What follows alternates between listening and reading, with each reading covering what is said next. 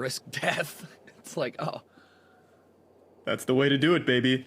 I have a respect for like the blissful ignorance of up-and-coming YouTube pranksters. I'll do this a lot, where I'll just type in prank and go to newest uploads. People don't realize that the big prank channels are all fake. So then people try and emulate that, but they don't realize that it's supposed to be faked, so they end up doing it for real. And they get like the most absurd responses. Like there was this lady who pretended to be a Walmart CEO firing the employees, and she actually did this. They weren't like actors pretending to be Walmart employees. So then she'd have people crying on her and shit like that, and just it was this really uncomfortable situation. Prank. It was super fucked up.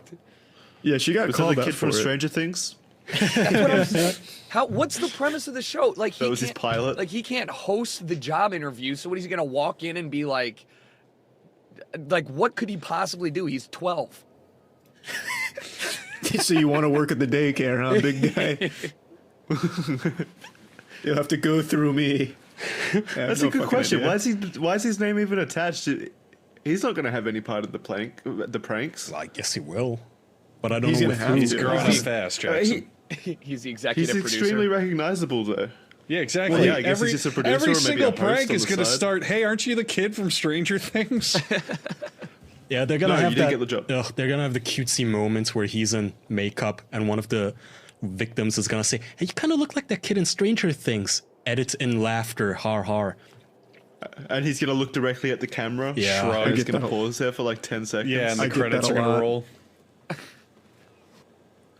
He's Did 6. we just make a TV show? I think that's I think a we TV just made a show. TV show. Yeah, I mean, you just know it's his parents trying to take advantage of his current fame right now. No, before he I fizzles definitely out. think Hey, let's not blame them. It's probably Yeah, his definitely. agents Maybe he and did this. managers. Yeah.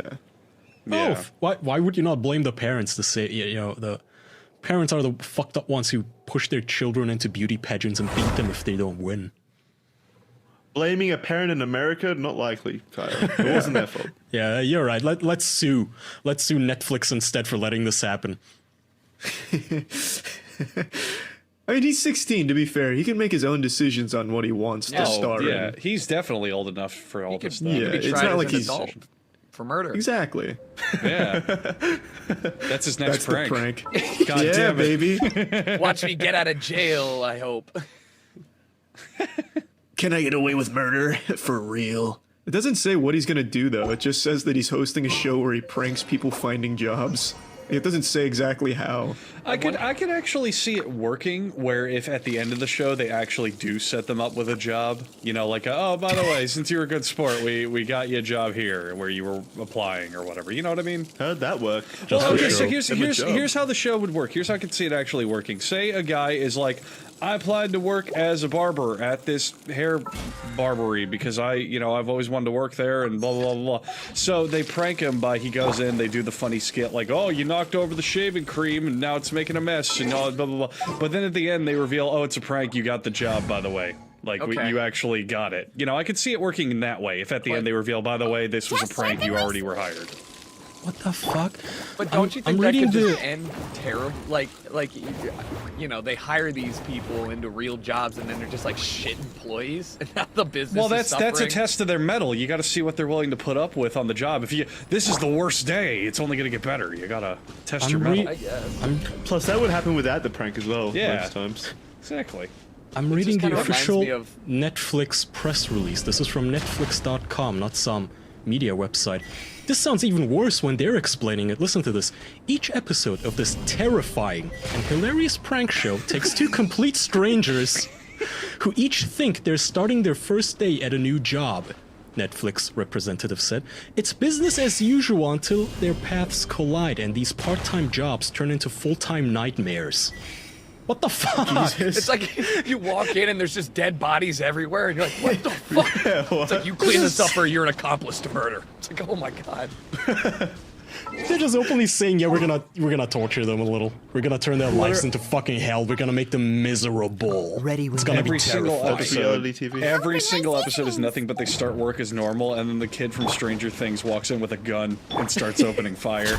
It's just like political commentary. Okay, so focus on the sentence here.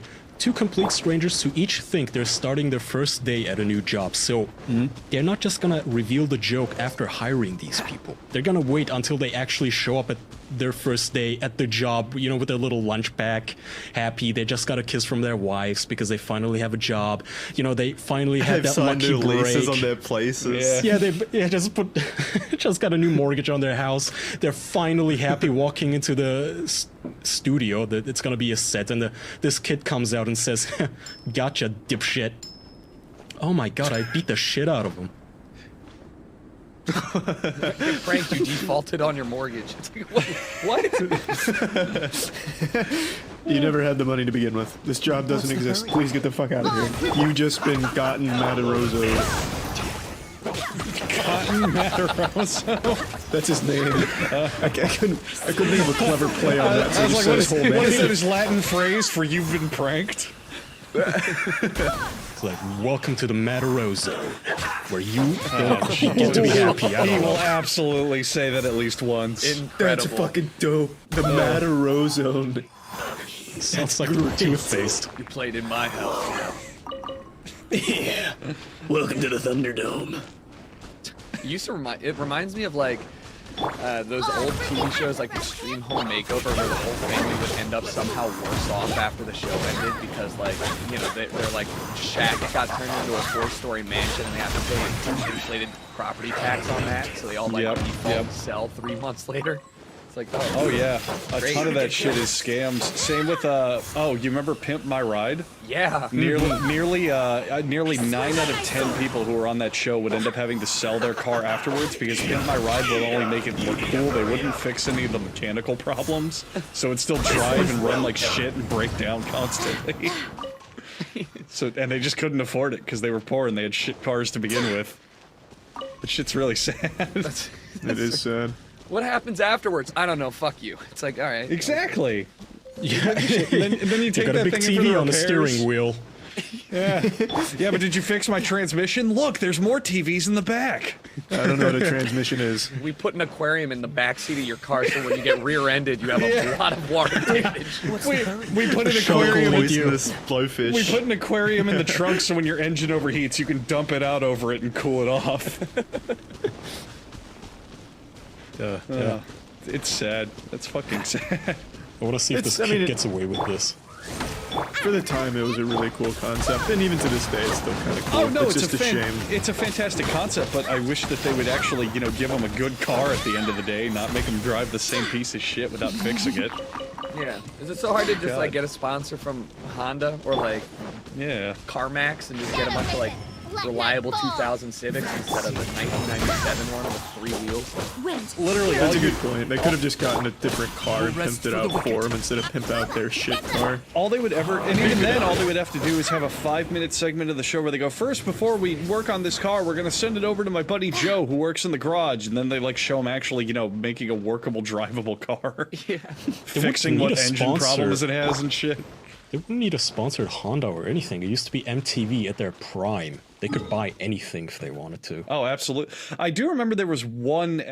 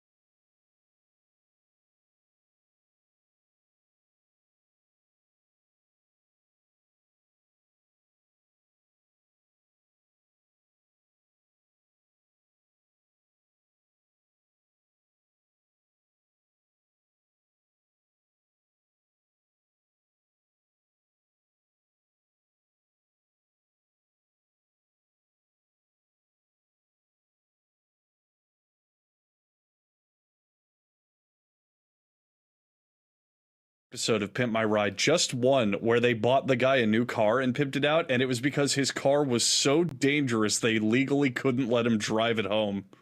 It was made from like 2 cars welded together, and they were astonished that they even brought it to the fucking garage without it falling apart. I remember sounds that. cool, actually, like the Mad Max ride in Morton Joe's car. Yeah, it's awesome when at any point on the highway at 70 miles an hour, your car just splits in half and you fall out on the pavement. Is it lengthwise or like down the middle? Like no, it was horizontally, so the car was like at one front end and a random different back end. Why? Yeah, it was weird. What do you mean? Why poverty? That's fair. Yeah. But yeah, those poor Actually, people. yeah. Wait, you would think that'd be more expensive than just buying a car? Yeah, they have 2 cars. Yeah, I mean, They have 2 cars. $500 could get you like the beaterest of beaters. So, but there's got to be a lot more to it than just like, yeah, I just wanted to weld 2 cars together. I was tired of it. It could have just been a fun family project.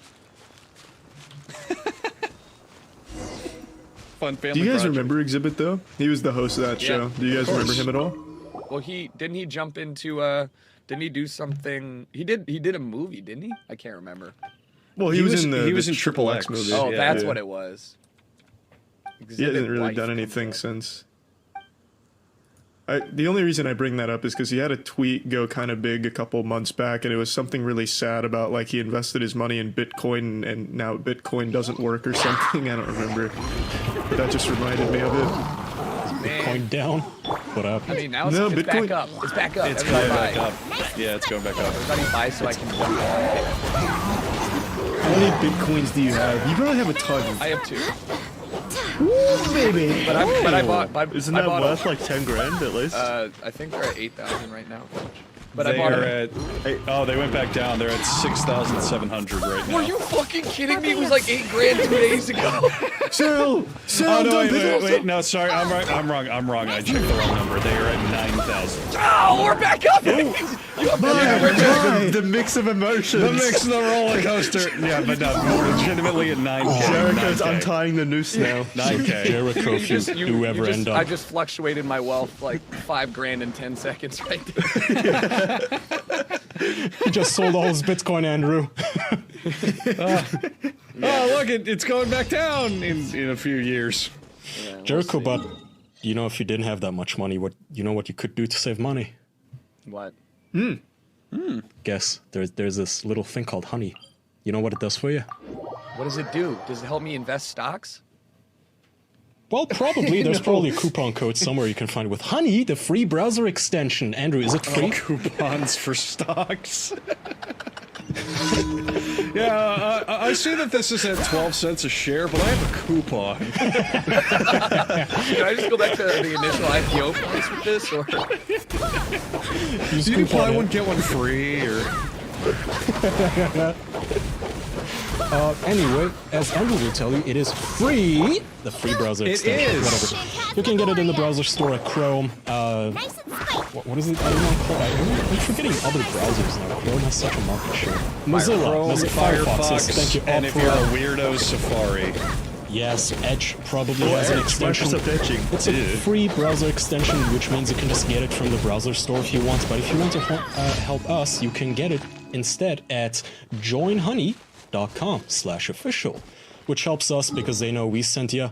What Honey does is if you're at the checkout on some website, it automatically applies a coupon code so you get some percentage off your purchase.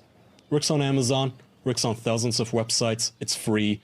You don't have to pay anything for it. You can get the extension for free. Joinhoney.com/official if you want to help us out, paying nothing, and get It some. really does work. Like, Yeah. I've used it so many times, and I've saved so much off it. It's pretty great. I bought my dad some T-shirts for Father's Day, and I saved $3. And like a lot of you are like, "Well, that's not a big deal." I legitimately It adds did. up. I did literally nothing and saved $3. No effort, no anything on my part. So that's why beer not? money? Literally, that's a whole Fuck yeah. beer. Why the fuck not? What? Not in a major city, Again, it's free. Why have you not used it yet? What do you have to lose? Nothing. Just go do it. You know what? This is why you're poor, because you're not saving money. You'd be rich as shit if you just used honey. Amen. Kaya, did you want to give them the call to action? Yeah, joinhoney.com/official. The call to action is you get to save money, dummy. Go get honey. Ooh, seriously. Ooh. I'm gonna quote Thomas Wolfe here, famous person on Twitter. They call it honey because of all the sweet deals. Look at that. What a nice guy. Sage wisdom. Mm-hmm. He's wise beyond his years, and you'll be wise beyond our years every year if you use honey. That's right. Did you guys know Sia Coin is exploding right now? It's at 1/3 of a penny right now. Woo! What was that before? That's right. It wasn't even like measurable how low it was. I don't know.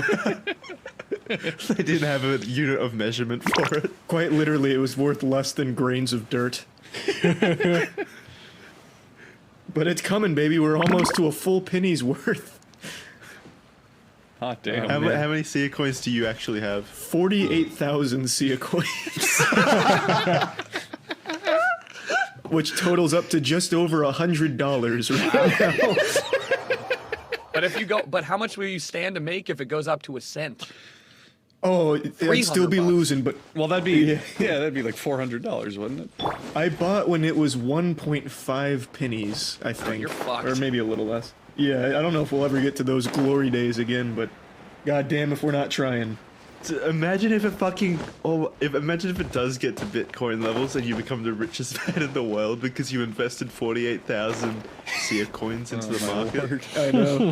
That was the wet dream I was having back when I was like going through cryptocurrencies in 2016 or whenever Andrew and I got in it. Sia Coin was hyped up by all the pseudo-intellectuals as like, it could reach up to $10, invest now, and I was like, fuck it, I'm coming in. God, I never listen to that shit anymore. For literally every cryptocurrency on the planet, half of the people are like, this could be worth $1 billion by 2020. This could be 20K each, and then the other half is just, it's worthless, it's nothing, you're wasting your money, it's gonna be, but literally all of them fluctuate. There's no way anyone knows anything. All I'm saying is, for you. it's not over for Sia Coin. Bright future. What if, on the Shirley, up and you decided, yeah, you know what, this is a stupid meme, not even worth the joke, I'm gonna pay a pizza with these. And then you become God, I feel bad for that guy. Well, what about the dude who sold all of his Apple stock 15 days after they launched for $800, and it was 10% of the company. Oh no. Yeah, so it'd be worth $80 billion right now. And he was like, he did an interview, and he was like, look, it made sense at the time. That's the only rationale I can take. If I admitted it was a mistake, I'd kill myself. And I'm like, yeah. See, the Apple guy, I couldn't really sleep. can't blame, because at the time, yeah, that made sense, and he got $800 about it. The pizza guy, I'll never understand, because he just gave it away for nothing, for no reason. It was for a tutorial video on how to use Bitcoin to buy Domino's. Really? What the fuck is the point of that? YouTube fame, Andrew. Exposure dollars. Where is he now? Yeah, exposure? Not rich. What's his name? What's his name right now without looking it up? Homeless under a bridge. I wouldn't admit it. Mataroso? I have no idea. There's no way I would admit my stupidity if a news crew came to me and said, we found out that you are the holder, or at least used to be, of 100,000 bitcoins. What happened to that? Did you just sell that when it was cheap? I'd go, no, I'm rich. Show me the proof. Don't look at my tiny apartment, the tiny dirty apartment, and the shit stains on my toilet bowl. I'm rich. Yeah, I sold them at the height. I didn't buy a pizza. Why would the camera crew go into your toilet and stare at your shit stains? This is where he takes a shit. He said he was rich, but the shit stains say he's lying. He said he was rich, but he still poops. Is he lying? What? No, I mean, you don't leave shit stains just because you poop, Andrew. It's like a piss poor hobo thing to do. But that's what I would do if I was a cameraman, is embarrass people if they did something so stupid. By staring at their toilet? No, we're just embarrassing them about everything. Ew, is that toast you're eating? Oh, aren't you rich? I agree though, Kai. If that ever happened to me, I A, don't think I would be able to sleep, and B, could never admit it out loud. I'd be like, no, I didn't buy those pizzas. It was a joke. I just never had that to begin with. I was hacked. Yeah, hacked. Your voice and your hand. I see your face in the video. Yeah, the deep fakes are getting crazy good. Yeah. Yeah. That's not me. It was my I twin. hate Domino's. I'll never buy from that company ever again. Oh, I'm a mean, Papa ever. John's man through and through. I would never buy Domino's. That's so sad. Just missed opportunities. Yeah. Pretty soon though, when that Sia coin explosion hits, boys. Oh baby, we won't be seeing any mistakes from me. I'll sell only when it hits $100 a share. Well, thankfully we Yeah, have Sia coin. absolutely no sway on the market because all of our listeners are 12. Oh my no, god, I- you keep I've made it saying very- that. Yeah, I make it very clear that I'm not giving investment advice. In fact, I'm the last person you should take it from, clearly. The insider trading, the SEC comes in. Yeah, I got the Sia Coin CEO on my text list right here. They don't suspect a thing. We'll hit a penny Dump. soon. Pump and dump. Charlie's just got a Discord chat open with all the big Sia coin moguls. He's like, I'm pushing it, guys. I'm pushing it. I swear. I'm fucking trying, but no one believes me. Change the name. Just not biting. They're not listening. I forgot about Sia Coin until just a minute ago. Sia coin deserves to be forgotten. Yeah, what an absolute shit investment from me. Their entire market share, like if you total every Sia coin in circulation, comes out to 10 bitcoins worth in total. God. That's 100 terrible. and, yeah, I looked it up. They have 131 million Sia coins on the market, which are so worthless. It's worth 10 bitcoin. So wait a minute. If it's all worth 10 bitcoins, doesn't that mean that at the absolute highest point of what you're doing, you could only make like 100K right now if Sia coin explodes? If I had every Sia coin in Yeah. circulation, I would be able to sell it for 100,000. Yeah. Yeah, that's terrible for a cryptocurrency. Yeah, but that's like wait saying until- that if you had every Yeah. Bitcoin in circulation 10 years ago, you could only buy 10 pizzas. Right? You just gotta hold Exactly. on, don't let go. Hodl. Fair. Hodl. Yeah, Total. yeah. Don't buy any pizza with it, Charlie. Is the point? It's I tempting. couldn't buy someone to spit in my face for all of my Sia coin right now. You're right. It's like, no, $100 I'd spit in your face for $100. Yeah, me Oh, too. thanks, man. Well, No problem. What's your crypto I'd do wallet it for address? free. Okay. Let me. I'd let me pay send you. my code. Yeah, Charlie, how many Sia coin to let me spit in your face? I'll give you 1,000 Sia coin, which is like 4 quarters. Parking money right there. Yeah, I've got your meter maid shit here. Looking at my portfolio of cryptos, oh my god, what was I fucking thinking? I own 4,000 of something called Pink Coin. You're like, I like this name. Yeah, I don't remember why I invested in half these. This was like 4 years ago. I remember when we were both really in that. I was like, yeah, I'm just gonna do the big ones. I'm just gonna get Ethereum, some Ripple, Litecoin, Bitcoin. And Charlie, like, he'd be like, oh, I invested in Slime Coin today. I hear it's really gonna take off. Tomorrow it's all about Bagel Coin. Let me tell you. Just for Yeah. like I 3 don't know what- weeks. Just all that. I don't know what the fuck Pink Coin is, but if that ever takes off, your boy's got 4,000 of it. Sounds like some Sounds crypto like some that's... kind of porn coin. Sounds like breast cancer awareness crypto. It I don't very know well what it is. actually might be. All of my Pink Coin is worth $7. I don't think your crypto's doing all that well when even you barely remember it. Yeah, and then I have something called G&T, which is I have 250 of that worth $20. Gynecologist like a gin and coin. I love tonic? it. Oh, that's Golem. Oh, G&T is Golem. Golem's actually That's Golem? fairly well known. Yeah. Oh, okay. It's got- doing shit for me, it seems. My Litecoin investment was not the right move. That one did not do very well. Wait, no, Litecoin's not doing well. Litecoin. Wait, what did I have? No, Come on, Ethereum. let's No one Ethereum remembers. was not We're the not great frozen in move. Oh, place after all. Ethereum. Oh, you got in when it was high, didn't you? Yeah, because I Can had we so make much. I one? got in Bitcoin when I was low, and then it did so well. I was like, well, I should probably just keep doing this thing, huh? Reinvest. Yeah. Mm-hmm. Yeah, Can Ethereum we make a plummeted recently. cryptocurrency? We can, I think actually think we can.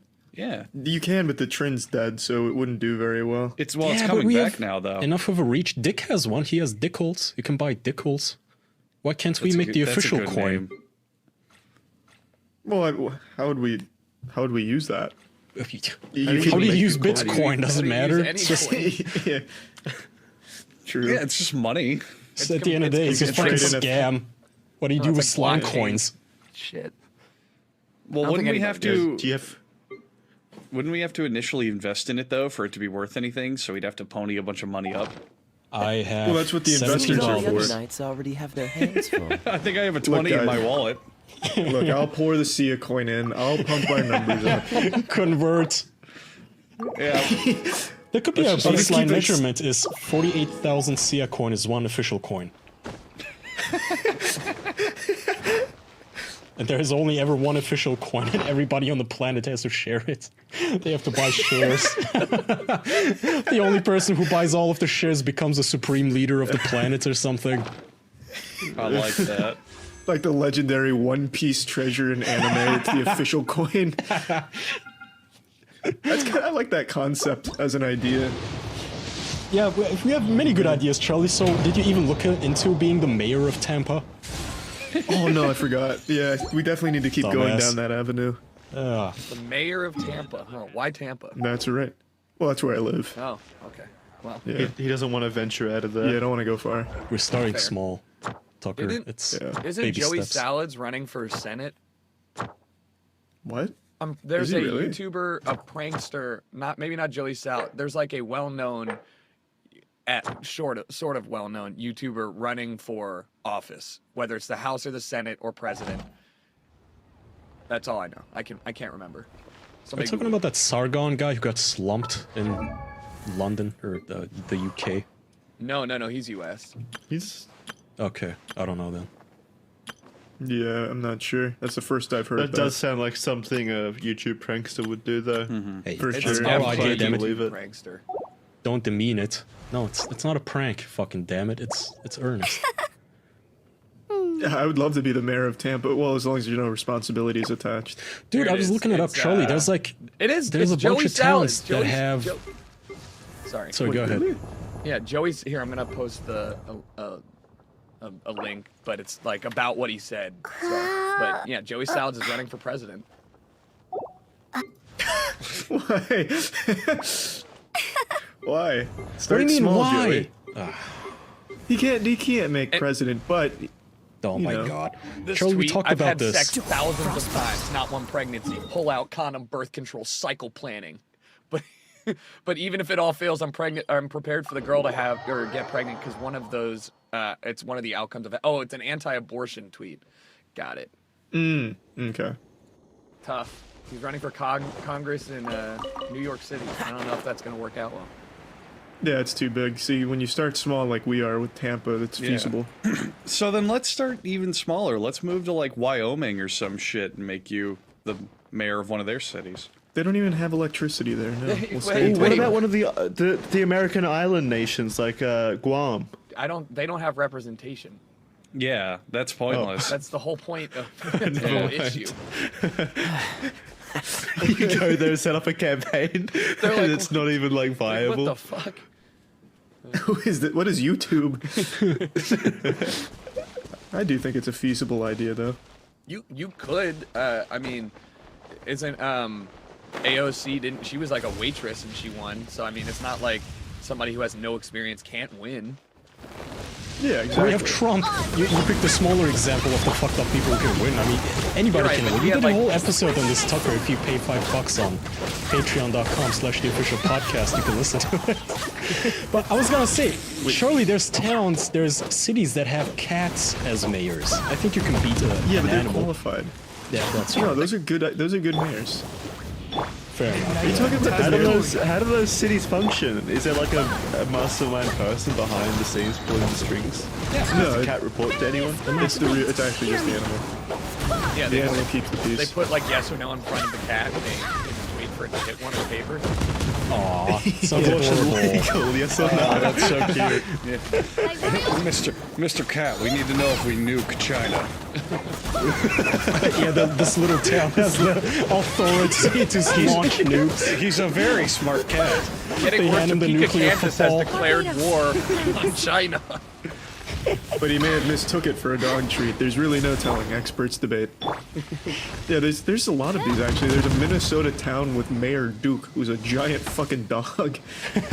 Oh, that sounds cute. He's so fucking adorable. It's unreal. He'd get my vote too. I fucking love this dog. Holy shit. Oh, So he's there's a no good kind dog. of there's no kind of rules prohibiting other species to Yeah, run. as long as they're not. They just have to be Yeah, American born. as long as you they're not can't- from you can't outside be- the country. We don't want any of those. That's fucking Yeah, insane. Jackson, Jim Crow's over. Wait, I'm not sure that's the right I don't know example. what I mean. What a good mayor. Holy shit. I know, Duke. Yeah. Top hat. I know, man. He's so fucking adorable. How would I ever beat this? Like, if Duke came to Tampa to run, we would lose immediately. He'd sink the whole goddamn campaign. What if you ran for office, but you used your pet as a proxy and you just operated from the shadows? Oh, Yeah, figure that's what I was saying. Wait, so are you telling me that if the aliens decided to invade the Earth, they could Wait. just do it democratically and just run for No. office? Wait, hang They on. I have have to be breaking American news. citizens. Charlie, Yeah. you can sweep in and grab his throne. Mayor Duke is dead. Hooray! Wait, Oh, sorry, I got excited for the opportunity, not that he's dead. a titan has fallen. Yeah. give him some chocolate. Sweep in there. now the town's gone up in flames without Duke's leadership. Yeah, assassinate the mayor with chocolate. A whole forensics team like sniffing around. Oh, Was it I wonder what dog's cyanide? going to take No, it his was whole place. milk. Chocolate silk almond. But yeah, maybe we'll start with the mayor shit pretty soon. Get a campaign going. What's gonna be? Would your you vote slogan? for me, Tucker? Yeah, I'd vote for you. What's your slogan? It's not that bad. I don't know. It's. I'll do an okay job. Could be worse. Yeah, I'm as cute as a dog. yeah, something. I don't know. Well, it's Tampa, so maybe like I like bath salts too. I don't know. We'll figure something out. Free Yeah, money. hit the relatable demographic. Just Oh, I like that. Yeah, just free money. yeah, make your slogan "Fuck Orlando." How about that? Start a war. Ooh, yeah. Feud. I've thought of that free money. You don't have to tell them how much money they're gonna get, and that's still like a more enticing offer than like all the other No, politics. Jackson, that's brilliant. Every time they show up, just go, "Oh, it's just a slogan. I don't actually mean it." No, you could. It's a figure of speech. Yeah, Yeah. it's a phrase. You could just be like, No, it's I'm just gonna literally lower. give them like 1 You cent. could lower your city's taxes and then be like, look, I gave you free money. You guys are good to go. And then inflation vote for that. skyrockets. Just cripple the economy. Look! I gave all of you a $1,000 advance just because McDonald's costs $30 a hamburger now isn't my fault. Well, yeah, but I like that slogan. Free money. Like, Wait, you don't it doesn't have back to it say up. which money either. You could give them another country's Oh, currency. give them Could give them Venezuelan coins. dollars. Give them some pesos. Sia coins. Yeah, fuck yeah. Yeah, that's how you get rid of your 48,000 Sia coins, and then you just put an asterisk by the free money. You don't even have to asterisk it. You're giving them free money. Yeah, no, fuck it. Yeah. That's really good, and then I can reinvest in Sia coin after I give away 48k because then the numbers are gonna God spike. damn it, Charlie, you don't fucking understand this whole thing. Come on. The plan is to get out of Sea coins. Your exit I strategy. never wanted you He bad is. He's investments. gonna give them away Yeah. to stooges who will pay him in campaign contributions and actual money. I feel like 9 times out of 10 people are just gonna vote for the slogan that says free money. Yeah, why Yeah, not? yeah, I agree. I would. Yeah, I don't have a problem with Absolutely. Then we Are we boring you, Andrew? No, I was yawning. Yeah, because I was so bored. it. Because I was bored. How long have we been at it? A little hour and over an 6? hour. Yeah. Okay, we can play the game if you guys want. Sure. Okay, So, Give Tucker the rules. Tucker, we have a game on this show. You're about to find out. yeah. Let's go. Don't tell them. I need all the edge I can get. No, fuck you. All right, so We're not playing on Tucker. fair. So Tucker, I've been designated the quiz master for this game after my winning streak. So I pick something from pop culture, can be from a game, a movie, a TV show, literally anything, and you have to guess what it's from. And if you guess what it's from, I'll give you a bonus point if you name the specific instance. Okay. Like if for example it's a TV show, and then you get a bonus point if you name the episode it's from, shit like This is that. super fucked because I haven't had cable for 8 years. It doesn't have to be TV. It can be literally anything. A Okay. song, a fucking quote. It can be anything. Okay. I hope it's Aaron Carter. I only know I pretty won good. candy. So. It's Charlie. It's a live reading of the price of Sia coin. Oh no. I wouldn't even recognize it. All right. So again, if you guess the series, you get a point, and whoever gets the series, I'll give you a bonus if you tell me specifically which one. Alright, well, this clip is a minute long, but I hope somebody gets it before that. Here we go, everybody ready?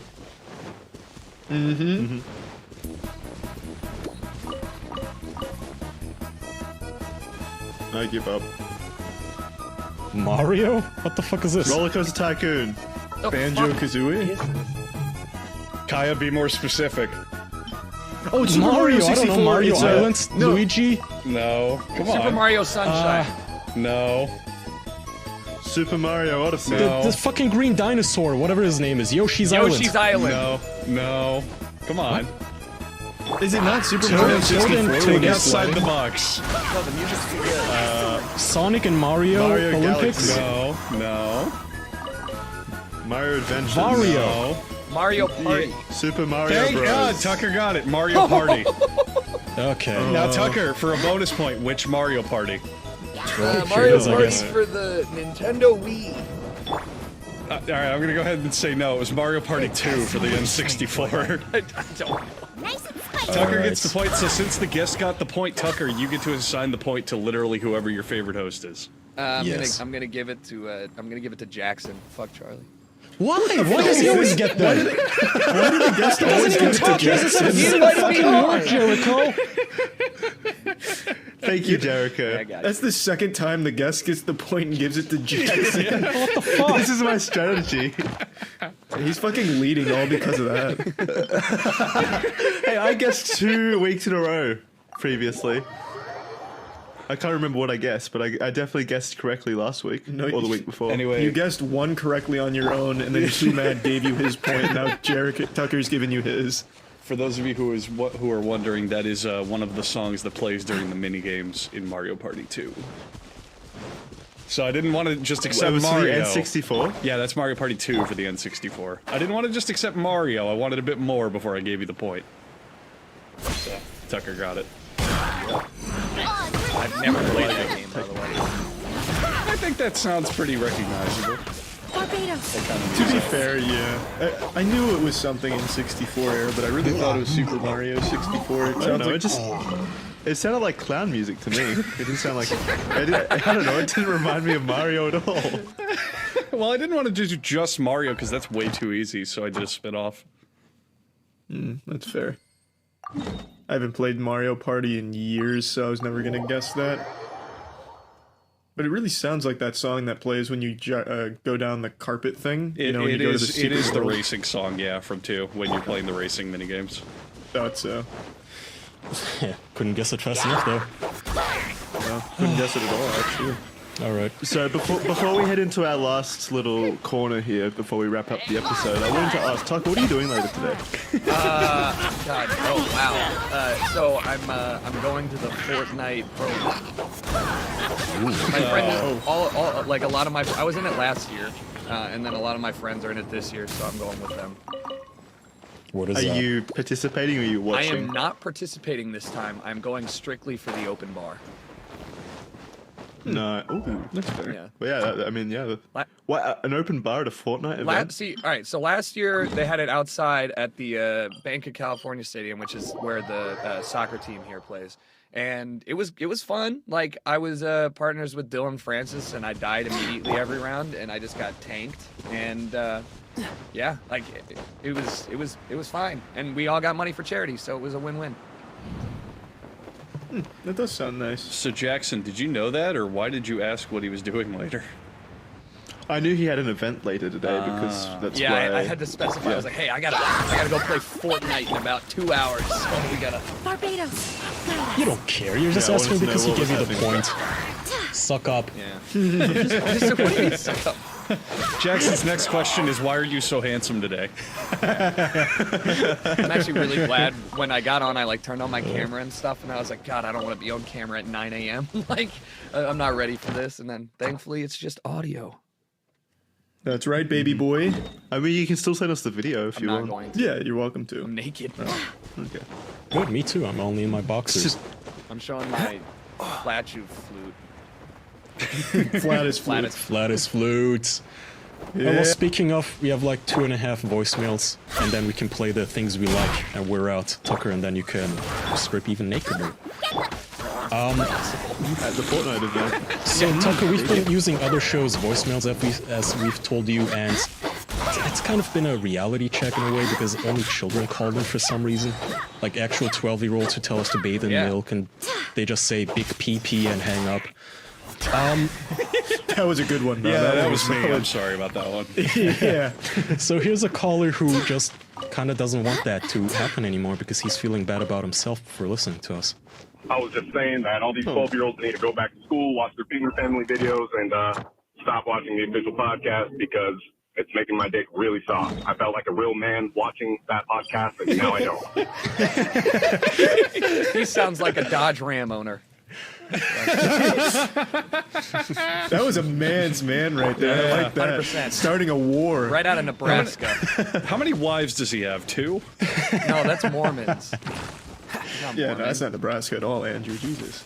That's Utah. What's the hurry? I felt like a real man's man watching the official podcast. I don't know if that was ever our brand, but I'm sorry we've... Yeah, why would you get that impression? No, that's totally our brand. We No, we talked about fucking fart flutes or whatever and dick pumping and shit like That's that. man stuff, though. We don't talk about feelings and garbage like that. Yeah, This it's is a like- man show. Charlie, like I sports can't and remember the last tits. time we talked about beer or hot women. Last episode. We talked about sports and women all throughout E3, Jackson.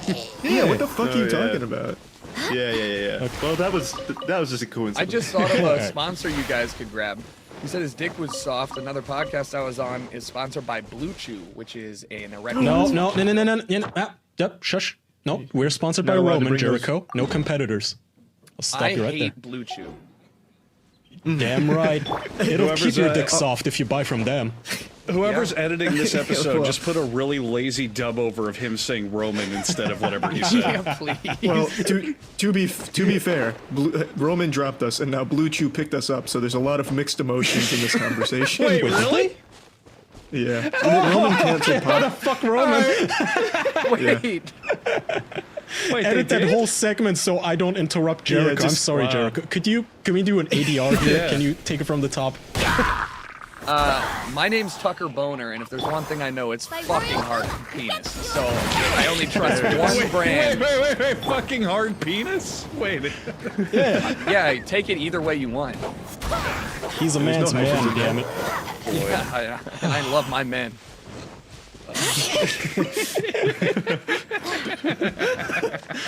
Get big boners with Bluetooth or whatever the company is. Okay. What? You can transmit your boner wirelessly across the house. Is it? Fuck What your is it wife called? from miles away. Chew. Blue Chew. Bluetooth. Okay. Bluetooth. This next one is for all of us. Andrew, I think this guy. I don't know. I get the impression he doesn't like you very much. I might be wrong, so Oh. you tell me. Oh my God, I've waited so long for this chance. Please, Andrew, take the cum out of your mouth when you're talking, man.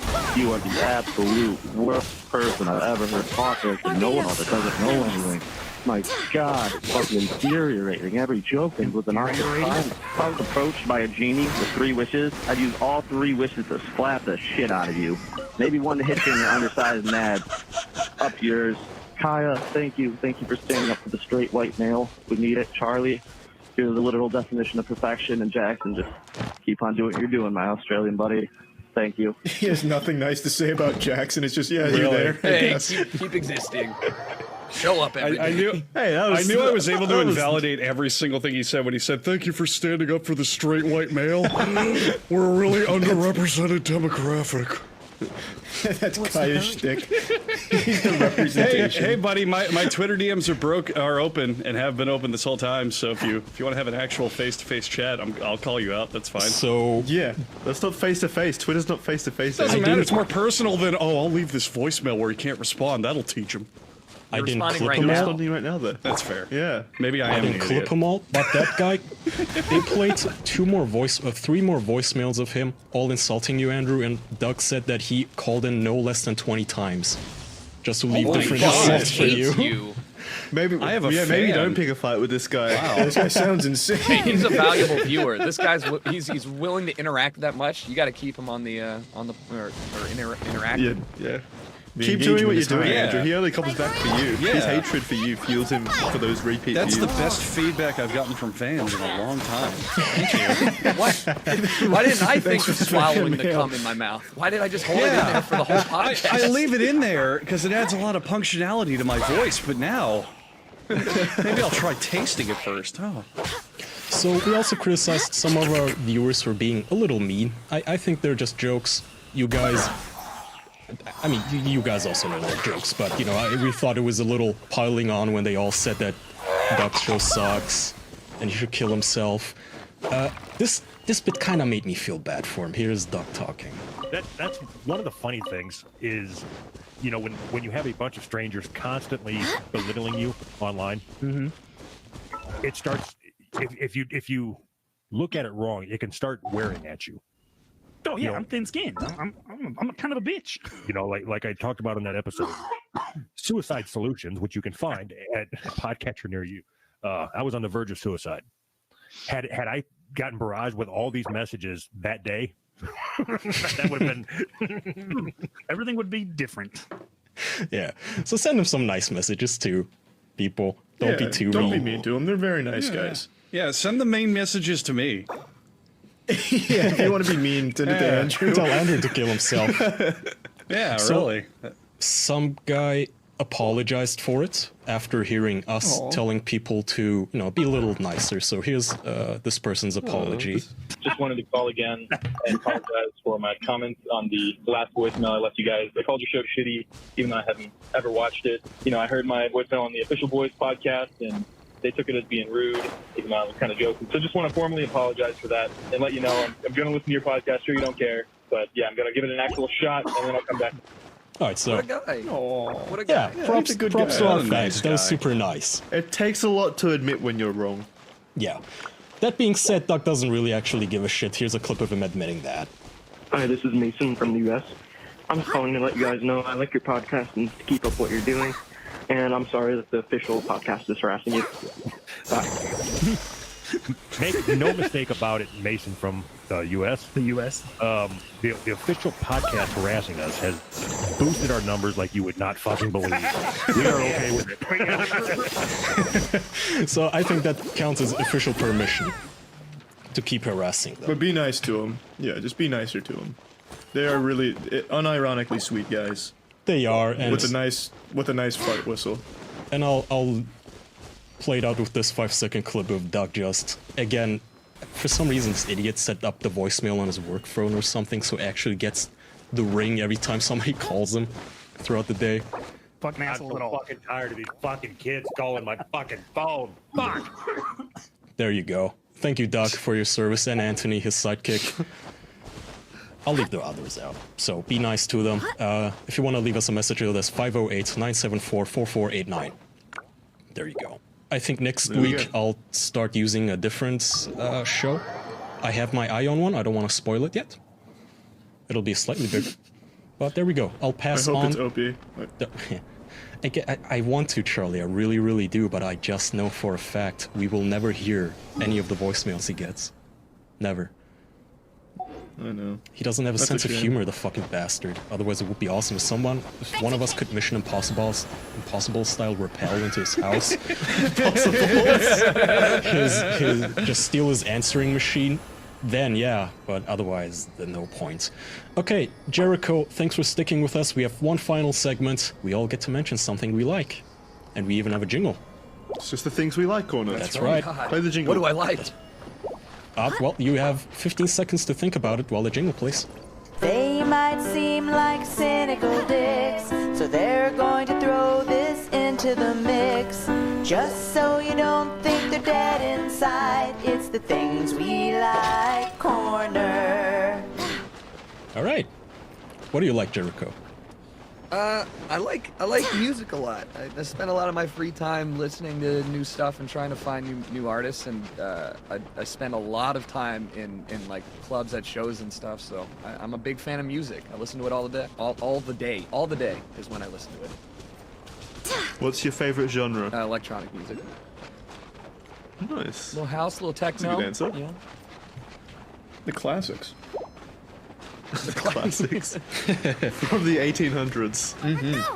Well, when does it become a classic? I mean, electronic music has been around for a while now. 50 years, is it a classic That's a now? good point. Yeah, like 20 point. years is pretty classic. There's a lot of good stuff from 2000, like 1995, 2000. Yeah, but when people say classic, I'm thinking more about like the 1800s, people playing violins and harps. That's a whole genre Well, of music, though. Is classic. Yeah, classical. So I mean, is think about it this way, electronic. Kaya. Think of classic rock. That usually means like 60s and 70s. Yeah, true. You don't have to go that far for something to be classic. It's just Okay. whatever was Classic electronica.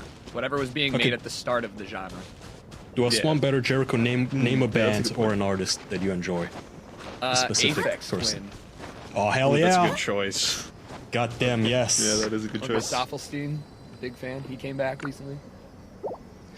Did you know that if you go on the Radiohead Wikipedia, it says that like the lead singer or something really likes Aphex Twins, but they don't like them. Apparently he really hates the band. I thought it was fucking funny. Imagine having that guy as an influence and you're just inspired by him, you love him, and then he just comes out and says your band sucks ass. Poor guys. It's gotta suck. Almost like contacting you about their downloads and you telling them they fucking suck and it's all fake.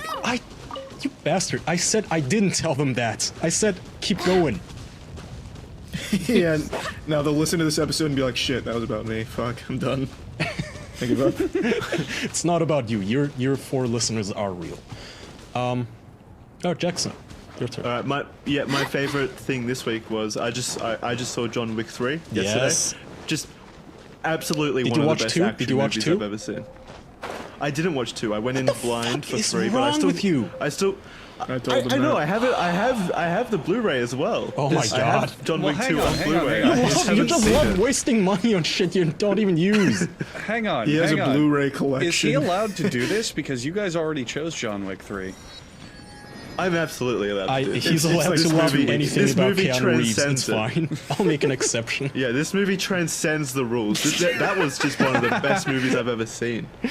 That's so fucking good. There was like 10 lines of dialogue. All the rest was Yes. all the rest of it was action. I don't know how a single person didn't die on set. Oh, There had to be someone that died on set with all those fucking stunts. It was crazy. Crazy good. Dude. Just fucking fantastic movie. Go watch it. yes. Seriously. Co-signed. Agreed. Also, Agreed. go watch John Wick 2, you fucking... Barbados. Yeah, I'm definitely gonna watch it now. I said that after John Wick 1 as well though, but I don't know, it fell off my list. Andrew? My choice for this week is Iron Chef. It's a show that I cannot stop watching. Andrew? It's a what? Continuing the tradition of me interrupting you, did you know the guy from Iron Chef was in John Wick 3? Which one? He was, yeah. Which one? Was he the Asian samurai? What is it? The counselor, the chef or something, Charlie? He plays the bad guy in John Wick 3.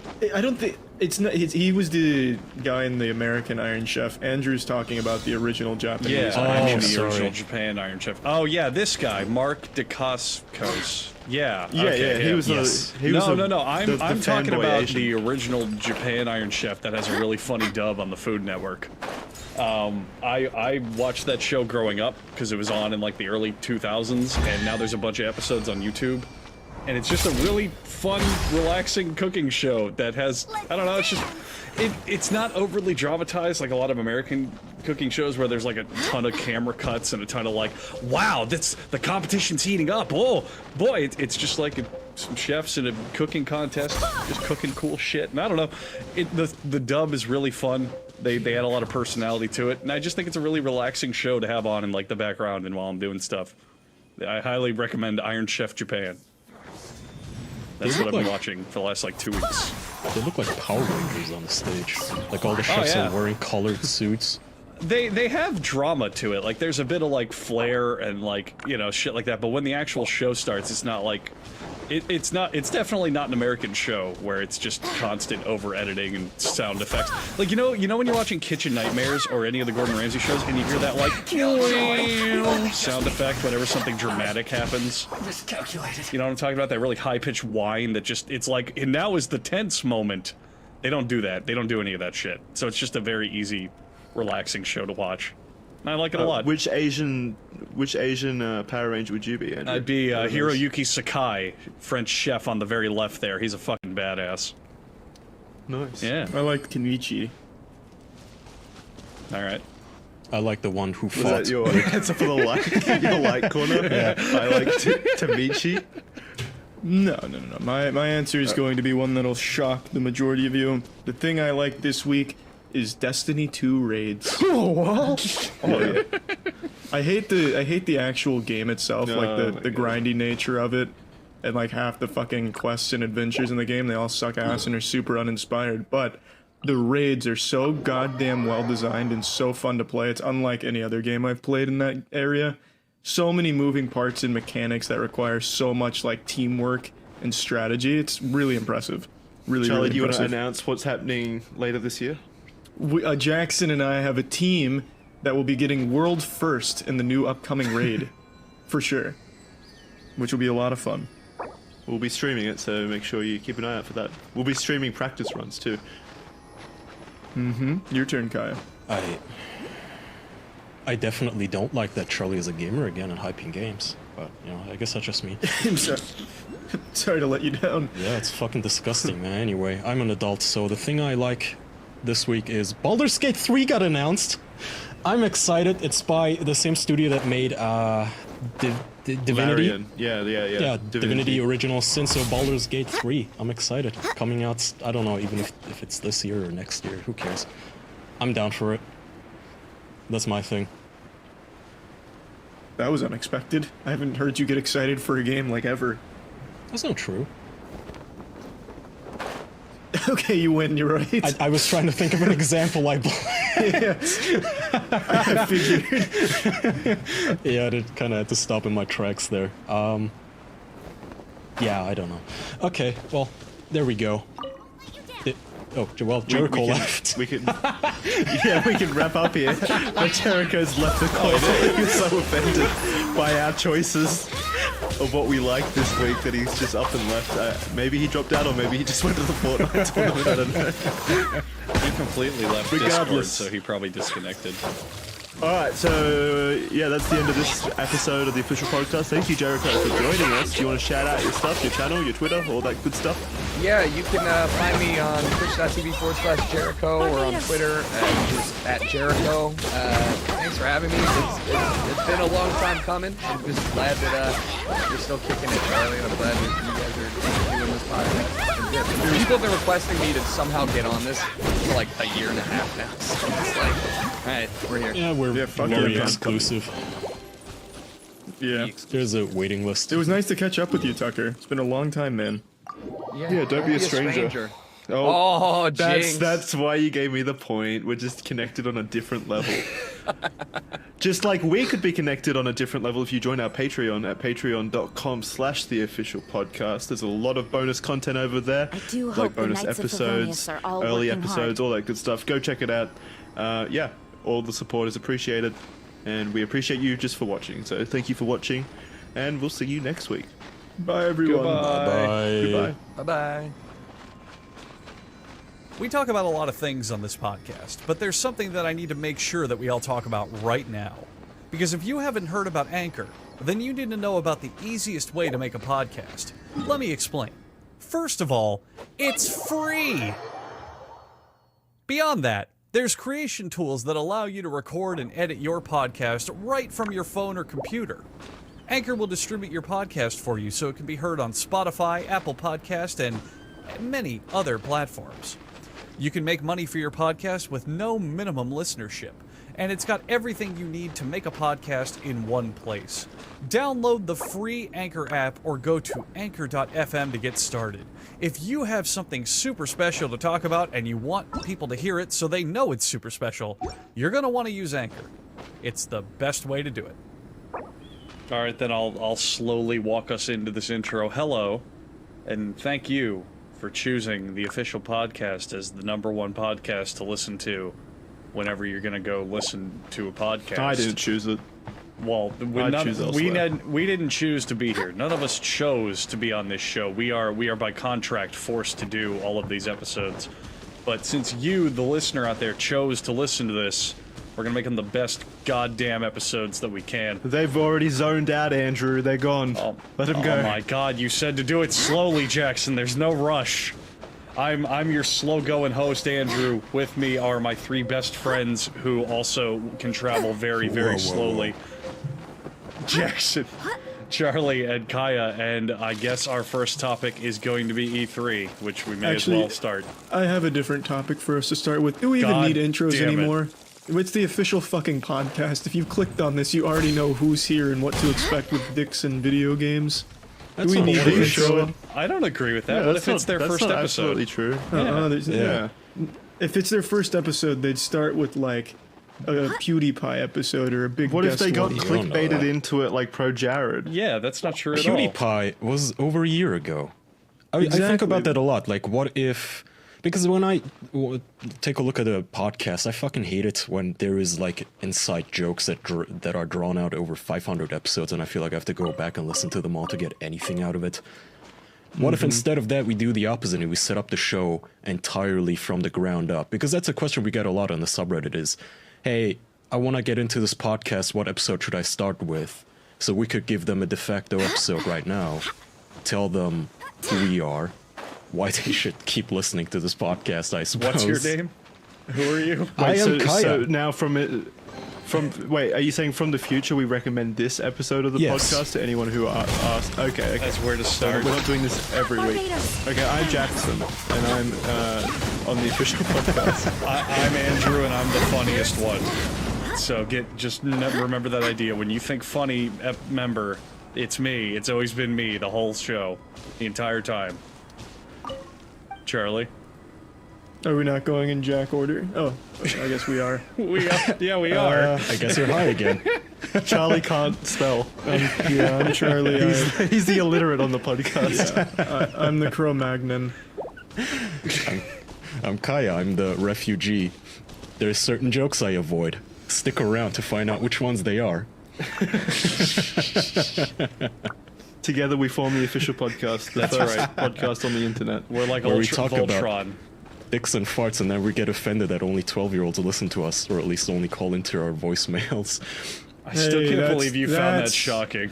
That's not accurate. There was like only 3 or 4 kids that called in, out of the majority being older, mean people. It was more. Older mean people. I like they were super mean to those guys. They were very mean. But they were also just 16 years old. It wasn't like 50-year-olds calling in like fucking Some kill of them yourself. were in college. Some of them were like 20s. You're old enough to not do that by that point. Yeah, but they're just I also think most around. of them are women that you just mistook as children. Okay, the one going pee big, bathe in milk. That's not a woman. That sounds like something a woman would say. Yeah, women love milk. The women make themselves very apparent. They immediately compliment one of us. They just go, you know, that guy, you're so hot and cute. You don't know, that could be a 12-year-old, goddammit. I don't know what 12-year-olds you... I don't know what 12-year-olds you're hanging out with. Don't insinuate that. Anyway, welcome to the official podcast. Yeah, that was our intro. 4 minutes and 23 seconds of intro. Every year we tune into E3 and we discuss it in the following episode. This is just all you want to catch, so here's our opinion on the games. This is going to be a fun one because Kaya, I don't think you watched a single conference. That is not true. I watched Nintendo and I watched Keanu. Just as it's not the Just I couldn't care less. So let's rep then what we've all seen. That's for Kaya. I watched Nintendo, Ubisoft, Xbox, and Bethesda, and a little bit of. No, I didn't watch Square Enix. I didn't care. I didn't really watch the PC show, and I also watched a lot of the pre-post show or the pre-show, the Twitch thing that they do after the first day. It's gotten a lot better than last year. I actually really liked it. Was there actual announcements on it, or was it just a show? It's that show that they do from like 11 till like 6 a.m. where it's just a bunch of random people from Adult Swim and some other game studios just fucking around in the studio. But this time they had like actual acts come on, like they had a bunch of bands and like comedians and shit, and they did skits and like it was just, I liked a lot of it. So what? So it was like the Devolver Digital show? Yes, it's very, very similar. At one point, they had this comedy troupe called Wham City. They came on. It was two dudes and a lady. The lady was dressed as Sonya, and the dudes were dressed as Scorpion and Sub-Zero. And for 40 minutes, they did a really purposely bad, intentional, dramatic reading of the story of Ultimate Mortal Kombat 3. And it was really goddamn funny. I highly recommend you watch that highlight out there. It's on YouTube now. It was just like, it was like a Adult Swim style humor. It was just super absurd and dumb and stupid, but I really liked it. I don't know. I thought it was great. And they worked in like music videos this year in between games they were showing off, like really cool actual music videos and bands. There's a band called Magic Sword that was like Daft Punk but with rock music. It was cool. It was cool. I liked it. Which ones did you guys catch, Jackson and Charlie? Microsoft, Ubisoft. Wait, which ones did we watch? Bethesda and the PC Gaming Show. You did watch Yeah, PC those are the Gaming? ones. It's time to I move watched on. like the We last, shouldn't stay here. like 80% of it. I missed the intro. Okay. I did watch the rest. What about you, Charlie? Microsoft and Bethesda. All right, so let's start at the top. Is Microsoft first? I think they were first. I think I just hate video games. That's my shtick. Yeah, what are you doing? You see, you're the biggest gamer out of any of us. You spend like 10 hours a day That's playing true. video games. That is completely true. Charlie unironically plays video games more than any of us. I think that's the biggest lie I've ever heard on this podcast. How is that a lie? How is that I a haven't lie? touched a game since I was 6 years old. You were Games are for streaming literally babies. up until 10 minutes before this started. I was You know, hacked. here's an inside story. I think I can say this. It's not as if this was a secret or something or said to me in secret. We were at Charlie's mom's house for his birthday, and Charlie was upstairs playing with something like toy cars, and I was downstairs talking to his parents. That's not me making It's shit not up. even hyperbole. No, it That's was literally what we were all doing. I'll help Charlie in this case. His dad has a bunch of old slot cars that he like sets up tracks for and shit. And we were upstairs playing around with them. Wheels. So Just it wasn't 40 Charlie. minutes up there. It wasn't fat baby man Charlie in his diaper doo-dooing all over his race cars while we were having a lovely dinner downstairs. I am I'm giving him just some saying, credit. it's quite the coincidence those slot cars were set up in his room. Okay, that's all the questions I'm asking here. I'm not a 9/11 They were set up truther. all over the house. Yeah, I haven't lived there in 4 or 5 years now. It's not my room. It's my dad's slot car emporium now. In Plus, he's got memoriam it set to his son. all over the house. It's like a racetrack all around the house. Well, let's ignore that part. Anyway, I'm downstairs, I'm eating pizza, I'm drinking, taking advantage of these people's fine, expensive rum. And his mom's telling stories about how apparently people used to tell her that she's spoiling her son too much with video games and he's gonna get addicted. And then she said to me with a straight face that, see, everything worked out, he's not addicted to video games. And I had to hold in this chuckle, which wasn't that difficult, but it's just struck me as fascinating how little your mother knows about you. Despite the fact that she visits you weekly, like 1 or 2 times to move on. weekly, and you don't We even shouldn't go stay here. downstairs to say hello because you're busy playing video games. That is a huge lie. I always go Charlie, downstairs. you yell down, you just go, "Hey, ma'am." You don't even look that's at what it. she said. Make sure you clean up the lounge room. That's a big old slanderous lie. I haven't played a game in long time. Yeah, that's the lie. That's the, I also want to. That's where you draw the line. I want to remind Charlie that the thing he literally walked into recording this episode with right before we started was, I was trying to get into that Fallout 76 beta and I can't figure it out, guys. It's upsetting. Yeah, that's a good point to bring up. The Fallout 76 free trial's a lie. They're still charging $30. Of course, you know that. Segue. Of course, you know that out of all of us. I did a little research on the nerd forums.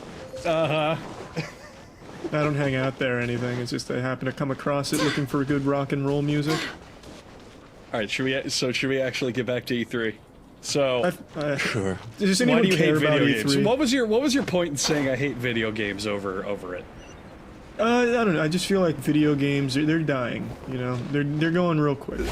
Well, E3 is dying for it's sure. an exploding industry. I think E3 since is dying. Charlie is one of those addicts the WHO warned us about, one of those people who have a gaming addiction problem, you're all overcompensating. You're like one of those gay pastors who just hate on gay people all day and then they get caught sucking meth off of a hooker's cock. Onwards. He's not even listening right now. He's in the background playing RuneScape or fucking City of Heroes or something right now. I can guarantee it. Snorting V-Bucks V-Bucks. nuts. Yeah, games, dude, they suck. I don't think I like him anymore. So I'm interested in hearing about you, Kai. What was your takeaway from E3? What did you like? I liked Keanu. Since you well, He's adorable, man. yes, he is so adorable. Yeah, I mean, I know that he's not a video game, but whatever. I just want to rave about him for a little moment. I love him so much. Like, at this point, I'll go watch any movie if it has Keanu Reeves in it. He's also... Are you like, gonna if buy pay- Cyberpunk? Nah. But movies, that's too much effort. I'm not gonna sit through a fucking 100-hour game. He can watch the gameplay videos or something. Yeah, you can just watch the highlights. Yeah, on I can YouTube. Watch the cutscenes. His scenes, yeah.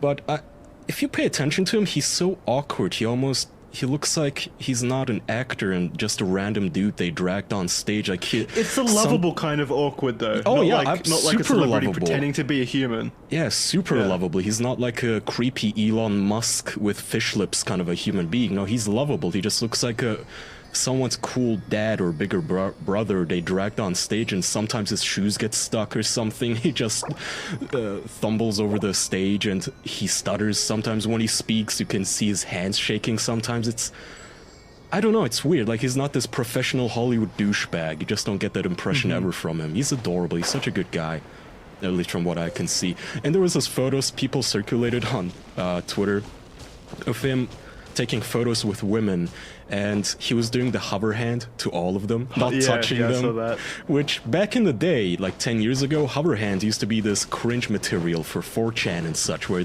we would make fun of people for not, having the balls to actually put your hand on a woman's shoulder. But now, fast forward in 2019, everybody knows that's a prudent choice if you don't want to get Me Too'd. Good on you, Keanu Reeves. I don't ever want anything to happen to that man.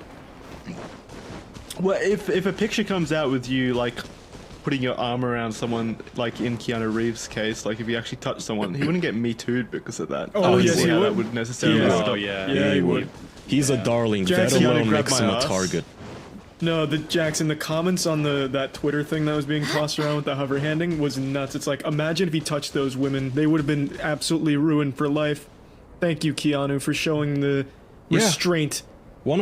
I thought he was just doing it from an angle of trying to be respectful, like he didn't want to. Oh no, you know what I and protecting himself, but a lot of the replies were just as Charlie says. It was like somebody said, "Isn't it sad that people can't even like hug each other anymore?" And somebody replied to that saying, "Well, just because you want a photo with somebody doesn't mean you want them groping your loins or something like that."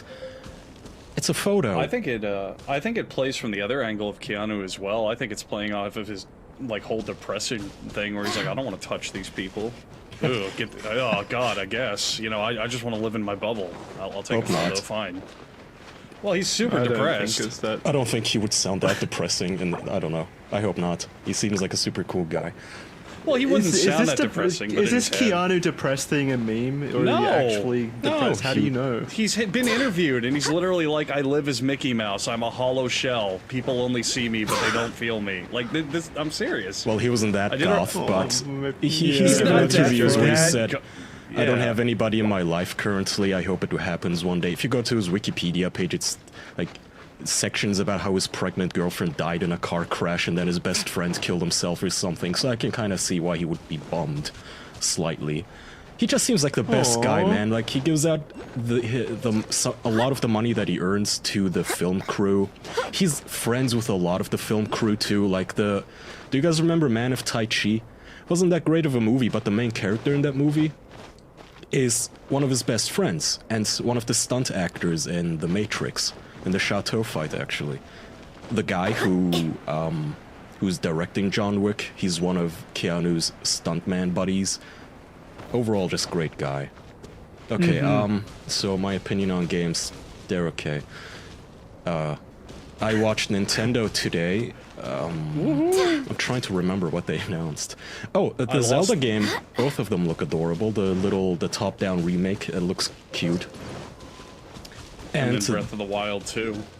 Yeah, and then that one looked also Is that the cool. first time there's actually been a sequel to like a mainline Zelda game? No. Majora's Mask was a sequel to Ocarina of Time. So they're not just going to call this Breath of the Wild 2? Probably not. not. The YouTube video I just looked up says like it's just called sequel of Breath of the Wild. No, so when they put out the not. teaser, the actual tagline was the sequel to Breath of the Wild is in development. So most clickbaity things are probably like Breath of the Wild 2, Breath of the Wild sequel, but I would pretty safely assume they're going with a new name for it. Yeah, well, I mean, yeah, that's cool. More, like more Zelda's always good. I am course. actually excited for Mario Maker 2. That looks fun. I think it would be Kaya, fun. I was with that too, but that was already, they did a whole direct on it like a month ago. It wasn't new. Yeah, but I don't know. I'm just It still looks talking great, about but- like Nintendo games that I'm excited about. I guess I thought yeah, it would I be get super it. cool to make like if the four of us made levels and then people in our Patreon server tried to beat them or something, and they get a reward if they. I'm getting it for Yes. sure. I loved the first one. I'm absolutely playing this one. If people can beat all 4 of our levels, they get free shit signed sent to them. That would be cool. I think that would. I thought that would be a nice thing to do. Something else we should do. So back when that game was first announced and getting a direct and all that shit, I don't know if you saw it, there's a mode where you and 3 people online can run through random courses in either like cooperative or you can race each other. Yeah. And a lot of people were mad. They were like, you can only play with strangers, you can only play with people you don't know, and their excuse was, well, it preserves the integrity of the leaderboards and all this shit. But Nintendo said for E3 today that in a later update for the game they'll add playing with friends. So when that comes out, the 4 of us should just fuck around in fan-made Oh levels. yeah.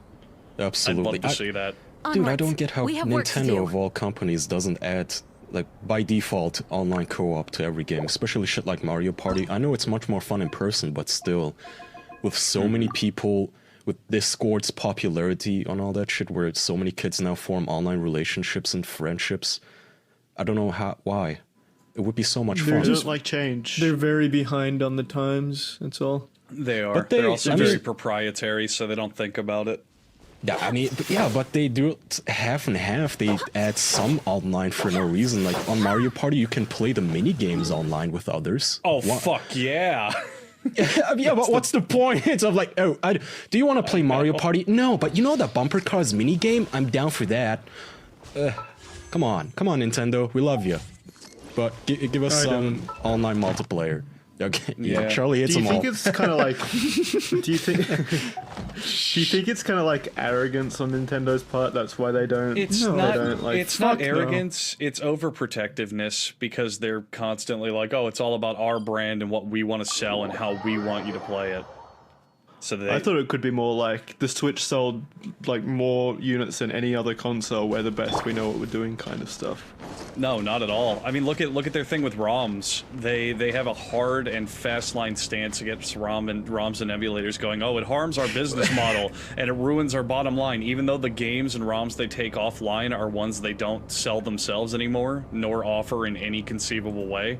That reminds me of like a headline that came out just before E3 that Nintendo had like cease and desisted an individual on Twitter who was commonly known to leak things before E3. Yeah. So they cease and desisted him before he could leak their stuff. That's what they do. That's how Nintendo. protective they are. That's Nintendo. Why not just cease and desist everyone then?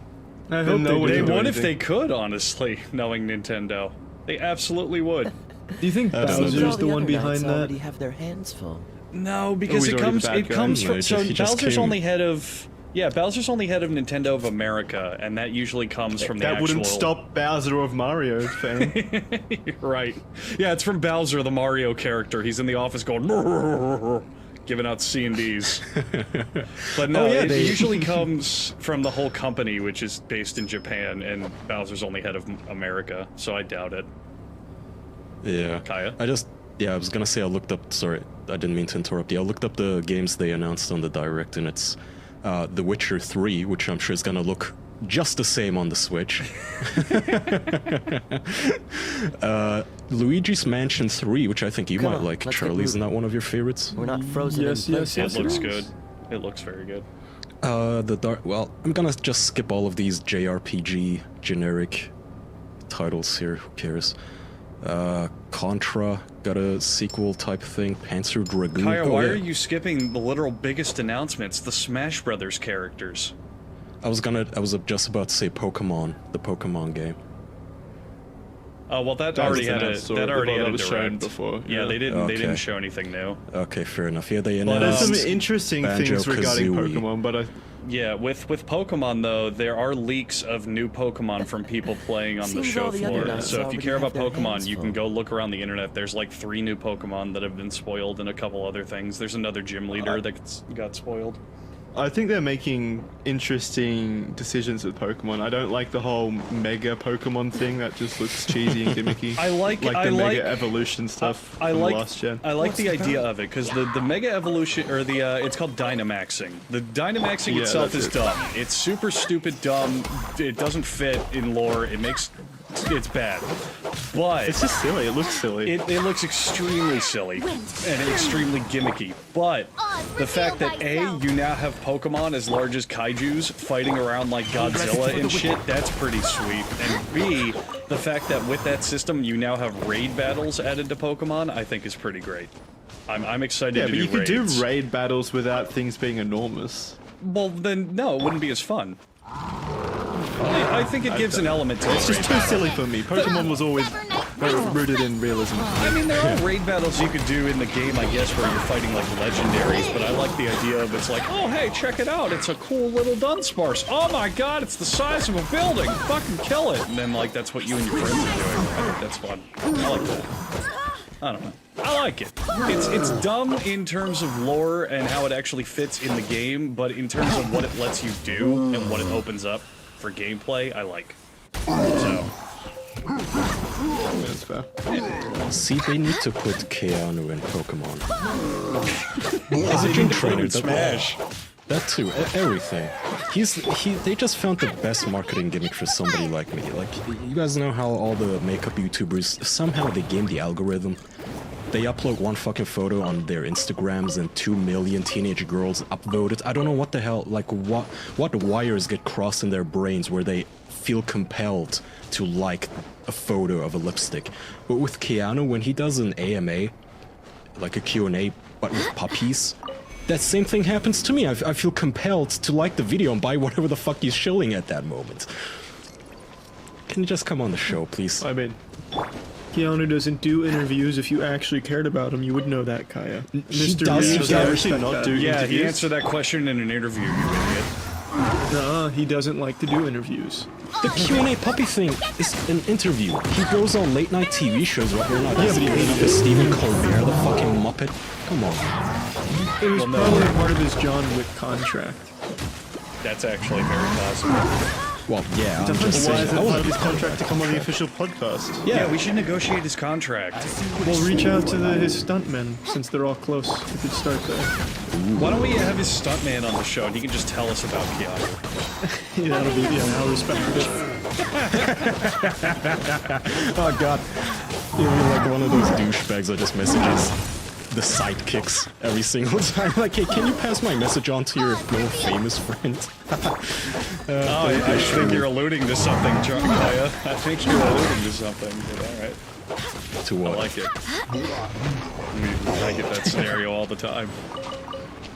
No, we all don't? get that. I'm saying everybody does. Yeah. Like everybody. No. All of, you know how Joe Rogan is friends like with a group of 20 comics and all of them get people coming up to them after the show going, hey, could you give this to Joe? That sort of stuff. That would be really shitty of us to have Chad on, who's the director of the John Wick movies, and then just ask him about Keanu. What a name too. His name's fucking Chad. And he's directing John Wick. God, what a bunch of cool dudes. There are some cool dudes. They are cool. But I feel like John Wick's gonna get replaced by the Terminator, though, in terms of who everyone cares about, because you saw that the Terminator's going to be 3 video games coming up. What do you mean care about? Yeah. Nobody likes the Terminator anymore. Yeah, but he's the biggest icon in pop culture now because he's going to be in 3 different big blockbuster games now. Yeah, but nobody likes him. First of all, he's going to be in Gears of War, he's going to be in Ghost Recon, and then there's a 3rd one at Ubisoft that he's going to be in. yeah, but that's only one more than Keanu. Keanu is in Fortnite, and what's the other one? I'm making a Cyberpunk. joke. No. Keanu's not actually in Fortnite. And I'm making a joke in that the Terminator is getting tie-ins into like every fucking game now because that was at E3. Why do you love the Terminator so Because much? it kept showing up. It kept fucking showing up where they would go, oh, we have a special guest in this game, by the way. You'd see the fucking Terminator eyes. It happened like 4 times. He's also in Payday. That's 3. There you go. Yeah, there you go. Well, that's Keanu. I'm dumb. Whatever. I laugh how that your brain just assumed I agreed with you, and then it did a I gotta double be take. honest. My brain, Like, wait a minute. my brain is somewhere else, and my brain is on Postmates. Can I tell you guys about Postmates? Because that's what I've been thinking about for the last 5 minutes.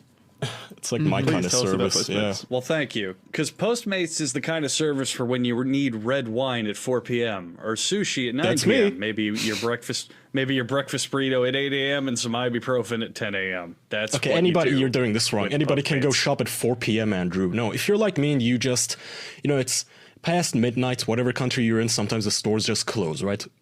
It's 1 a.m., you open your fridge, you open the freezer, and you realize, oh shit, dude, I'm out of vodka. How am I gonna have fun now? I don't even have chips at home. I'm really craving some cake, man. I need something right now, but all the stores are closed. The nearest, whatever, 24/7 is like 15 miles away. What am I gonna do now? That's what Postmates does for you. The perfect goddamn service. They can bring you anything from booze to food to ibuprofen, which, sometimes I get a wicked headache towards the evening, but for some reason, the pharmacies here, they just close at 6 p.m. So I just walk around my apartment about to kill myself. I would just murder for an ibuprofen, but I can't. So that's what Postmates can help you with. I'm gonna kill myself without ibuprofen. Not that I'm addicted.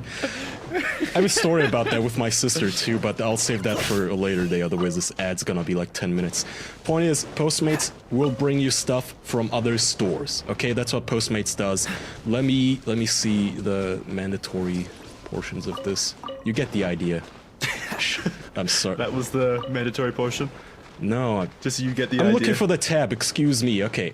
Postmates is a That's versatile right, for a personal food- limited time. No, go ahead. Anything you're craving, Postmates can deliver. I think I touched on that. Any restaurant, grocery store, you don't even have to care if that store is open anymore. They'll bring it to you 24 hours a day.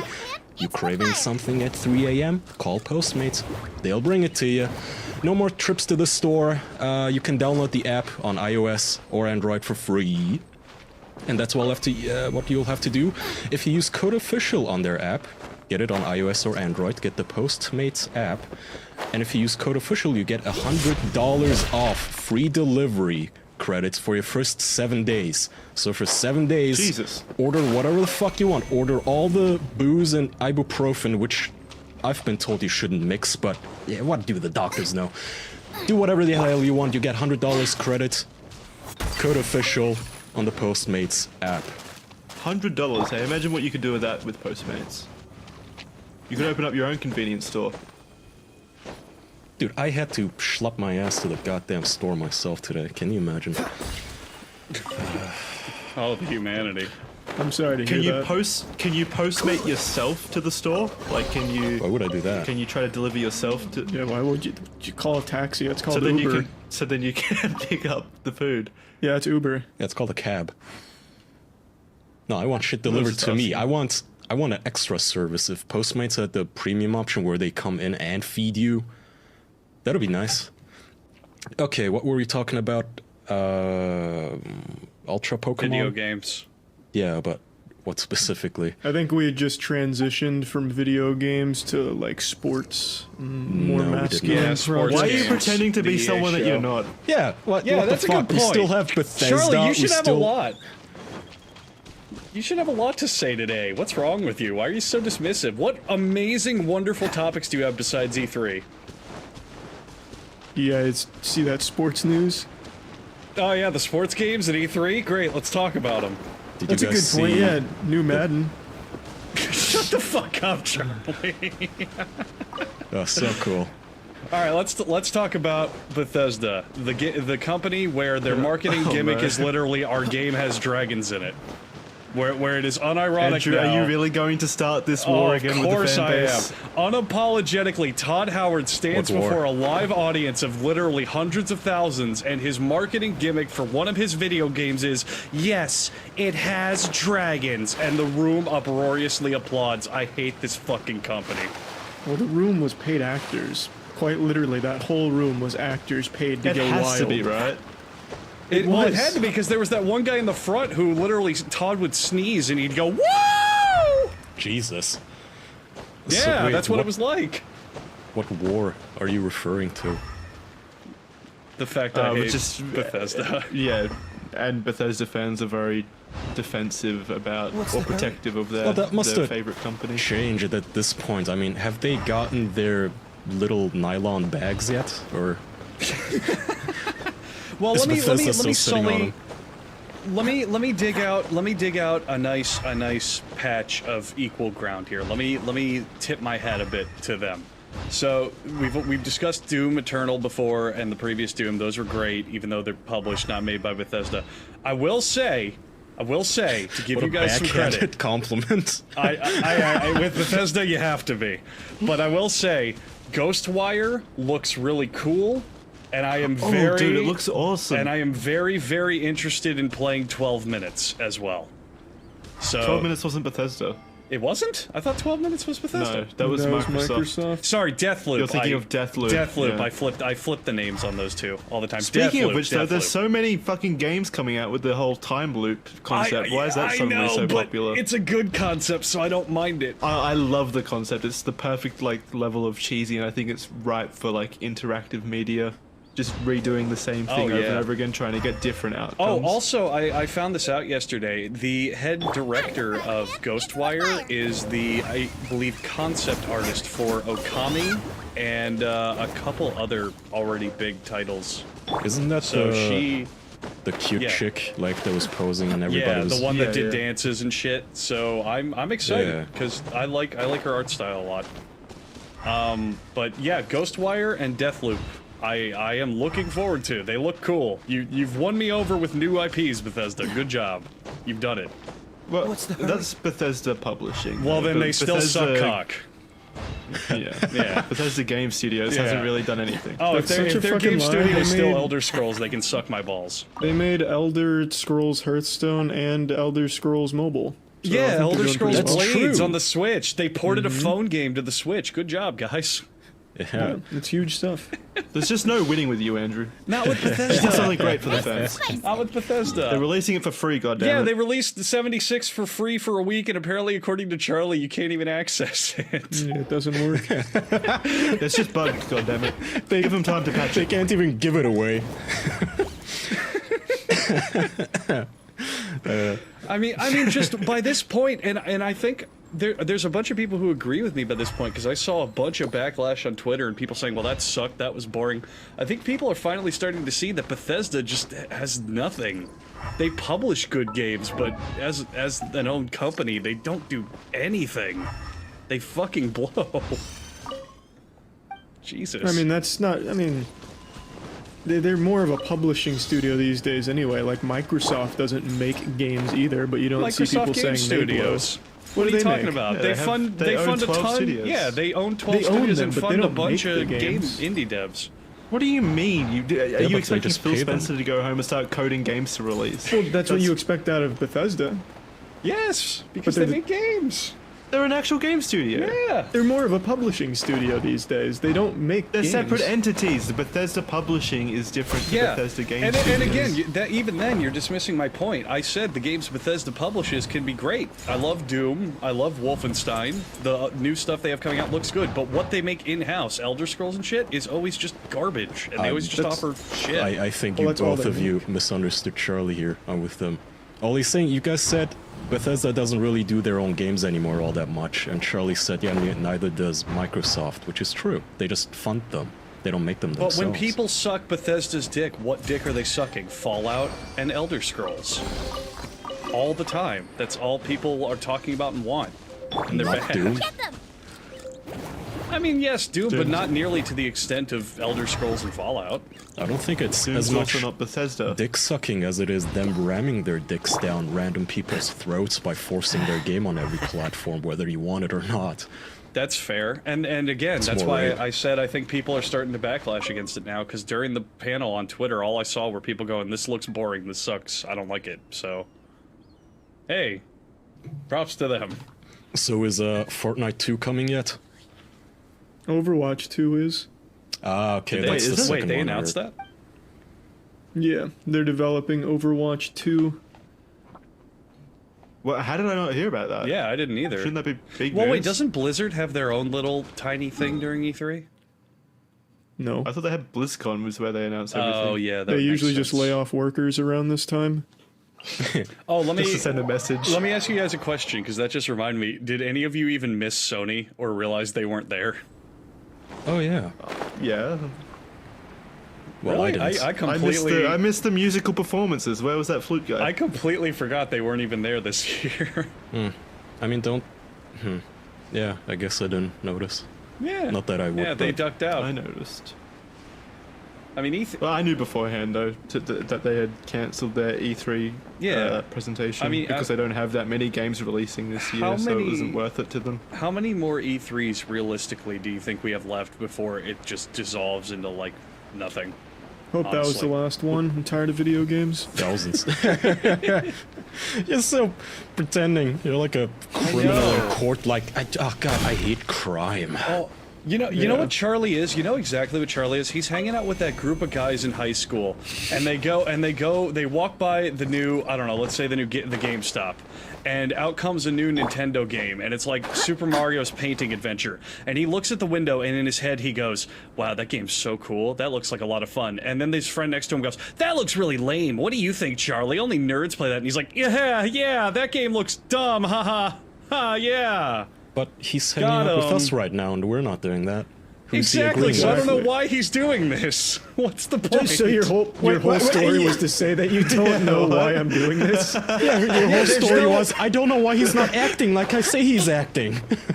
But there's no one egging him on to hide his true feelings. And yet he's The doing it audience anyway. is- Did you Maybe he's doing it for the audience. Did you get whisked away by some World Health Organization black van and given some sort of a chemical castration like shit, who was the guy who broke the code in World War II? The gay guy, the mathematician. Milk? Todd Howard. Stephen Hawking. No, what? In World War II? It's probably one of those. Jesus, no. Oh, fuck, it's gonna kill me now. No, the guy... Alan Turing? Yes, Alan Turing. Thank you. Turing. Ugh, what's wrong with it? Turing, like where he got chemically castrated and ended up killing himself because he was so numb and fucked up. Charlie, that's how you sound. Really? No, I disagree. Charlie, I want your honest opinion right now. Lay down the law for me. Name 2 things, not just one, because you can't do a cop-out. 2 things from this E3 you genuinely liked or are excited for. It's over. Games I'm excited for.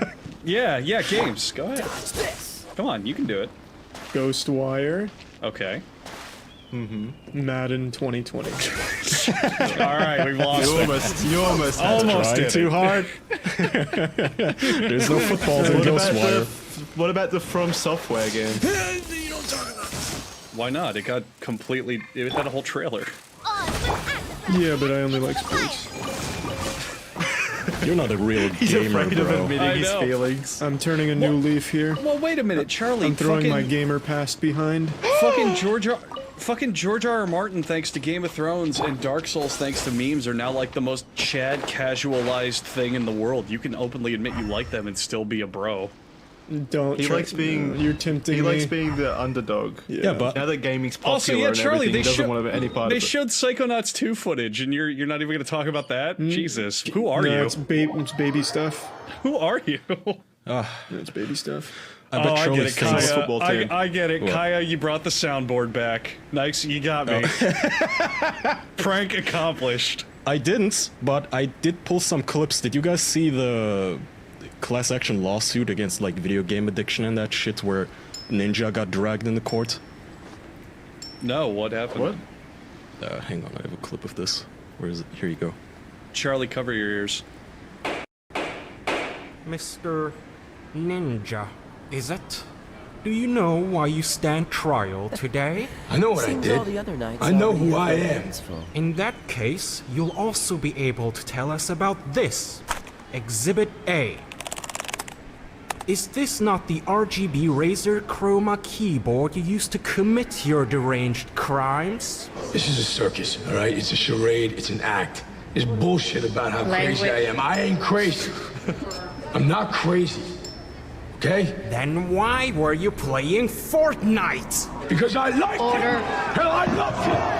I'm sitting here, I'm just itching. I'm itching to do it again. And you think what? You think you're gonna send me to a nut house?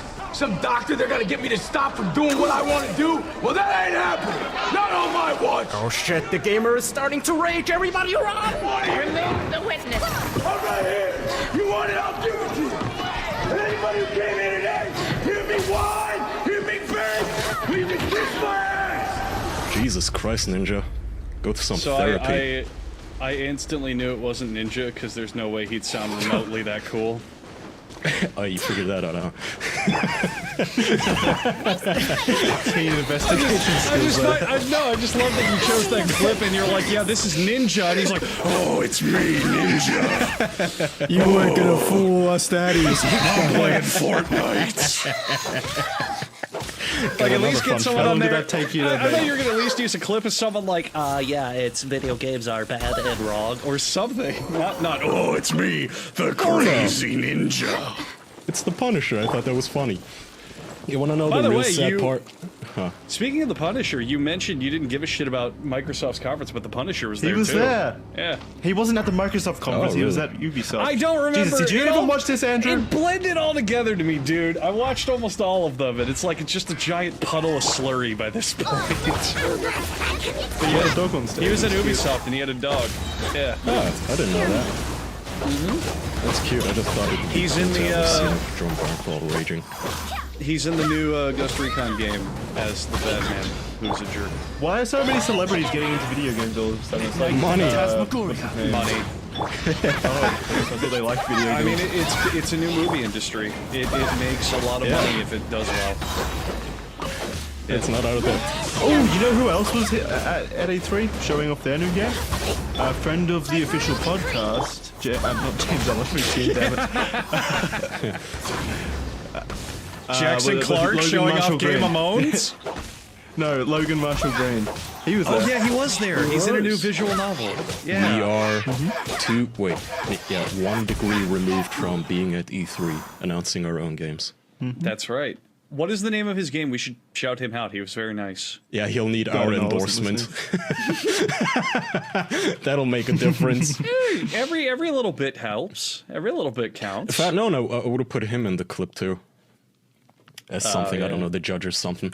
You want to know the real sad part? That clip is a snippet of an actual longer skit that I was planning on doing that's 10 minutes long, but I lost interest.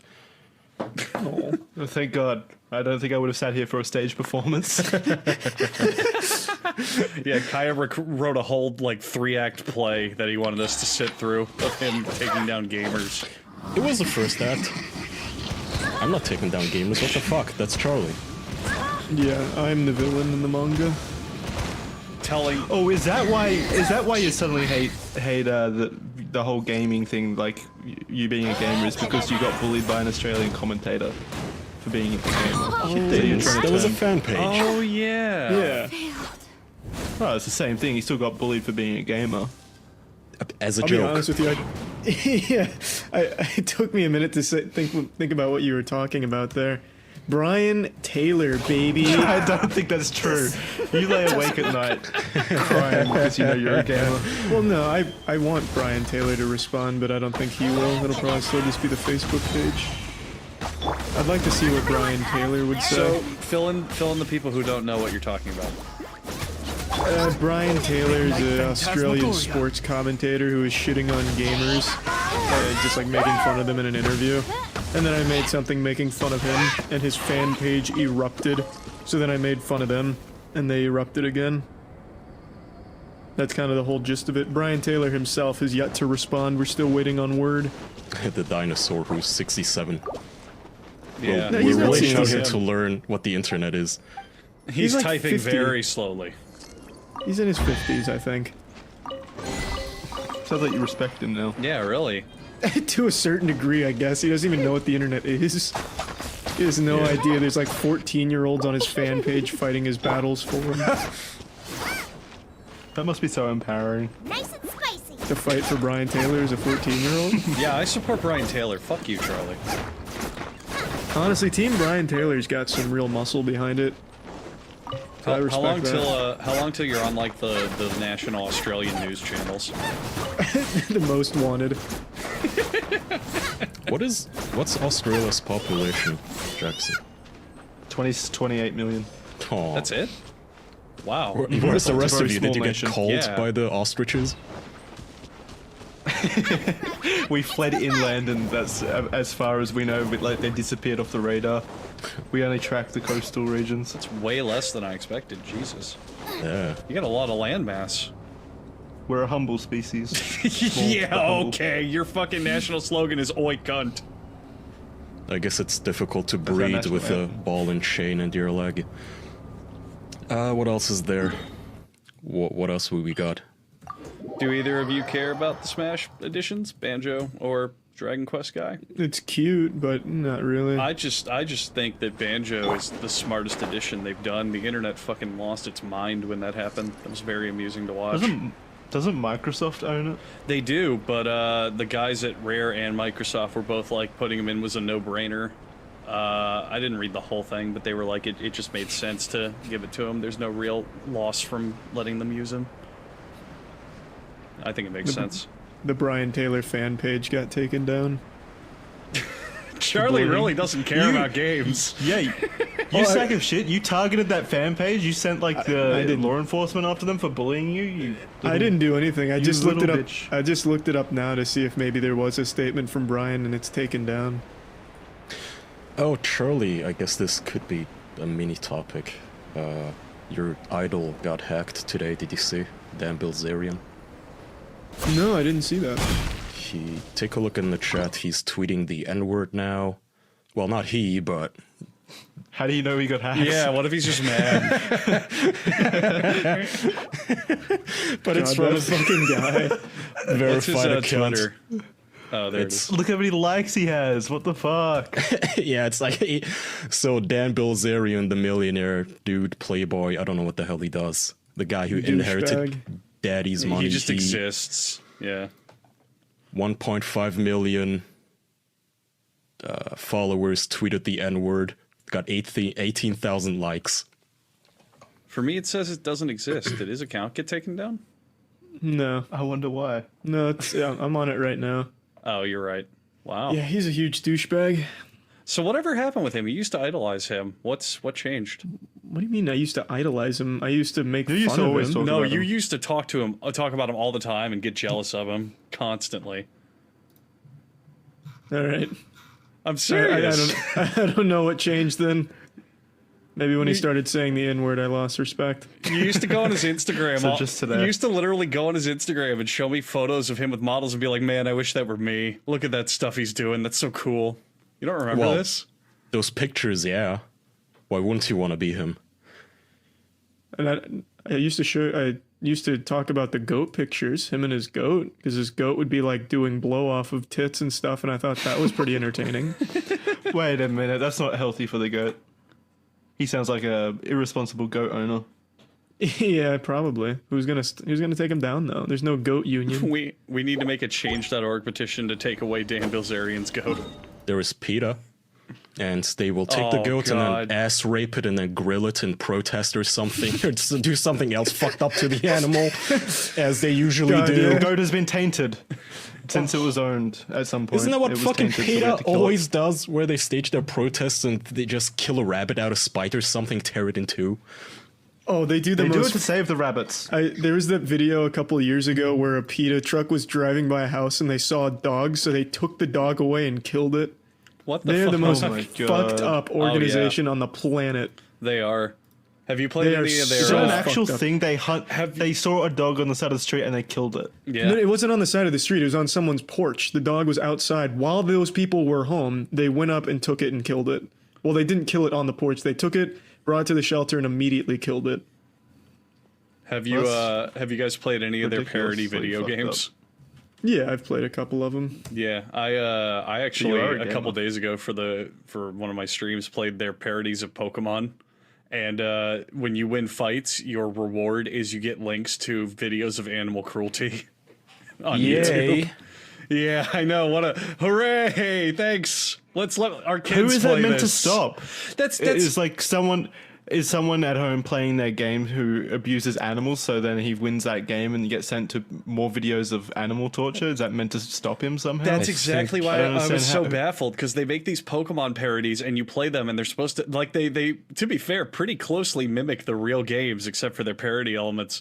And it's like, okay, is the whole point you have kids play these and then learn that, oh, keeping animals in Pokeballs is wrong, like how we keep animals in cages wrong, or like something.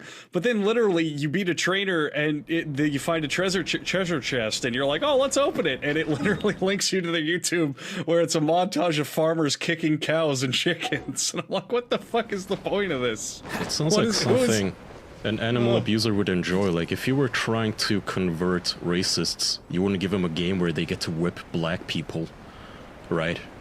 Exactly. How does that work? I don't know. PETA themselves, creepy. They're kind of like, they're like an organized crime unit for killing animals. They do everything. Yeah, maybe they just really don't like animals. Well, the whole thing with PETA is they think if an animal comes in contact with a person, it's better off dead. Their whole mission is to get rid of the human-animal connection, so they do that by killing them. So are they trying to defend the animals or the humans? What they want is animals and humans to never be in contact with one another. Yes, segregation, great. They believe that animals are, like, we manipulate them and use them for our own thing, and that coexistence is impossible. Yeah. Killing them is the biggest form of manipulation. You're manipulating it to be dead. Yeah, this is like if instead of being an abolitionist, you just went around killing slaves again. You're not helping anybody in this scenario, you assholes. Oh, I mean, let's expand it broader. PETA has never once helped anybody at all. Never. Let's not give them any credit. Yeah. Never at all. Do they get paid for it at the top? Because they're helping the pockets, maybe? No, I don't. Maybe the big wigs. Or is it not for profit? Well, No, maybe it's definitely for profit. It 100% is for profit. I just don't know who makes that money, because they spend so much on marketing and actual killing that I can't imagine they keep too much of their money. So I really don't know. Yeah. They spend all their money on parody video games like Super Tofu Boy. They haven't made a parody video game in a while. Now they spend all their money telling you to stop using 2 birds, 1 stone, and instead use 2 scones, 1 duck. Yeah, yeah. They got offended over "Don't look a gift horse in the mouth." Oh, I remember that, because their logic was if you say the phrase "Don't look a gift horse in the mouth," their retort is you don't have the right to gift that horse. I was like, so fucking stupid. These are microaggressions against animals or something, as if the animal fucking gives a fuck. If you actually look a horse in the mouth, it's gonna be offended or something. I can't wait for the day that, like, a big wig at PETA is like, we've finally taken measures to free these horses from this stable. You're free now, run along. And one of the horses gets spooked and kicks him in the head and he fucking dies of brain hemorrhage. That'd be cool. It'd be so satisfying. I'd love for that kind of thing to happen. I just wish people would wake up more to PETA. There's still so many people blindly supporting the idea of PETA instead of knowing what they're actually supporting. As long as you say, like, I'm for the rights of animals or whatever, like, I love animals, my organization is about loving animals, you don't have to tell your methods or anything. Yeah. People are just going to blindly support that. It's not even methods. They don't do anything. All of their animal killing their statistics methods are killing animals. Well, yeah, but no one's going to support that. Yeah, people like, don't they don't know exactly. That's what I'm saying. They don't say their methods because exactly. I mean, it's a feel. Them not saying their methods doesn't impact people supporting them. To be honest, people are going to support them. It's a feel-good tagline because people. I mean, the organization's just called the People for the Ethical Treatment of Animals, and everyone hears that and goes, "Oh, well, I like animals. I don't want them hurt." It's just they support them on the surface, but then when you get into the details, people might actually take a second and realize they're fucking horrible people. See, what I would be in favor of even though I hate the government and the just regulations, I would be fine if charities had to explicitly state their methods. Not just their goal, not just, oh, we're gonna feed starving children in Africa. No, how? It has to be on your front page. Tell me how. How exactly? What are you gonna do?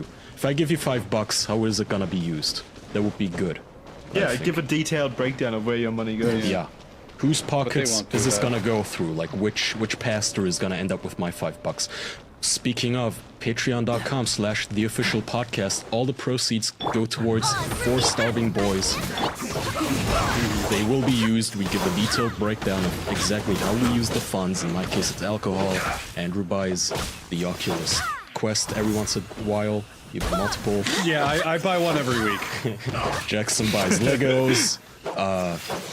Charlie buys women and footballs and rock and roll guitars and fucks bitches.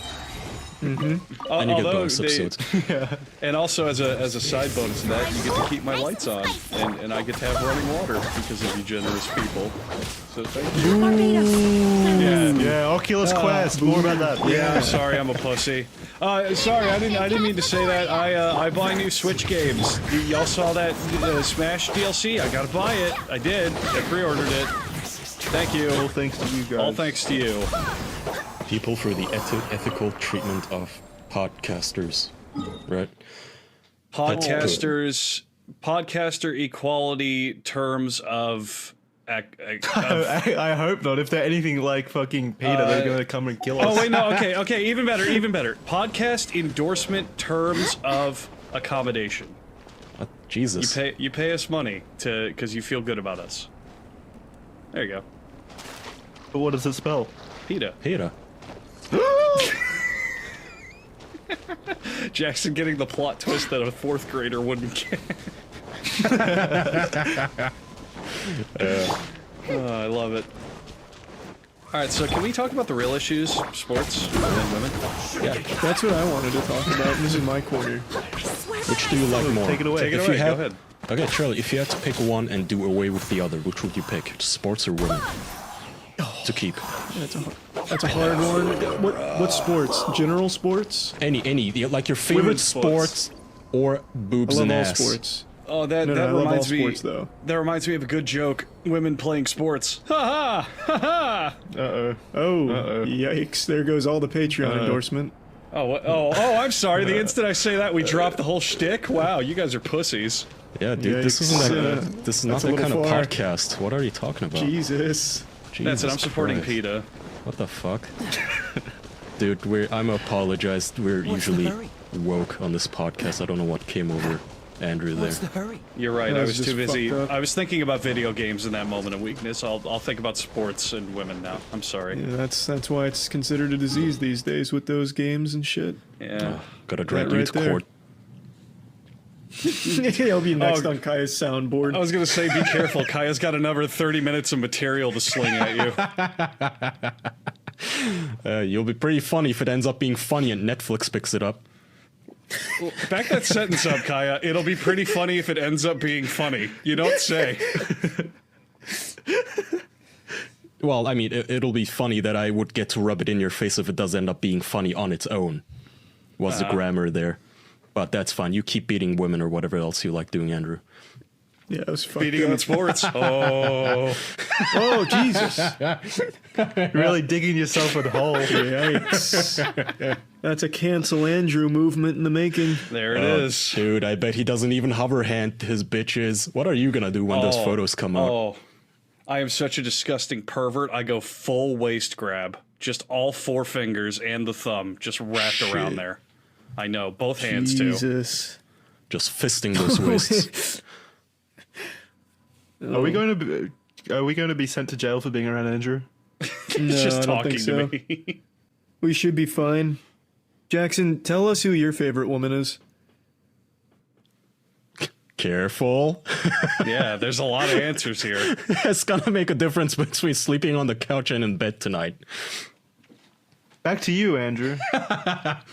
Andrew doesn't like women. He just said that. Yeah, they play sports. Do we have an actual topic? Wait, what's wrong with this topic, Jackson? It's what Charlie wants to talk about. Yeah, it's wrong. Yeah, sports. I don't want to talk about it anymore. All right, we'll talk about sports then. Jackson. Back to you, Well, Jackson. I have a new question. What do you guys like more, women or sports? That's what I was wondering, Jackson. Wow. Jackson, retire you're from the sports sinking this episode, dude. Yeah, Jesus, Jackson. Jesus Christ, you fucking Hey, this loser. was Andrew. Andrew was the one fucking Whoa, hating whoa, women, not whoa! me. Blaming me now? Oh god, typical Andrew's male power carry- move. What the fuck? Andrew may be digging himself his own cancel culture hole, but you're not participating in the topic. Yeah. You weren't participating for 40 minutes. Yeah, because it was you're so it was like video games and like not gnarly stuff, but now it's sports and beer and stuff. So now I'm all in. My favorite sport is tennis. Well, hang on a minute. The sport of gentlemen. Let's sit down on that for a second. Charlie, name a beer you like. The hops one. Oh yeah, what's it called? Fat Tire. Beer. You just pulled that out of your ass. No, Fat Tire sucks ass. I hate Fat Tire. I like the It's free real bad. kind. I hate all beer. I hate all beer. I also hate all beer, to be I fair. hate most beers too, yeah. They're all shitty. I think it's okay. But that's not really a hot take. Okay, I'm gonna It's a go means take a to an piss and end. you guys come up with a cool topic. Well, is it time for our game in corners? It is, but I still have to take a leak. Or I Okay, meant to fair say, enough. I fucking hate women so much I gotta go vomit. Be right back. Wow. Is this Jesus. episode going to come out? Can we even put this on the air? I don't think so. I think you ruined it. Yeah, I think Just for future reference, everyone, I think that was a joke, but I'm not sure. Kaya's the one where we don't know if he's joking. Kaya's gonna spew so much anti-women bile, I'm gonna be able to swim out of the hole I'm digging.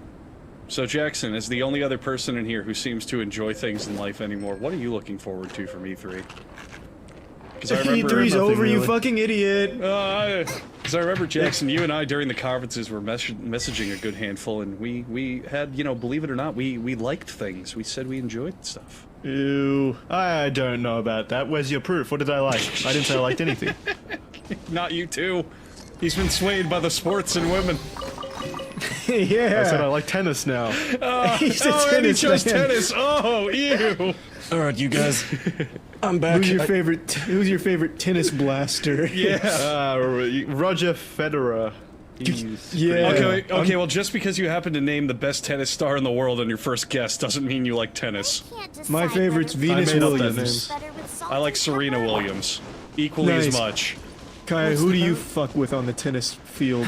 The guy who beats both those chicks after a day of drinking and smoking cigars. Do you guys know that story? I do know that story. Do you, Charlie? Yeah, I read that on Reddit once. So for Women's anybody who sports, doesn't am I know, right? these two girls, Yeah, they're Reddit at the sports. top of their sports, and they challenged the dude just for fun, and this dude was like I don't know, the 400th person in the male league of tennis, and I guess that day he was busy drinking and smoking cigars, and he still beat the both of them handily. So I don't know. Anyway, I took a Xanax. I think I can handle Andrew's misogyny now. Oh, it's only getting started. Your things I like is the patriarchy, isn't it? Okay. That's only the surface. Oh, what's underneath? The penis.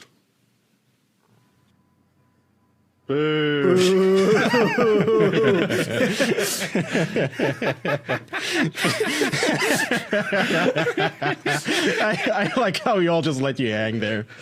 It That was a good. lonely I'm not high gonna lie. five. It felt good.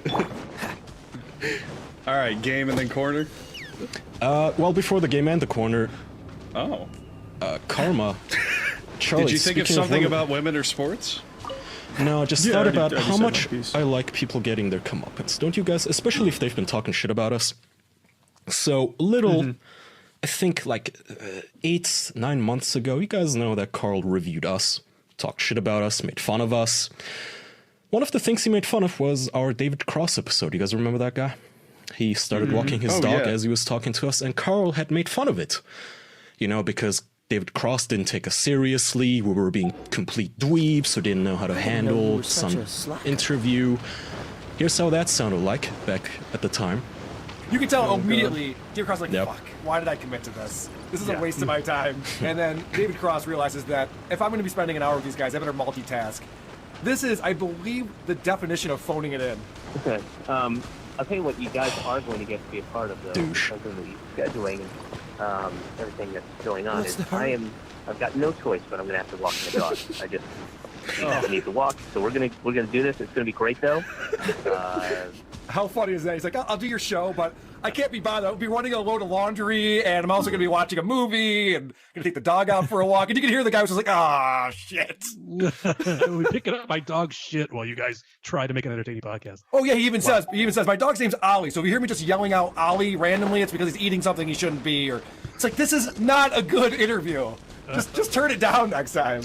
Okay, so that's making fun of us, and whenever I go on Carl's show, which is every few weeks, you know, the joke comes up, he kind of pokes fun at me, because we did that whole episode. So, guess what happened, you guys? Karma spat in David his Cross face. went on his podcast. David Cross Not walked even- him like a dog.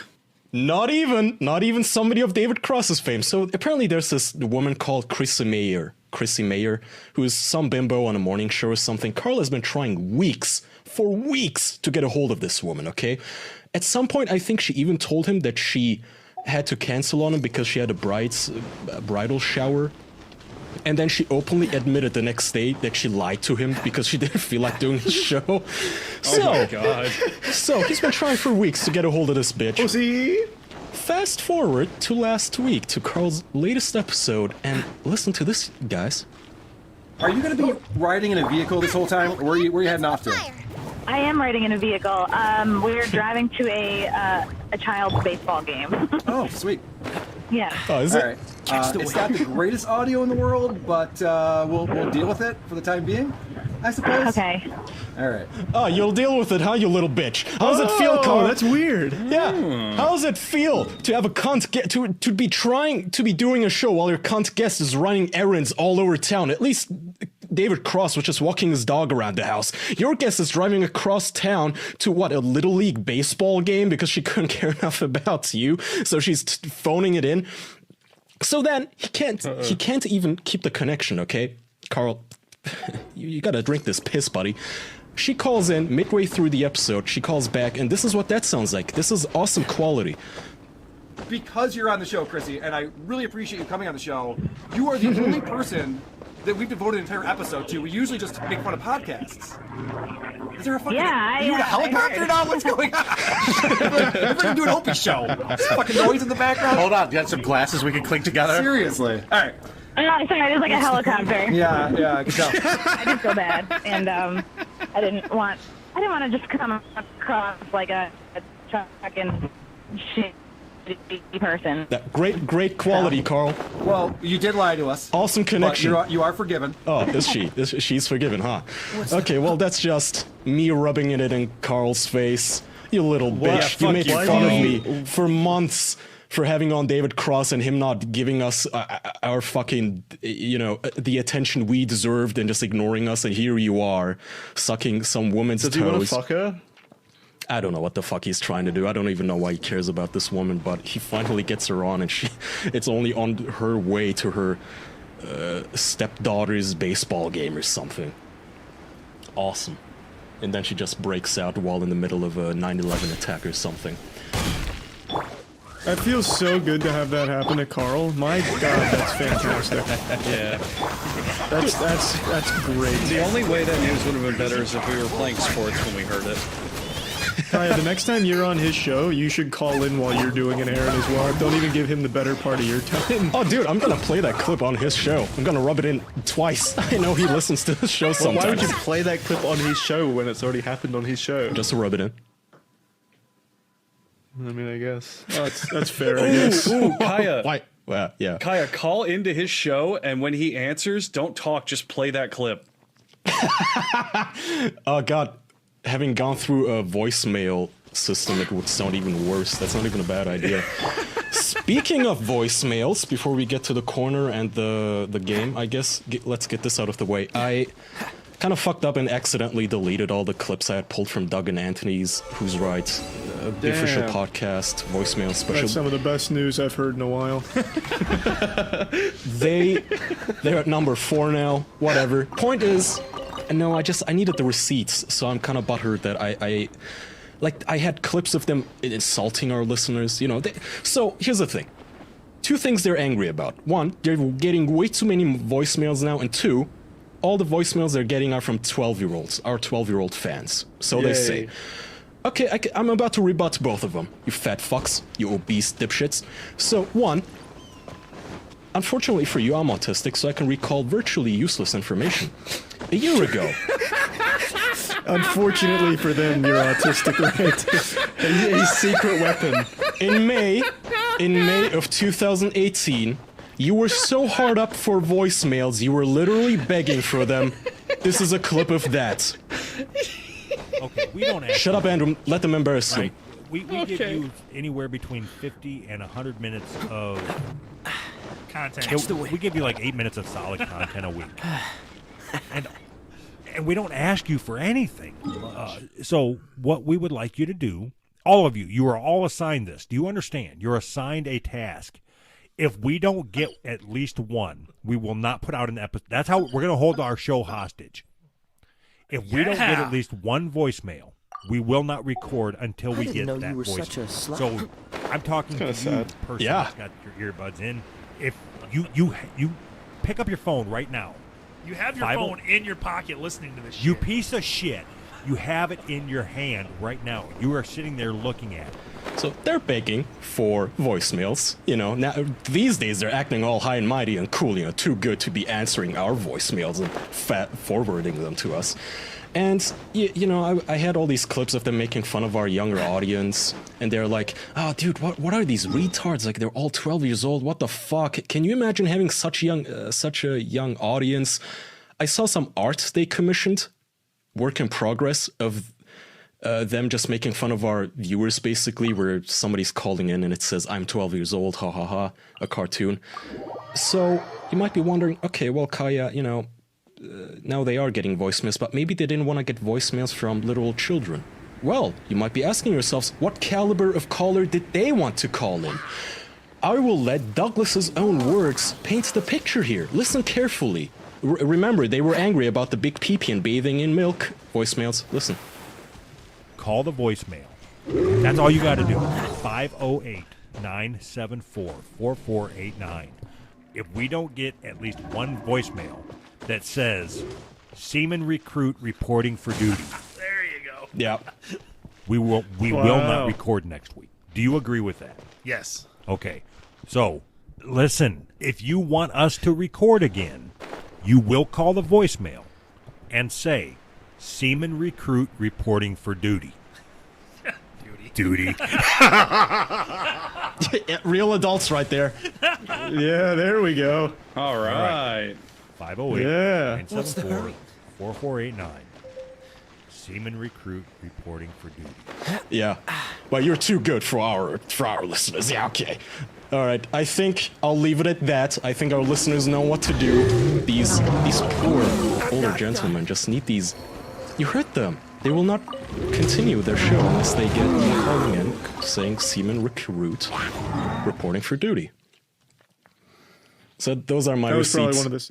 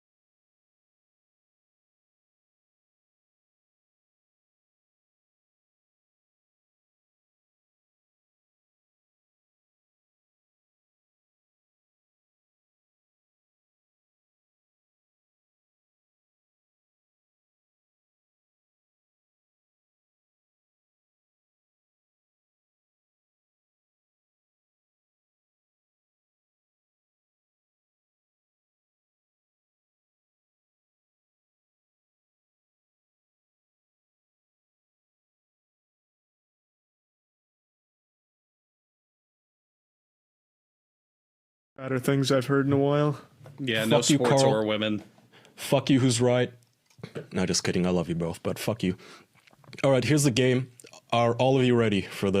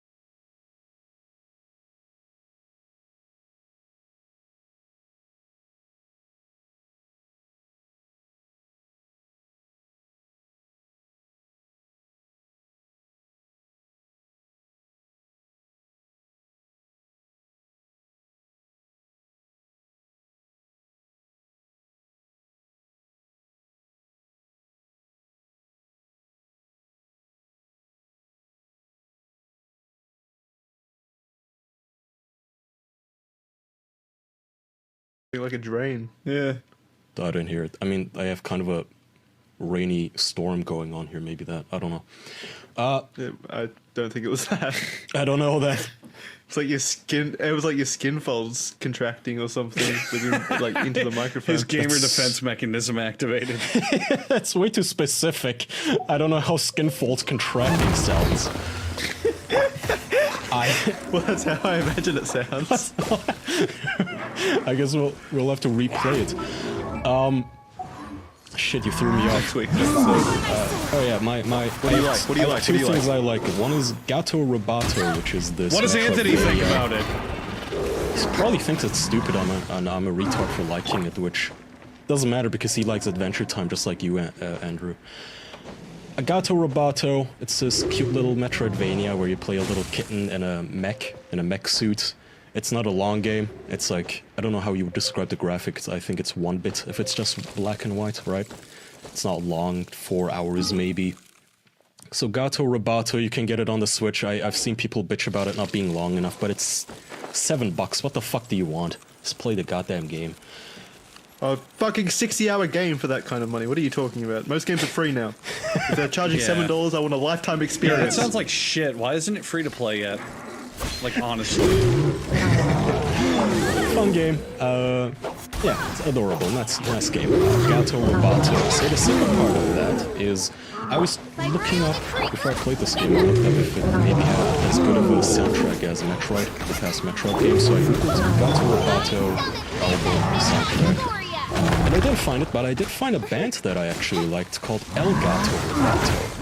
And I like their songs. I reached out to them, and the lead singer reached out to me. She told me, I asked her, hey, this is kind of cool. Would you be okay with it if we use their songs in our show? And she said, yeah, dude, go ahead. And she gave me a download code for the band page. So I like that. Thank you to Jennifer from the El Gato Robato band. I think it would be nice if we can put it at the end of the episode, one of their songs. We have their legal permission. We can do it. YouTube can suck it. Right? Yeah, that's fair enough. It should be. Are they a big? No, they're indie. Yeah, then YouTube's not going to touch that. No, they don't care. Okay, well, at the very least, we can put it on the audio edition, so I thought it was super duper nice of her to reach out back and immediately give me a download code for Bandcamp. I read this article saying that it's better to promote artists' Bandcamps over to Spotify, because I guess on Spotify get paid like $0.25 of a nickel for every 2 billion downloads that they get for listeners, so they just get... Well, actually, I can tell you exactly what it is. With 2019 Guy on Spotify, you get, I think it's 4 cents per 1,000 listens. That's pretty good, right? Okay. Loop that song. I don't know if that's any I good. believe it's, I don't know either, but it's something like... How much have you made from it? That's going to Troy, so I have no idea. Who the fuck's Troy? The guy who made the Where's song. Troy? Jesus. What, you think he actually made that song, Jackson?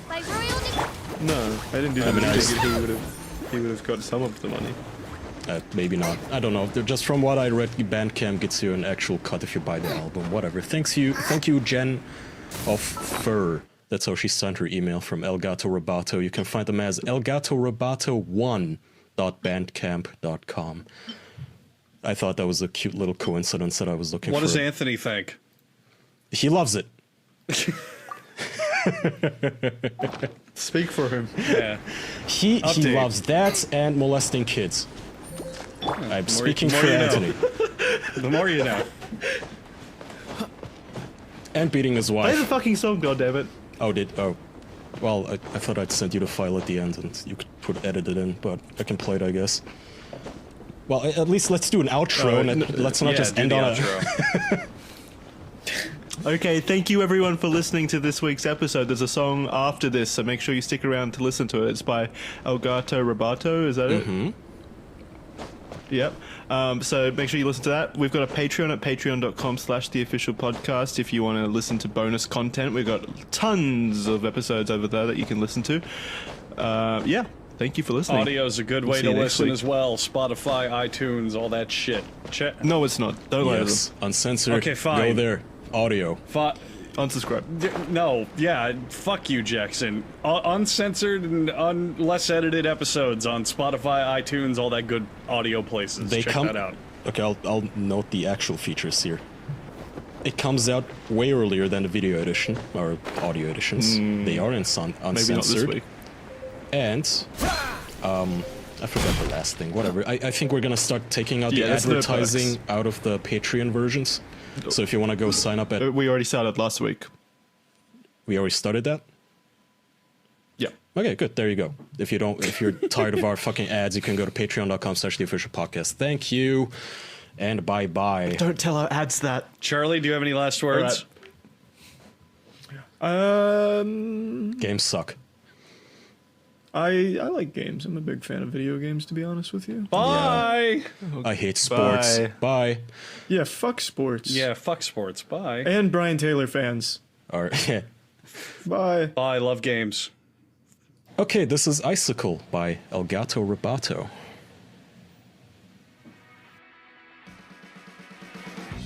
The icicle's melting in the sun, my dear.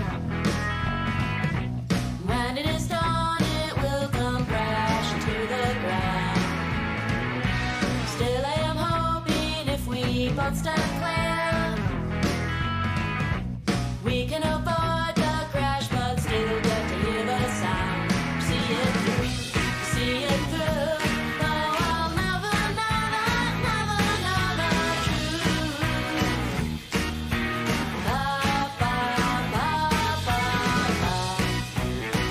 We talk about a lot of things on this podcast. Civilized. That is our podcast. So before we started recording, we started talking about all the little tech conferences that are happening and are about to happen. Did you guys see that Apple is now selling a monitor stand for $1,000? Yeah, I did. I can't wait to get it.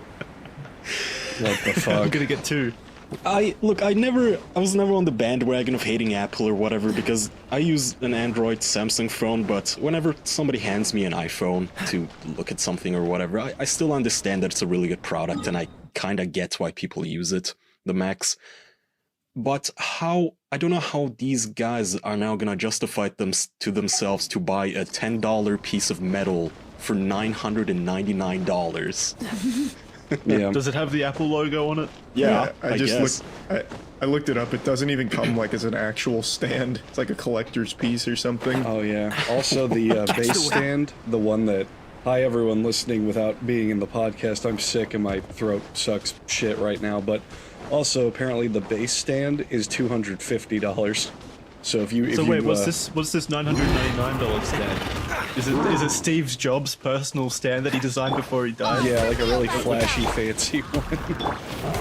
How fancy can a stand get though? That's what I'm not really understanding. Yeah, how can does it have a stereo in it or something? Let's go a step back. How can a basic stand cost $250? I think it would be cheaper to actually buy a 3D printer and print a stand out of solid metal yourself.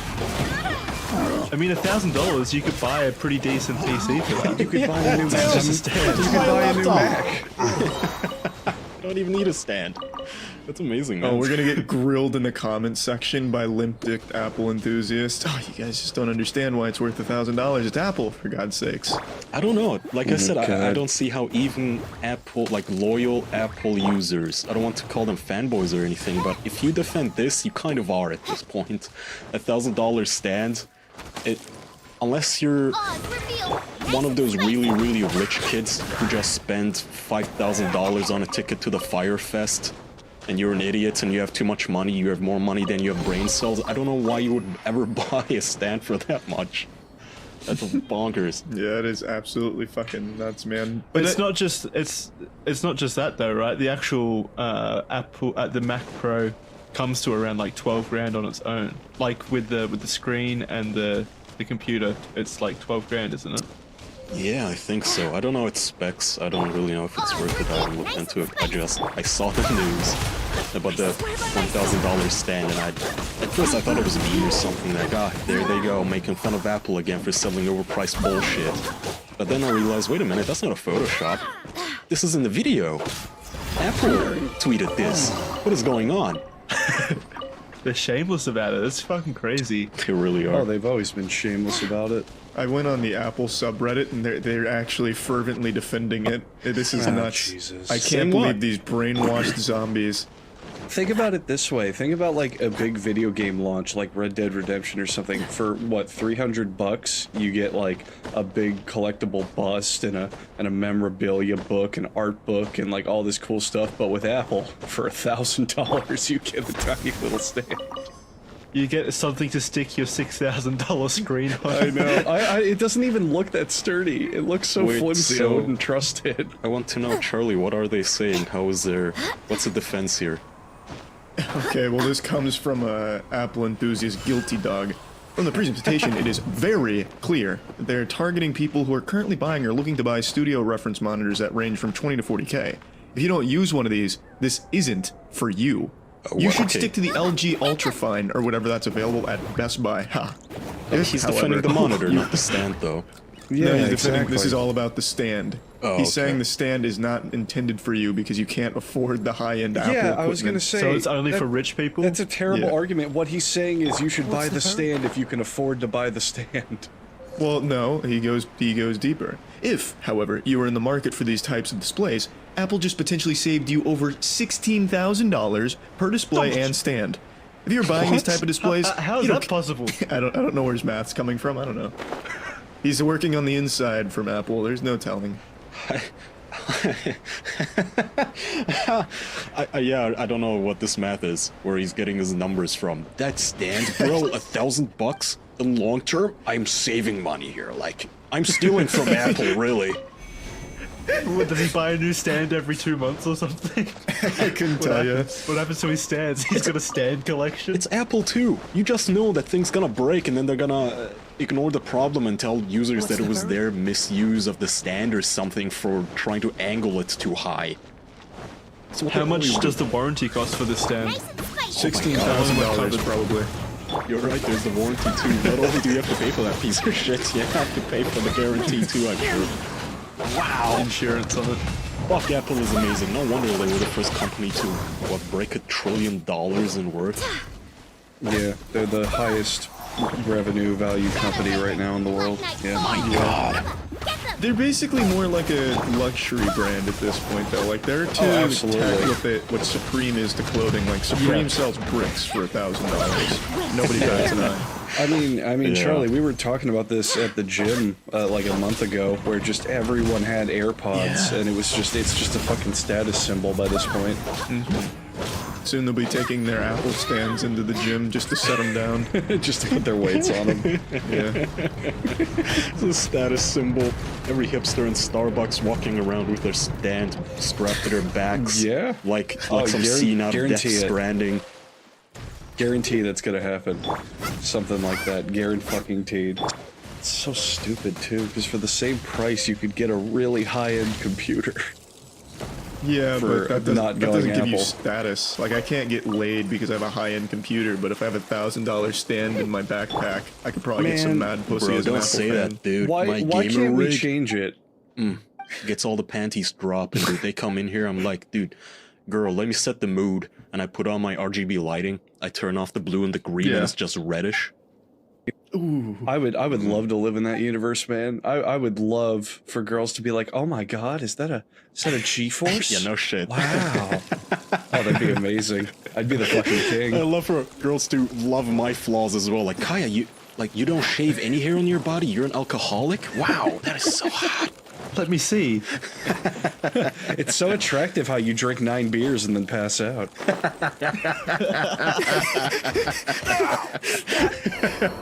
It's the hottest thing anyone's ever done for me. Wow. Yeah, that would be a nice world, wouldn't it? Oh, it'd be great. It'd be fucking great. Fuck. I mean, it's kind of, I don't know. It's weird how you can make fun of it, but it's not exactly that much different when it's men buying expensive cars to impress women, right? We're still like those birds that adorn their nests with shiny wrappers and such to impress the female birds, right?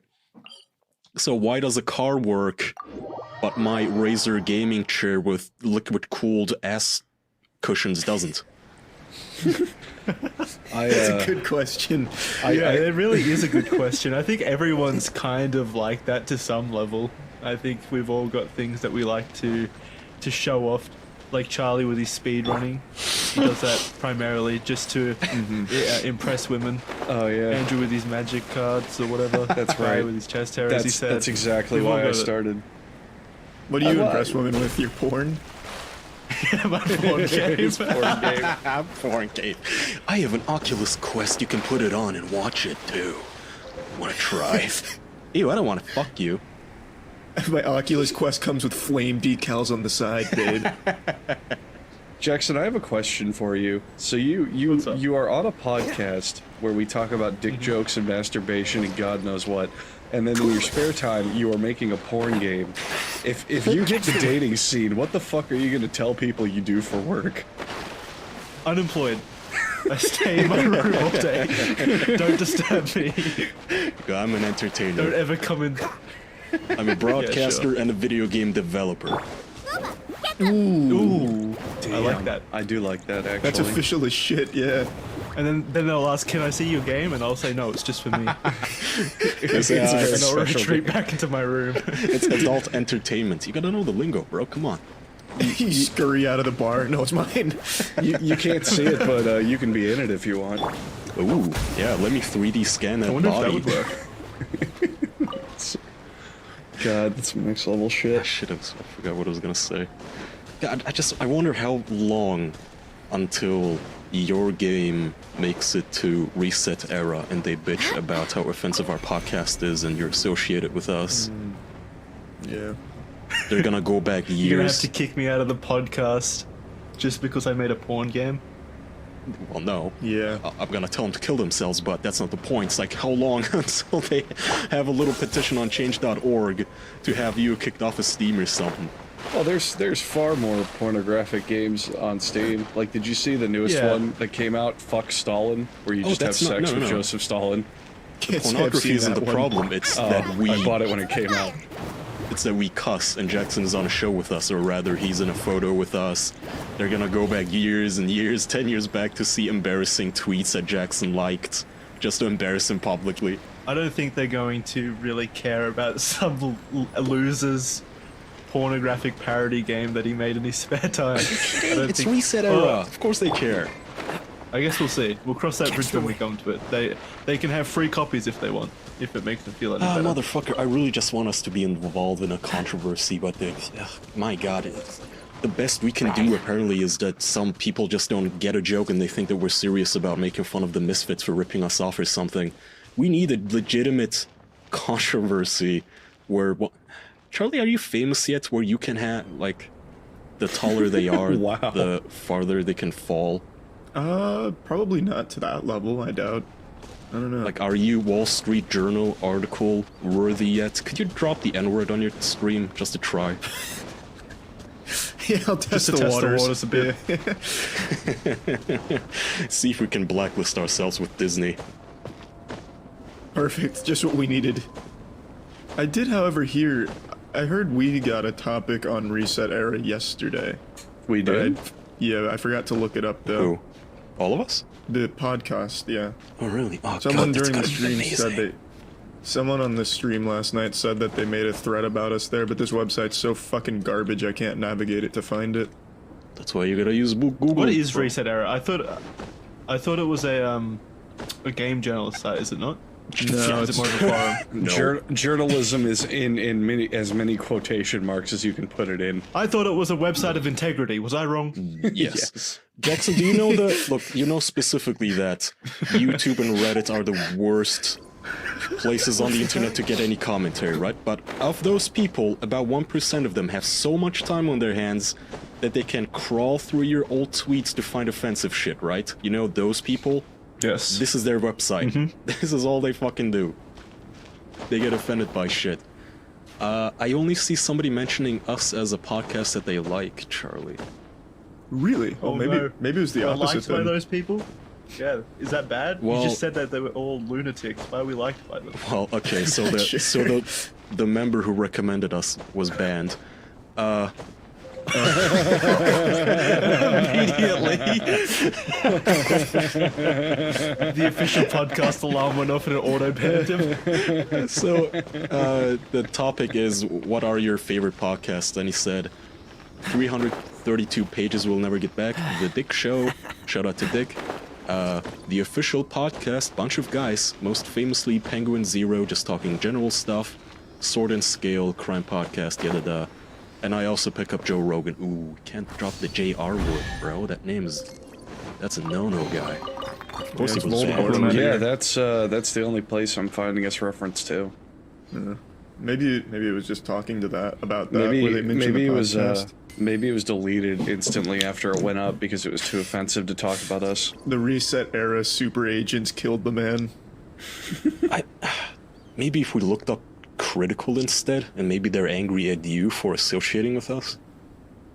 Maybe, I'm not sure. It was only one person during the stream last night who wanted my opinion on it, as if I knew what Reset era fucking frothing mouth lunatics were talking about.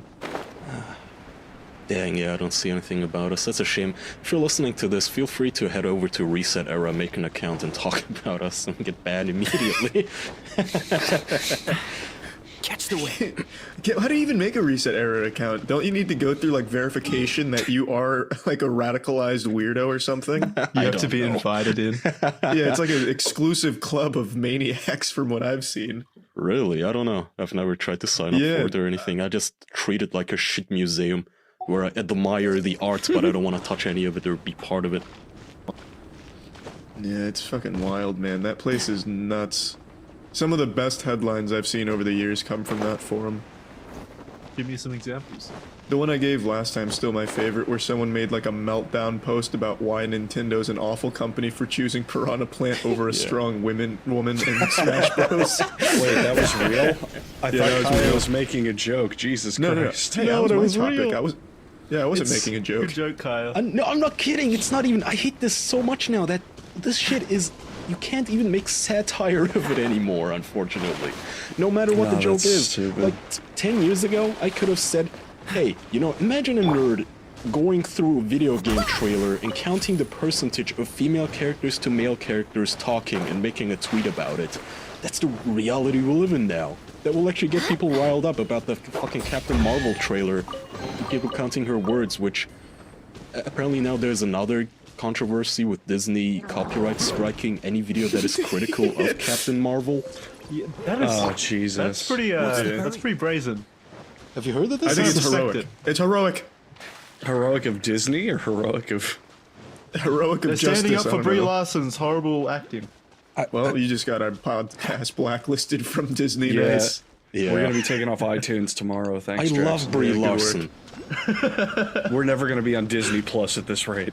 That was Jackson's own thoughts, not the podcast's. Yeah, Jesus. Don't copyright my game. Boycott his game, not our podcast. We are very pro Captain Marvel. I don't know. Brie Larson. My I didn't mean it, Mr. Mouse. Direct all of your hate to Jackson's game, not us. Review bomb it. They're gonna take me to court immediately. So it's not even their property that I'm parodizing. No, man, people know we're just kidding. My favorite character is women. All of them. The reason I'm so short is so that way I can look women in the eyes to respect them better, actually. Mm-hmm. That's so cute. The only reason I don't share my modified Oculus Quest with my girlfriend is so I can look her in the eyes at all times. Not because yucky girls and I don't want her touching my toys. Jokes on you there, Kaya. The Oculus Quest has video out as well, so you can see while you're playing it, so you don't run into stuff. Just take that. Andrew's always in his Quest now. Yeah, I'm wearing He's it never right. I'm wearing outside. it right now. He hasn't seen his girlfriend in a week. Not I haven't directly, seen not her with through his my own own eyes. Yeah, through the Oculus Quest. Only through proxy, where he lifts up the game and like regular VR glasses here. And then I make her an anime girl in the Quest, and my life is perfect. You have a permanent Snapchat filter on her face with a dog tongue coming out of her mouth while you're just getting a blowjob. No, baby, this is just, it's not a fetish or anything. It's just it's stuck on my head. I can't get it off. Yeah, but that I don't want to take it off. Keep going. What are do you mean I have a girlfriend? Where's this? That's where this food's coming from every hour? Jeez. Wait, you're still here? I have the quest now. You can leave. Well, you need refreshments every hour, Jackson. Like, how long do you think a Mountain Dew remains cold? Takes one sip and then empties it to get a new one. It's flat. Oh shit, if I was a rich gamer, why not?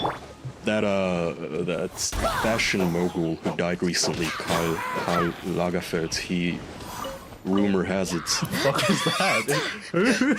Karl Lagerfeld.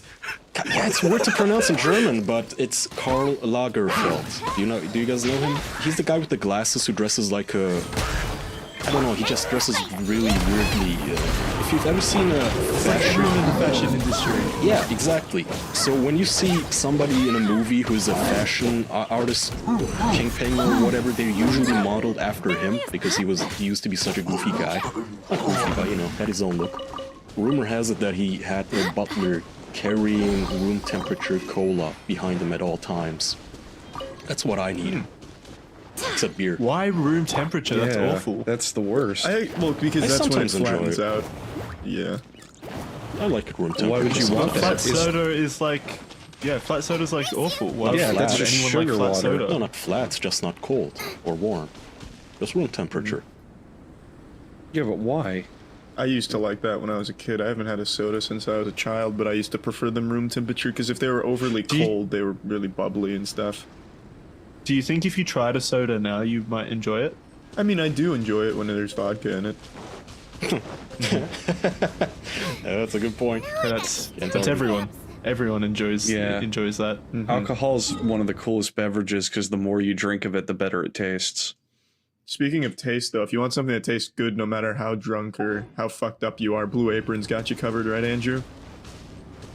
Blue Apron, you know what they do? They send you the recipe and they send you the ingredients to your doorstep so you don't have to go out and stand in the produce aisle going, what is all this stuff? Like, what's the difference between a lime and a lemon? What do I do here? What am I supposed to buy so I can make my girlfriend and my friends and my mom and my dad some nice yummy dinner?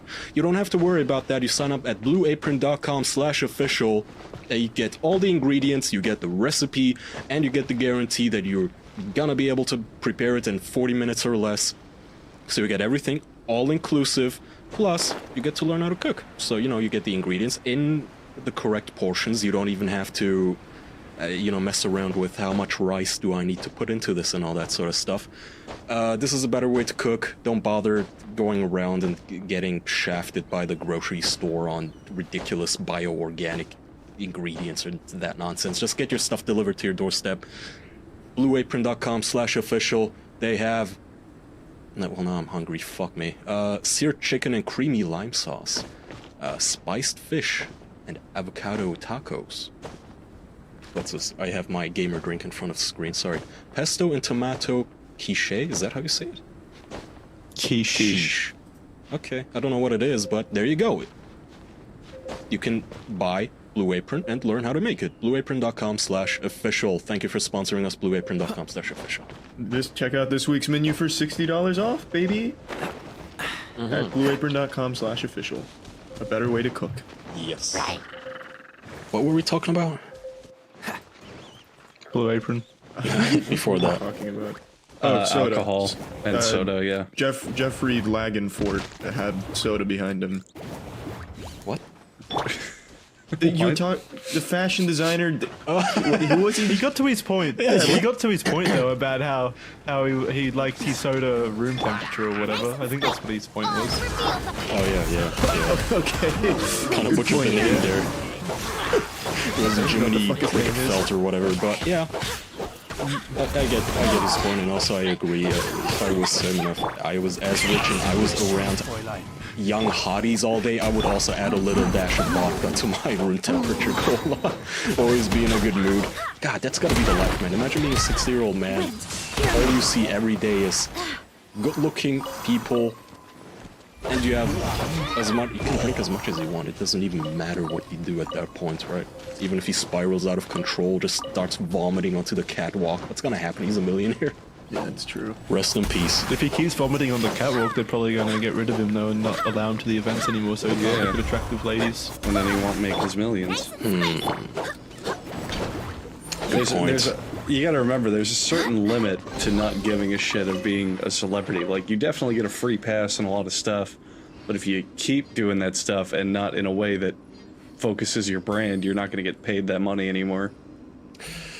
Yeah, but if you have enough saved up, you can get away with it, just like Charlie Sheen, who used to have these gigantic porn star orgies in his house and do coke, and you know, he did end up getting HIV, but who gives a shit when you're that rich and you can afford the medication that basically just makes it go away anyway. Charlie Sheen, please come on the show, not to defend yourself, but because I admire you as a man. Come on the show to talk about all the cool stuff you've done. Yeah. Tell us some nice stories. Is he still alive? I thought he passed away. No, he's still alive. He's still winning with his tiger blood or whatever. He's by winning. Remember that song, the autotune? It was amazing because back in the day I used to watch 2.5 Men, and his character in the show is also called Charlie, and I don't know. I forget what he does, but his character is this rich playboy who just fucks women all day and he's drunk all day in a beach house. But then I found out who the actor really is, and it's funny when you realize that the actor is more out of control than the character he's playing in a TV show. So my respect to Mr. Charlie Sheen. Amazing. My respect for just completely going off the deep end, losing all sanity. I have a banger. This is fresh off the presses. The UN is attempting to ban minors in anime. The depiction of minors in anime. Your thoughts? The United Nations? They don't hold Yeah, much the sway. all of them together. United States, Australia, and Japan are against the protocol banning the minors of depiction of minors in anime, but there is a movement to get it banned from anime. Wait, Is this the thing that splits up the UN? This might be. I mean, literally nothing's going to happen with it because Japan already gets around that. They draw a little girl and go, oh, she's actually a 1,000-year-old demon. It cannot resemble a minor. Then they'll just say she resembles an adult demon. I don't know. The UN is not a... They don't actually get to pass laws to countries. They can only... I know. This is condemned. They can wag their fingers like an angry mom, like, no, we don't like this, no. Yeah, like Japan's gonna fucking sink their GDP down to 1%. What the fuck else does Japan export besides child porn? It's anime and lolly. You just don't understand. Japan's whole GDP comes from hentai and lolly. I love that. That's such a funny idea. Dude, Andrew, you were thinking about going there here. I remember you were sitting in the car going someplace and your first thought was, I'm gonna grab a big trash bag and fill it with lolicon once I'm there. I definitely mentioned that when like I a burglar with I like one of those mentioned- hamburglars, just a bag full of cash, but it's hentai handbooks. Oh yeah, I mentioned I want to go to Japan, and one of the things I want to do there is just go to the seediest, most disgusting hentai store on the planet and buy the worst things I can find. Absolutely. I just want to see how dark I can get. I don't think you do, Andrew. I think at some point some guy in a trench coat is gonna open up his trench coat and go, you wanna buy some actual kiddie porn? I see you hit up my... That might be a fun show though, like you know those shows where people go to antique shops and have a look. Fuck children. No. But like going to seedy Japanese hentai clubs or stores or whatever and searching through them like it. Yeah, it would that's be an exactly. antique shop. That's exactly what I want to do. I want to like. There's a bunch of people on YouTube that make those stupid vlogs where they're like, I'm in Japan or I'm in a foreign country and we're gonna go to the convenience store or we're gonna go to this antique shop. I want to be the guy who's like, I'm in the porn shop in Japan and I want to find the worst hentai I can. Let's go. That's actually a good point, because whenever somebody goes to a foreign country, they always go with the cliche, boring, stereotypical shit. Exactly. Like, yeah, the vlogger goes to Japan and then they walk into a grocery store and they're like, oh, look at this, it's squid-flavored chips. What? No, we've never heard of this before. Who cares? Show us something funny. You could do that. That's why. Yeah, I mean, let me show us a dead body in Suicide Forest. like give me some. Say what you want. It was unique. Like, give me some credit here. Japan is literally above every other nation known for its fucked up and weird pornography. So why not try to share the worst of the worst of what they got with the world? Yeah, I think share. that'd be fun. Yeah, just for laughs. There was a video from a vlogger who went to Japan a couple months ago, and it was very different. So it started like a normal vlog, and then it showed him like doing cocaine off prostitutes and stuff in Japan, and like having orgies and everything. It was really a cool video. You should do that, but with hentai. So then you snort coke and read hentai furiously. Just him in an apartment. It's me in a love hotel. With a hentai magazine in front of him. I rented a love hotel for just me, and I'm in it reading porn. And not just for you. You should go there with your girlfriend and like go up to the clerk, be like, "Yeah, our relationship is getting a little stale. Is there any hentai you could recommend to spice things up?" And then Do you have just any hentai? Go ahead. I was gonna say just see what every clerk recommends to you and your girlfriend. I was gonna go up and say, do you have any hentai where the girl looks like her? And just point to my girlfriend. But isn't her? Our backroom artist can draw her up in something. How old is she? 12? I wonder if do the Japanese have like you guys know those street artists where you can sit down and have a caricature done of yourself? Yeah. Do the Japanese have that, but with like lolicon, where they draw you as a 13-year-old getting fucked up the ass by tentacles?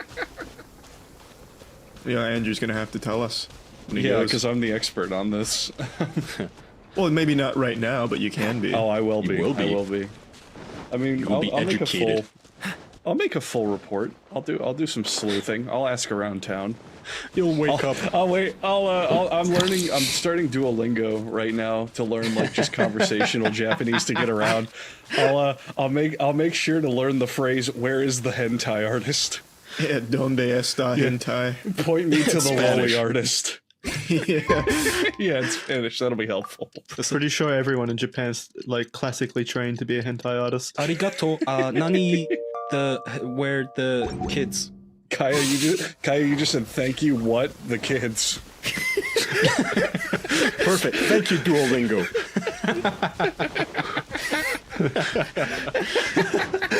He's fluent. It's all I need. It's all the words. God, now I'm getting excited. I just want to find all this back alley garbage. I really want to go Popping to a Japan. tent. I mean, this sounds like fun to me. Just walking around Japan streets, going, "Excuse me, where is the hentai?" You're gonna be locked up on your first day. Exactly. I feel like there must be so many weeb tourists at this point that they have probably absolutely. street signs showing the way to the nearest hentai shop in every language. In case of emergency, follow this direction. Little neon signs on the ground that light up in the dark in case the lights go out or something, leading you to Lolicon. There's a section of Japan. I'm butchering the name. I think it's called Akihara or Akihabara, something like that. It's literally just a complete congregation and mishmash of, hey, look, here's all of our anime and video games and hentai and all this shit, and it's just where all the tourists go. They have a literal containment zone already, a quarantine. It's like a Chernobyl. Akihabara, yeah. Yeah, you have to stray from the standard path though to find the real golden nuggets. Oh, I wanna stray for sure. I wanna do the thing where I go to a bar and everyone sees a big white man and I start bench pressing Japanese businessmen. That's one of my dreams. Have you heard those stories? I don't think so. It happens. So they like. There's a whole thing in Japan where Japanese business people want white people in their businesses because it makes them look more attractive to everyone else. So in their bars, a lot of the time they'll try to get like big white dudes to come in, and then the Japanese businessmen are like, "Well, you're so big and tall, can you like lift me up?" And like you'll just get free drinks by picking up Japanese businessmen, and that's it. So, but And I what want if that that's to happen just to me. a myth and you walk in there and it's a big, buff, fat sumo wrestler looking at you, calling you out, going like, "Come at me, white boy," and just folds you like origami. Is that Japanese or Chinese origami? Origami's Japanese. Okay, Yeah, perfect. Yeah. Well, then I guess I've learned the ways of Japan by that point. the old. You're expected to have a nice time at a business, and there's actually a surprise sumo wrestler ready to fuck you. Happens all the time. They have a word for it. Yeah, it's Yakuza 0.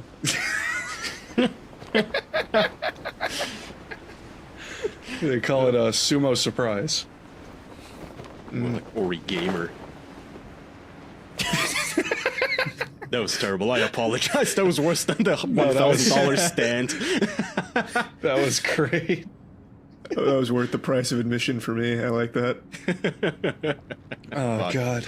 Shit, there was some low-hanging fruit. It's okay. It was tasty fruit all the same. That was my topic. Sometimes you just have to take it. Yeah. Yep, your turn, Kaya. What else you got for us? Let's see if I still have the tab open. So, you Americans are so fucking goofy. I mean, talking about different cultures, your Department of Energy has now rebranded fossil fuels as molecules of freedom. And natural gas is freedom gas. This is an official release. Wait, what? This is an official release. I'm not pulling this out of my ass. This is on energy.gov. Freedom gas? Yes, it says... So this is the official press release. Oh my God, With you're the not US in kidding. another year of record-setting natural gas production, I am pleased that the Department of Energy is doing what it can to promote an efficient regulatory system that allows for molecules of US freedom to be exported to the world. Said That's Assistant amazing. Secretary Fossil Energy Stephen Winberg, I guess his name is. Wait, so Wow. are they referring to all natural gas as freedom gas now, or is it just are they referring to a product here that they export? No. It's only American gas is freedom gas. Yeah, Everything so- else is just bad. Yeah, Infidel specifically, gas. natural gas exports from the United States are referred to as freedom gas. Apparent. I don't know about that, but here's this the rest of new? the quote. It says, increasing export capacity from the Freeport LNG project is critical to spreading freedom gas throughout the world by giving America's allies a diverse and affordable source of clean energy. I want some freedom gas, man, and freedom molecules. I'll take any It's of you. fucking awesome. I want freedom atoms and nuclei. This just fucking sounds like propaganda. Like, Yeah, oh, it really does. you want our American gas, our molecules of freedom. I wonder if any It looks- it Japanese sounds people like want to come something- to America just looking for the freedom molecules and gas. Like, yeah, I heard It they sounds had like something that storage you'd we make can- in Sims. Huh? Yeah, it just sounds so outlandish. Yeah. It's hard to believe that this is like an actual press release coming from a department within the United States government. Yeah. It sounds so comical. It does, but it is. You can look it up on energy.gov. I don't fucking know. Just Google it. It's on the page. Ah, good shit, man. Oh, let's That's see. awesome. So now the US is exporting freedom. Well, they always have. Mm-hmm. In the form of mother of all bombs and whatnot. Well, what other bangers do you have? That was eye-opening. Sorry, I'm kind of disheveled here. Some video game developer apparently talked kind of a little bit of shit about the indie game developer community. The guy who made Braid and The Witness. You guys know those games? Oh, he's a Jonathan pretentious Blow? fuck. Yeah, That guy, he's what? he's always been full of himself. So what did he... Do you know about this, Andrew? Because I'm not I don't really know sure. about this story, but I know in the past he's been interviewed a lot and he's just always been like a fucking hipster guy. Okay. Well, That's everybody's all I know. angry at him. I didn't do research on this. I don't know why the fuck I brought it up as a topic. I'm sorry. What do you guys have? I have about like 60 clips of voicemails, but I think it's a little too soon quite yet. So, What are the voicemails this week? dude, I don't even know. I clipped these the moment the Who's Right fellas released the episode, and that was like a week ago, and I don't remember what half of these are. We could get into them if you want. Some of them are about anime.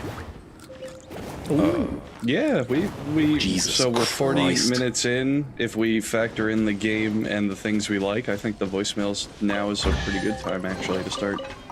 Oh my fucking god, this is so long. Okay, stall for like 5 minutes so I can get an overview of what the fuck I even did here. It's 60 clips, I need to index this in my head, please. Jackson, Charlie, I'm Did you thinking of a number yeah. 1 to 2. Wait, a number between what? 1 and 2. 2. Jackson? You're both wrong. One. It was 1.6, you fucking morons. I said But between moving- 1 and 2. Yeah. moving on from that. Did you hear about the drama between Pay Money Wubby and H3? I know Kaya hates drama, but I'm actually this gonna is all duck I've out to got. take a leak, so feel free. Okay. Did you hear about that one, Charlie? No, I can't say I've heard that one, Jackson. What happened? So Pay Money Wubby, he's most famous recently for discovering the meme of the Angelic Initiative, which is those two like loony women that keep worshipping the sun or whatever. I don't know what they do. They they make videos worshipping and they're just insane. Have you not seen that? I know what that is, yeah. Yeah, so H3 podcast, or Ethan on the H3 podcast, started talking about it, and then Pay Money Wubby had like a stream afterwards where he started getting really angry at Ethan for talking about it, claiming that he owns the meme of the Angelic Initiative, so no one else can make content out of it, and he didn't credit Pay Money Wubby for discovering it. So wait, back up. Who's Pay Money Wubby? I've never heard that name before. He's like a streamer. Okay. Oh yeah, YouTube streamer. Okay. And Ethan is from the H3 podcast. Nice and spicy. Nah, I mean I can't say I've heard of that, but that seems a bit petty. I mean, I discovered slapping, but you don't see me going around copyright striking anyone talking about slapping tournaments. See, that's what I think it's. I guess a you're bit not like, Disney. I think it's funny how YouTubers kind of try to claim memes as their own, and then they fight for like fair use or whatever when they're stealing content from actual movies and ripping off from them. Wait, and then they're like, no, this is my meme. Barbados. Ethan isn't going around suing people, is he? No, talking about the other guy, Pay Money Wubby is apparently upset because Ethan found his cash cow. I didn't credit him. Yeah, that's pretty much it. I thought that was just an interesting little scenario that's happening on the internet at the moment. I think it just like happened yesterday. But if you guys don't know about it, fine. We'll move on to whatever kind I'll be honest, I'm not really sure whatever it is that I do have. I have a bunch of clips here, which I titled them all shittily, and I must have clicked them when I was really sleepy and drunk, so I guess this will be a surprise to all of us. This is about the Misfits. This is a clip titled "The Misfits Started the Podcast Idea." The Misfits started the podcast idea. The official podcast just jumped on their bandwagon. Oh, fuck you. Bullshit. Bullshit. Was that the whole thing? Yeah. Yeah. Who is that? That was Kaya recording himself to have topics to talk about. Yeah, it sounded like a Xanax overdose. This says Duck summarizes Misfits callers. Let's see. Okay, so there's somebody. Listen to this. Listen to this. There's somebody that listens to the official podcast. Took the time to call Who's Right's podcast to tell the official podcast that they don't know anything about the Who's Right podcast, and that the official podcast stole their idea from the Misfits podcast. Okay. Yeah, that tickled my fancy. So, yeah, this guy called in and said that we were stealing the podcasting idea from the Misfits. Listen, buddy, the Misfits aren't even, 45 episodes into their show. We are at 131. Yeah, but they thought of it. They thought of it 3 years ago. Yeah. And plus, we're not trying to claim that we invented podcasts. Podcasts have been around for oh, okay, never mind. We invented them. No, we are literally the official podcast. Everything else is an imitation, a joke. It's trademarked, damn it. Yeah, a copyright. Fuck me. Now that I played that, I remember. I saw a post on our Reddit earlier today where somebody, I guess, got the idea that we were being serious about this. I feel like such a schmuck for having to explain a joke. This feels like having to explain a knock-knock joke. No, we're not actually angry at the Misfits boys. Jesus fucking Christ, it's a gag. You guys heard Doug there say that... I guess I should set the stage a little better. Doug and Anthony on the Who's Right podcast, whose voicemail we've been kind of sort of raping, they got a lot of calls from our fans. Now, a lot of these fans are very, very young, as you're about to hear. A lot of them also just really kind of sort of mean because they keep bringing up how they could not fucking care less about their podcast. So I'm trying to look up that compilation. Stall, hurry. So Jackson, about that porn game, No, I'm not talking about the porn game. I've talked about it too much. I'd like to separate the man from the porn game and not have my name tied to it now. I like to see where the fuck I've really thought about it. put this motherfucking clip. Disney's Okay, gonna I think sue this me. is it. So this is just a compilation of our fans calling into the Who's Right podcast, telling them they don't care about the Who's Right podcast. I'm so sorry. I don't really know anything about your show. I don't really care about your podcast at all. I want to talk about the official podcast. I'm here from the official podcast. I don't really know about your podcast, and I don't care. And I actually don't know what podcast I'm calling into, but was told by the boys over at the official podcast to use you as their voicemail. I was listening to, not your podcast, but the official podcast. I don't give a fuck about this podcast. I don't care about the official voice, but, I don't really give a shit about the Who's All These podcast people. I'm here for the official boys. I don't care about your show, Doug. Hey, just some random guy here. Don't listen to your shitty podcast. I'm sure it's not that great. Oh, that's me. Most aren't. Hey, this is for the official podcast. No offense, but I've never listened to your podcast. None I'm sure it's taken. Great. Hello, I don't know your podcast. I don't give a shit. This message is for the official podcast boys. I'm still not going to listen to your guys' goddamn fucking podcast. That guy was so mad. He was very mad.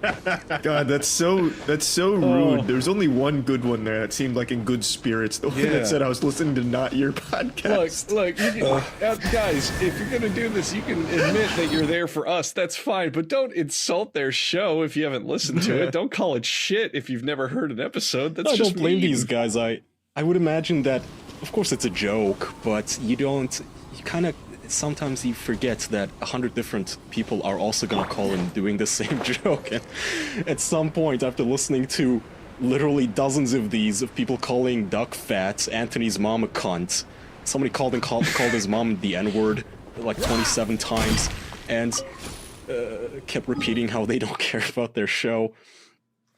What does Doug Are think? their spirits broken? What does Doug think about this? How are they coping with it? Yeah. I'm gonna get to that. They're being real good sports.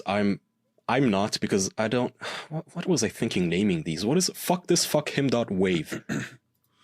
And I actually don't know what podcast I'm calling into, but was told by the boys over at the official podcast to use you as their voicemail. So if you could play this on your show so they hear it, I'd greatly appreciate it. Anyway, Jackson, Andrew, Charlie, Kaya, thank you for the podcast. I started listening back in September with episode 1. I've been trying to catch up all year, and I just did recently. You've made 128 hours worth of homework. Oh, boring fuck classes. this. Fuck him. What? Why are you so angry? God damn it. You've made 128 hours worth of homework. Blah, blah, blah, blah, blah. Okay. So that's Doug getting irritated at our fans who... So they put out these videos that are an hour long of them listening to our fans call in, and in the second episode they put out a second video. Our listeners, for some reason, just increasingly got younger and younger, the ones calling in. I have 5 different clips labeled literal 12-year-old. So we're gonna get to those. How would you feel if our fans were 12? Is it illegal to... Oh yeah, I should, I guess, mention. So, Doug and... Is it illegal to have 12-year-old fans? No, so I should mention... Oh. Doug and Anthony on the Who's Right podcast, I guess they have a sponsor called the Flatus Flute, which is a butt plug that is also whistle, so we can fart into it and it'll make a sound. And they've been toying with... It sounds like Doug just made it or something. Wait, why don't they sponsor us? Yeah, I don't know. I don't know. These guys have some dope It's one of their sponsors. So they products. have the butt plug that whistles, and they also have Spunk Lube, which is this lube that looks like cum. Well, how come we can't get a sexual sponsorship to save our lives?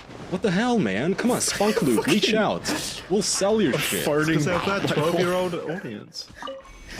So, yes, they have that. So if you want to win a whistling butt plug, you can call into the Who's Right podcast, and if you leave a funny enough message.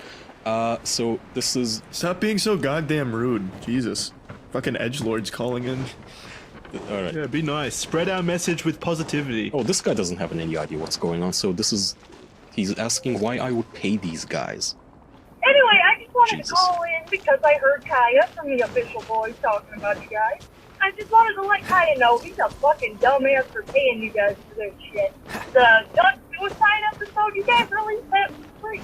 So that's all I wanted to say. Keep up your train wreck of a podcast, boys. I enjoy it. What's the hurry? Okay, I don't pay them, dummy. That's just not a found them. 12-year-old. That's Mickey Mouse. Yeah, I think that was a mom.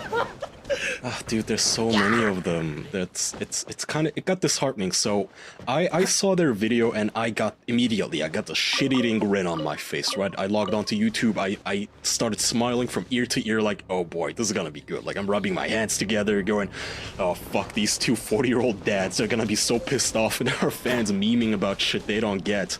And by the end of it, I started to lose my smile because I started to get embarrassed by the caliber of callers they were getting, because it started... Okay, let's just get over it. Where is literal 12-year-old? Here. This is one of our fans. Hey, Who's Right podcast.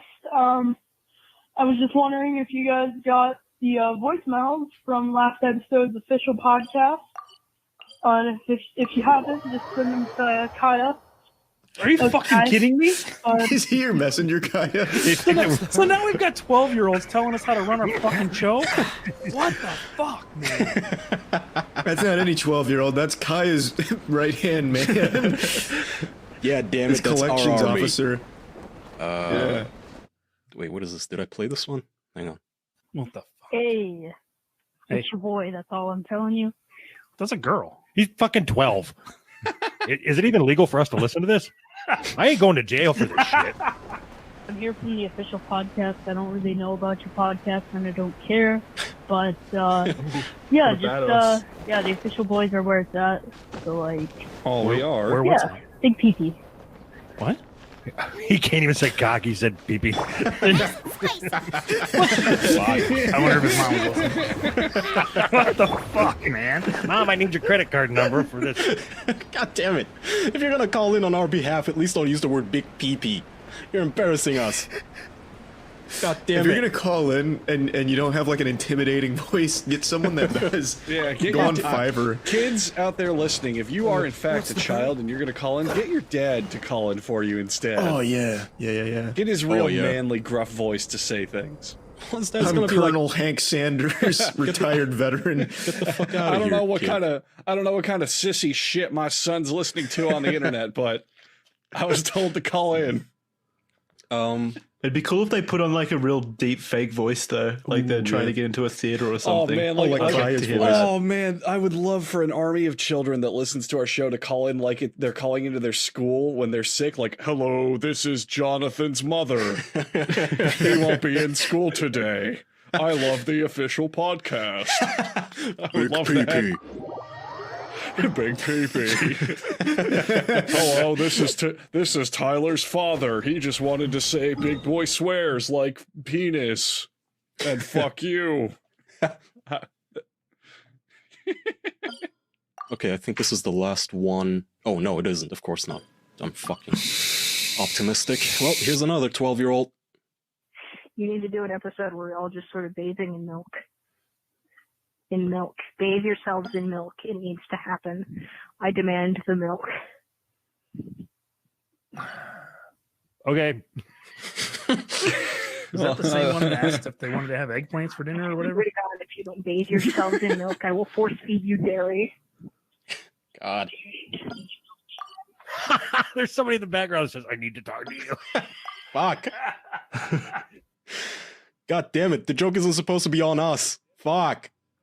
They're the ones who are supposed to look dumb, and instead we're getting embarrassed instead of in front of these guys. I wanted these guys to just get angrier and angrier as the episode progresses instead of start laughing at us in the audience. Damn it. Yeah, that made me very uncomfortable. Yeah, now we're the laughing stock.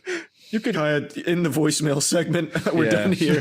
Close it down. You're doing too much damage to the show. Yeah, close Pandora's box. Yikes. You could hear the little giggle in his voice too, like, I want you to bathe in milk. Oh, fuck. Okay, this is the last one, I think. Whole mood, but my name's Jordan. I got this number from the official podcast. I'm from Lafayette, Indiana. Next, I can't fucking take it. Fuck, this is horrible. Fuck. Where do we get all these young... Who gave you phones? It's cool if you're listening, but fuck, stop calling random numbers you don't know you got there. I mean, that just... Huh? That just sounded like a woman to me. That didn't sound like a kid. That definitely sounded Who's like giving a them woman. Who's giving women phones? Yeah, I don't know. I think that did sound like a child there. So one of them, I don't know if it's Doug or Anthony. I didn't label this because I'm lazy, but one of them asks the question here. Do you think that these official podcast guys, do you think that they purposefully reach out to 12-year-olds? I mean, is that... Are you talking about on the show or just in private or what? I mean, do you think that they target their show towards these kind of people? Or is this just the kind of people that flock to that kind of show? No, damn it, are we? This is what floored my confidence as I'm watching this. I'm getting these midlife crisis. My all the confidence I had in this show is getting destroyed. I'm going, oh fuck, are we? Shit. I think it's just the nature of the internet. Like, Best Gorg has a lot of children that use it because, edgy stuff. Like, it's, no matter what. Who's right? There's nothing we can do at the end of the day to stop kids from listening to the show, period. Any audience on YouTube is going to have a subsection that are kids, and they're probably going to be the ones that enjoy calling up on our behalf. Kaya, you set up a voicemail, right? Have the Who's Right podcast listeners call that, and let's see who they get. Oh. Well, they get no calls. I mean, that's the problem. I mean, think of it this way. What are you expecting from our show? I mean, we talk about masturbating and poop and all that, and you guarantee there's a huge subsect of kids that go, just ripped ass. I mean, that's fair, right? I mean, I do fart into the mic on our streams Exactly. during E3, and I guess I'm gonna have to eat some really spicy chili before E3 this week, just so I can keep up the tradition. That's fair. And you really don't think that we have a whole legion of children listening to us going, whoa, they're so funny, they talk about doo-doo winkies. I know, no, but see, I know our audience is on the younger side. I mean, obviously they're younger than I am because I'm graying and dying. That's cool. I just thought it was more in the range of, let's say 16 to 20-ish, right? Which is good, nice. I'm sure that's where most of our audience That's is. 100% where most of that is the bulk, yes. But for some reason, out of, I don't know, sheer luck, the universe, all the stars aligned and they embarrassed us in front of these two boomers. So also I should mention, you guys know how we called them and the phone rings before you get to the voicemail. Apparently, I don't know what the fuck Doug did, I guess, with his technologically clueless ass, but every time somebody calls, I think his phone actually vibrates for as long as somebody is calling. So he's been getting so many fucking calls from these little 12-year-olds. Okay, what else we got? I don't know what This guy, are you sure this guy doesn't absolutely hate you? You've like taken over his podcast. You've started calling in death threats at his work. Wait, what? Are you No, sure that's that Carl. he doesn't? You're confusing. You're confusing people I'm trolling now. Yeah, that's Carl from Who Are These Podcasts. This is Doug and Anthony from the Who's Right podcasts. Oh, right. Okay. Yeah. I thought. Oh, okay. I thought you called in to Doug at his work. No, that was Carl. I mean, if I did have his number, I would call Doug too, but oh yeah, I guess. Last time we had these voicemails, somebody asked if people would jump off a bridge for us. This is just that. Yes, if fucking Kaya told me to jump off of a safe bridge into water, hell fucking yeah, I would. Good. Official army represents. Yeah. Kaya, you wanted your scandal and your drama? Give your blessing right now to anyone out there who wants to jump off a bridge for us. Do it. You fucking lord. Oh, that's... yeah, it's a little far. That's not the drama we need. That's him going to jail. Yeah. Exactly. He wanted his scandal. It's 100% illegal. Yeah, you inciting. Yeah, inciting damages. Yeah, it's. Oh yeah, there was this one girl who just got. You guys remember the chick who texted her boyfriend to commit suicide in his car, and I guess she got a couple of years in jail. Well, he messaged her saying he was like feeling suicidal or whatever, and she replied saying, "Oh, you should just do it." Yeah, she was egging him she went on and on and on. You're right. Yeah. But it was. Well, was like a Kaya, long you want process. your drama? This is the way in. I want drama, not jail time. The getting butt fucked by Bubba. What makes better drama than someone getting arrested? The drama that doesn't cost the whole show. Yeah, I'd rather not. Well, hey, you get your one phone call every week. You could just call into the show. Yeah, I'll call Doug. Hey, Doug, it's Ty in person again. Just Really hoping you'll get me bail. out. Yeah, hoping you'll bail me out. But will it be the milk? Then we'll play the voice clip on this show. Bubba make me bathe in milk. God, come on, represent us better. Doug, right here, sees through the ruse. So, here's why they are smarter.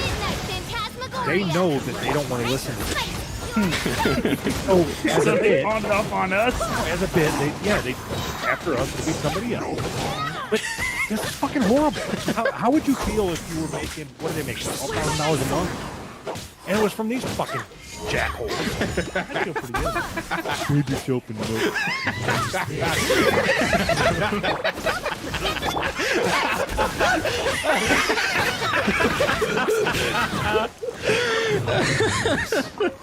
Oh, this is the resentment. That milk kid's got what he wants, though. Yeah, that kid. Yeah, he's got his weight in worth in milk. If fuck, anything, Doug is. It's like Doug is so right For though. Minecon. After the Who's Right podcast, we're gonna be doing somebody else real dirty. I think we should do Opie for sure. No one hell deserves like yeah. actual. No one deserves Yeah. mean words more than that guy. The problem is though with Opie, I thought about that, but he really curates his voicemails and he doesn't have a sense of humor, and also he fakes his voicemails, Charlie. Like, he has his friends calling to the show going like, yeah, so the OP Radio podcast is the best podcast out there. If you want to listen to him, go to iTunes, blah, blah, blah. So he just pays actors to call in. I don't think he would play our voicemails. I think we should still give it a shot. even if he doesn't play them, he'd have to listen to them, right? Yeah, but it's not as funny if we don't get to hear listening. Yeah, I know. So, I don't know, we might give it a shot at some points, we might not, I don't know, OP, that would be awesome though. Stop being so rude to Doug and Anthony, they're fucking awesome, man. Dude, they have a good sense of humor about all these children calling in. This is a clip called The Angrier Doug Gets, the Better. My opinion doesn't matter. I think it's irrelevant. No, I think the more angry you get, the better it is for them. That's true. We're gonna get more calls the more angry you get. I hope so. Fuck you. I forgot to mention, when he brought up our Patreon at 12,000, we are almost at 3,000 patrons. So thank you to everybody. Oh, nice. If you want to listen to us, you can still go to official.man/subscribe. Give us even more money. 20,000, we'll bathe ourselves in milk. Ow. You know what? I'll do the ice milk challenge where I douse milk on my head if we get past 13,000 a month. We are past 13,000 a month. You set the bar low. No. You just want to bathe in milk, you fucking weirdo. Not yet. Patreon started its billing cycle, which always makes everybody bail, so we dipped, as we do every month, but I'm hoping we can shoot back up. Don't you want to aim a bit higher than like $400 away from what we are? I don't think I'm worth as much as you are for sucking dick at $250,000, Jackson. Yeah, but at least make it like 15,000, not something that we could Fine, realistically 15,000. reach in a week. I will. Who the fuck wants photos of me in milk? What? Probably a lot of people, 12-year-old kid honestly. does. Yeah. Yeah, Kaya, send it to him in private. No, fuck off. Okay, I'll save. I guess I'll save part 2. I feel like they're not gonna make a video anymore if they decide not to kill themselves or end their own lives. So we could continue this next week or on a bonus episode. If you want to sign up for bonus episodes, we can do that. We talked about removing the advertising in our episodes if you sign up for our Patreon. So that's a new perk.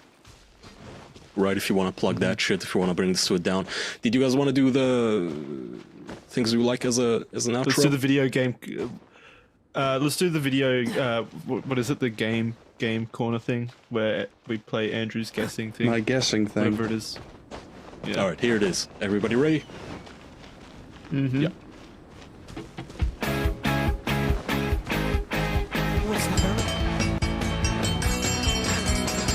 Ah, what is this? No idea. I Jet Set recognize Radio? it, but I don't- King of the Hill? Yeah, Jackson got it. Oh, okay. Fuck yes. King of the Hill theme. Wow. I'm throwing you some real softballs here, guys. I'm surprised. I never listened to the show, so I didn't remember the theme that well, but I did watch when I was younger. Couldn't It appreciate was it. super familiar. Like, it's such a recognizable song. And I haven't even watched King of the Hill that much. I mean, even the intro online, like with YouTube poops and all that shit, you hear it everywhere. Yeah. YouTube poops. Oh yeah, I love YouTube poops. There's some really good ones out there. The fuck is a YouTube poop? Yeah, that's true. We've been over this on the show before. Yeah, we We had have. YouTube, like Mountain Dew. What's his name? Mountain Dew. Mountain Dew. Phil. He does YouTube poops. Yeah.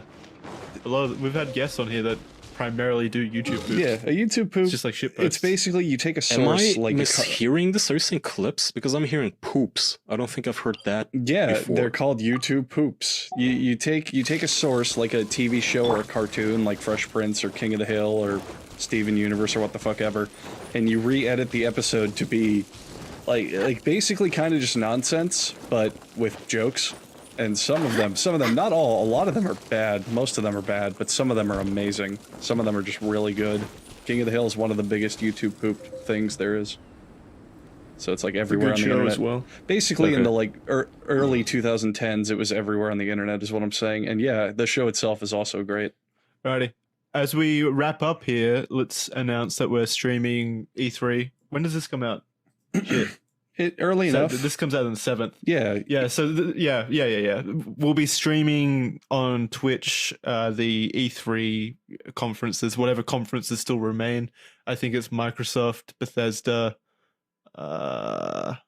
Is that it? That's not Pretty it. much. Ubisoft, the Square they'd Enix. be doing one. Square, yeah, whatever conferences are on like the main E3 days, we'll be streaming them. So if you want to head on over to Twitch, we'll be co-streaming. Me, Andrew, and Charlie. Kai doesn't have a channel, so he won't be, but he'll be joining us. I So don't yeah, need you your can come join us, shekels. and we'll make fun of E3 together. It'll be fun. So yeah, That's Moist Critical, Hugbees TV, and Zealot on PC on Twitch will all probably be hosting each other and squad streaming. So pick one. Mm-hmm. With the Mountain But Dew yeah. and RGB chairs, squat screaming. Okay. Alrighty, that's it for this week. Jesus fucking Christ! We still Thanks, have like, everyone. we still have like 20 voicemails. We'll get to it eventually. Stay tuned for next week. Maybe. Bye, everyone. See ya, everyone. Bye bye.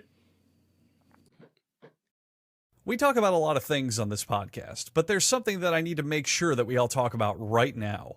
Because if you haven't heard about Anchor, then you need to know about the easiest way to make a podcast. Let me explain. First of all, it's free! Beyond that, there's creation tools that allow you to record and edit your podcast right from your phone or computer. Anchor will distribute your podcast for you so it can be heard on Spotify, Apple Podcast, and many other platforms. You can make money for your podcast with no minimum listenership, and it's got everything you need to make a podcast in one place.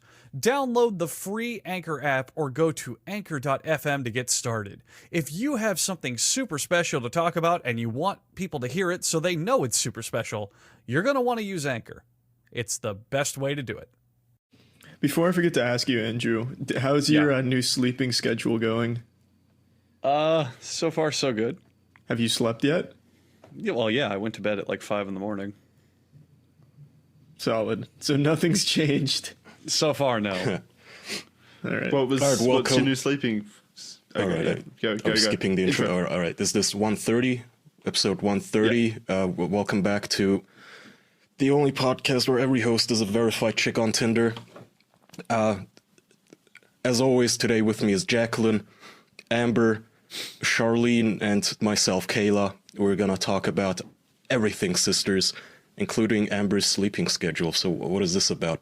Oh, there's not really much to talk about. I want to start doing a sleep schedule where I just go to sleep when I'm tired and wake up when I want to. Not really the whole, oh, it's bedtime.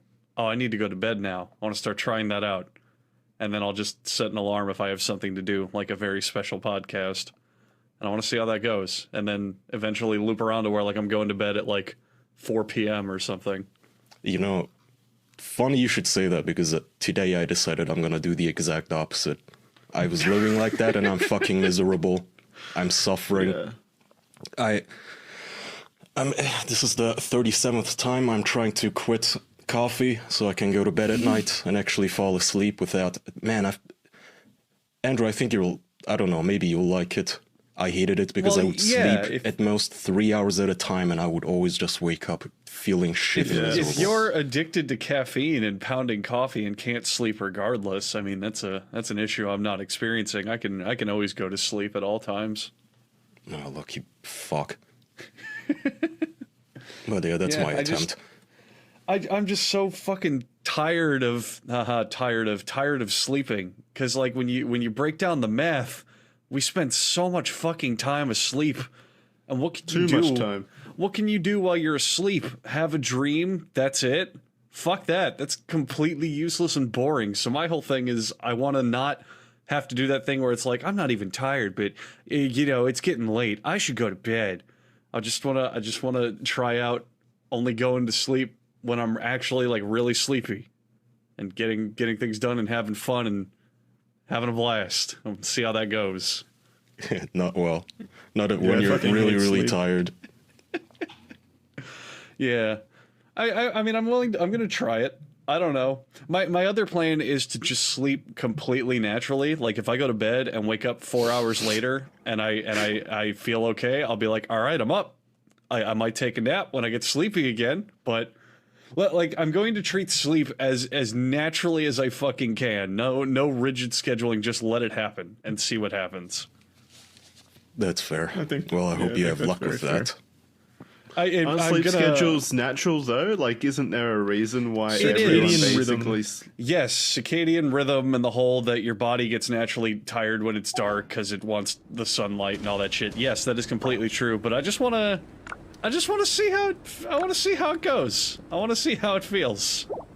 I'm gonna try it. I'm expecting it to not work, but maybe I'll like discover enlightenment or something. If Andrew isn't here next week, he's dead. So yeah, your plan is to basically just sleep whenever you drop. But what if you've got like you said, you drop 2 hours before the podcast, and you have to wake up in 2 hours to record the podcast? See, I've done that a lot though. That never bothers me. I throughout all of the grand history of my life, I've always never had a problem with, I'll set an alarm and I got to be up at this time. So I'll just man up and take that. It's fine. Figure it out. If I do have to set an alarm, that's less time I'm sleeping anyway. So good shit. It worked out. Yeah.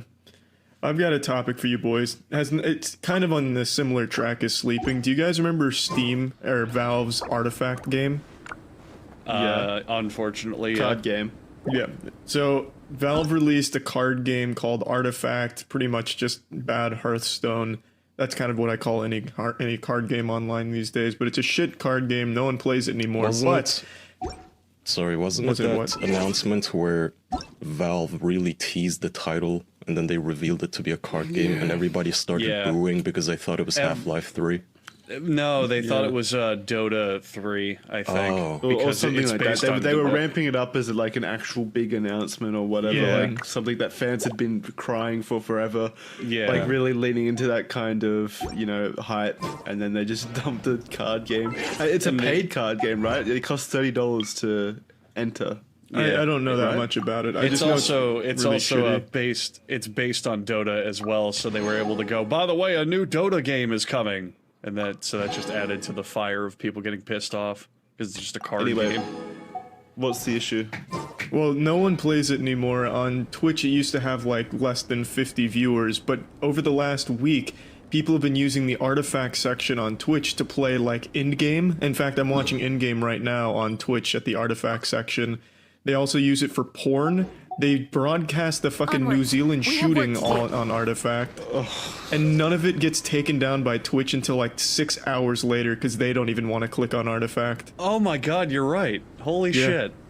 Wow, they have Downtown on right now. Holy shit. What's the hurry? Yeah, and right next to that is Avengers Endgame, which I've been watching. Yeah, Artifact Endgame DLC. Yeah. Wow, I'm watching Russian hentai as we speak on Artifact. Holy shit.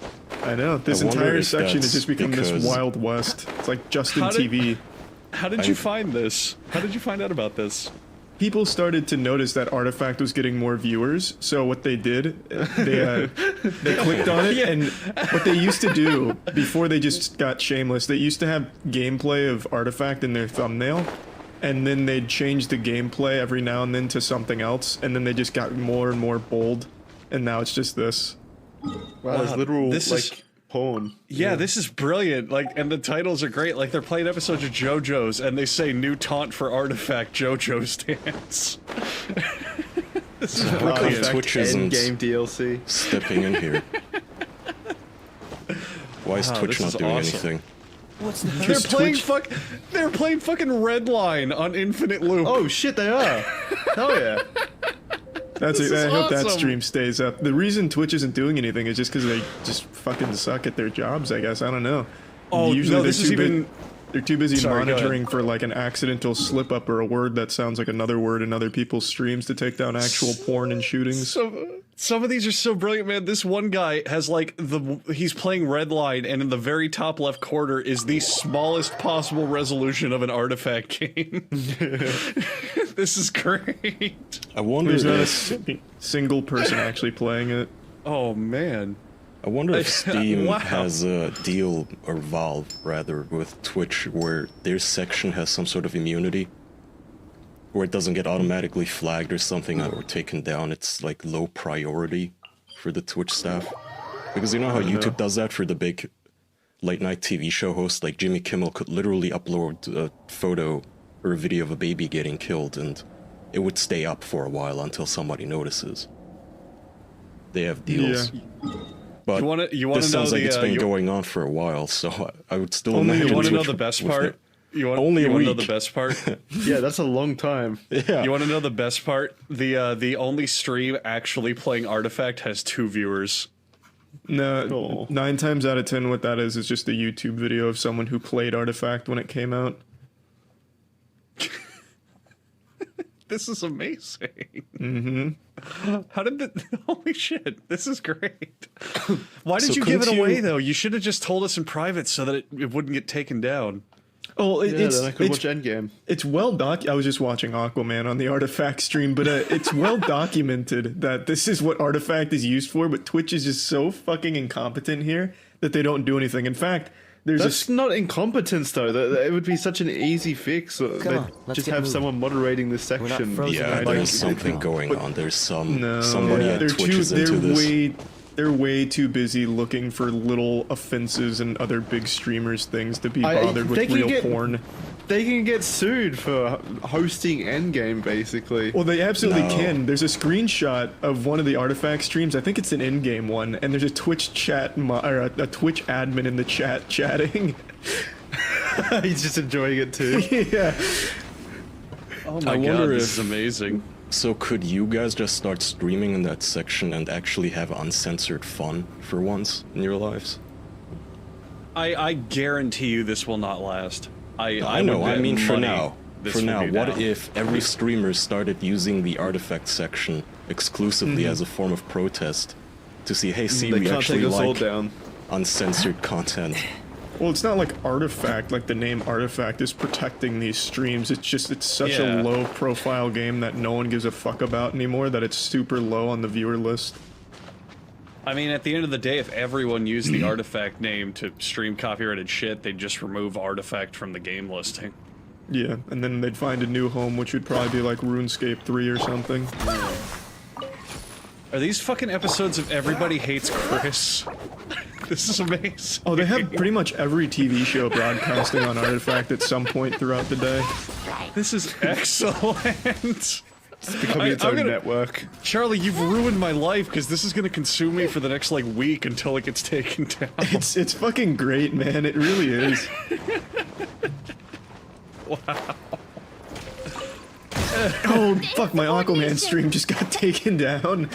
Shit. They're listening to the podcast. They're in the Discord. Fuck.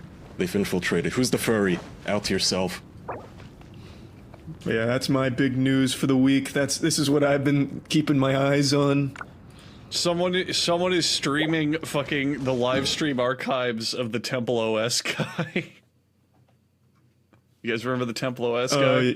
Isn't he David? Dead? Yeah, David the guy who would use racial slurs and said that God told him to make this OS and shit. Oh my god. How did he die again? I think he was Excessive homeless. racism. Yeah, he was homeless and he cursed out black people and they stabbed him. No. He was homeless and, I don't know, some like medical shit. Whatever. It doesn't matter because now we can memorialize him on Artifact. He's with God now, in heaven, playing Artifact. Probably winning, too. He's had a lot of practice with virgin shit making, Linux? I imagine that leaves a lot of time for practice. Terry Davis was his name, and he was murdered by a train. Train? Yeah, he got hit by a train. Is it a joke or? No, he got hit by a train sent by God, basically. I don't know what to tell you. He got hit by a train. Well, that must have been a suicide then. Manslaughter. Yeah, the Artifact streams will consume a good portion of your day for a little bit, no doubt. Yeah, I wish well, there let's were not do that right now then, I guess. Okay, enough Twitch links in the chat here. Stop tempting us with Endgame. We can go ahead and we'll close the book on the subject since you brought him up. Terry Davis, creator of Temple OS, while walking alongside railroad tracks in Dallas, he was struck and killed by a train. Yeah, there you go. Yeah. I don't think he was walking along. I don't think he was walking along them as much as on top of them. If he got struck. I don't know. It couldn't have happened to a worse guy or a better guy. Rest in peace, Terry. Just casually sleeping on them. If he was homeless. He really was. Like the cartoon homeless people with the little stick in their bag of belongings walking on top of the tracks. Laying their ears down maybe on the rails to see if the next train is coming so they can hop on. Find a new life, and instead you get run over by some train transporting coal or I don't know what. I love the idea of him putting his ears to the tracks to listen for a train coming, and one strikes him from behind just immediately. Like sucker punches him with the force of a train, of course. Okay, so let's see, I got a bunch of topics. We have Amazon versus Amazon. Who's Right Boys came through with the voicemails, Joe Rogan AI, and some deep fake voices. That's kind of creepy. Gang stalkers. Gaming is a disability now, or at least it will be in 2020. And who the fuck? Some guy from Gearbox, I guess, assaulted somebody. I think this is old news. Wait, Randy Pitchford? Randy, not again. Randy Pitchford, I watched underage porn for magic tricks. That Randy Pitchford assaulted someone? To be fair, he did make a compelling argument with that. Oh, barely legal, excuse me. Yeah, David Eddings. So David Eddings, who I think is the voice for Claptrap, says... Oh, yeah, I'm getting deja vu. Didn't we do this? He says, I was fine moving on after Gearbox. Blah, blah, blah, but I have to correct a record I have a lot of mixed feelings about. He says, Randy physically assaulted me in the lobby of the Mario Marquise at Game Developers Conference 2017. Is this news to you guys? Imagine getting assaulted by Randy Pitchford of all people. Oh man, that'd be the most magical assault of all time. Personally, I think Randy's been on tilt. Pull a crowbar out from behind your ear and then smack you with it. He'd start coming in his pants because that's the only magic tricks he studies is the cam girl ones. Ooh. So Claptrap says, I even blocked him a couple of years ago for stalking me on social media. Enough is enough. Yeah, Randy, come on. She's just not that into you. It's not nice. It's nice not feeling the need to spot any sleight of hand these days. Ooh, you see that pun he did there? Randy is a magician. Or wonder if the card was chosen or forced. Ooh, more magic puns. I'm happy to be free. I'm happy to be free from the half-truths and full-on deceptions. And thankful to no longer hear people refer to as muggles, like a con man refers to a mark. Muggles. Imagine Randy Pitchford just going around. I guess, imagine him going around. that must be what he calls people who just don't want to pull a card. Like, Randy, I gotta work, man. Just go away. I have to edit this audio and texture these models. Could you leave me alone? Okay, Muggle. Yeah. It's gonna be docked from your pay. You're going to Hufflepuff this time. Do you think he just sits in his office instead of making games all day, just practicing magic, playing with cards? Well, you have to assume he does, because that's all he seems to be passionate about. Well, literally, his practicing magic is watching cam girls on Chatterbait, so yeah, probably. Well, apparently he magically made $12 million disappear, which he siphoned away from a employee's pension fund, apparently. So good guy Randy for there. Borderlands 3, baby. Big boy, basically doing a one-man Now You See Me 3. Is Borderlands 3 happening? Has it come out? Well, no, it's been announced. Okay. And now everyone's so excited. Randy Pitchford's back in the fucking limelight, baby, where he belongs. Can't wait for his lines. Randy Pitchford, I don't think voice acts in it, does he? No, but doesn't he? I mean, I assume he has some creative control over the terrible writing in it. Yeah, probably. I don't know.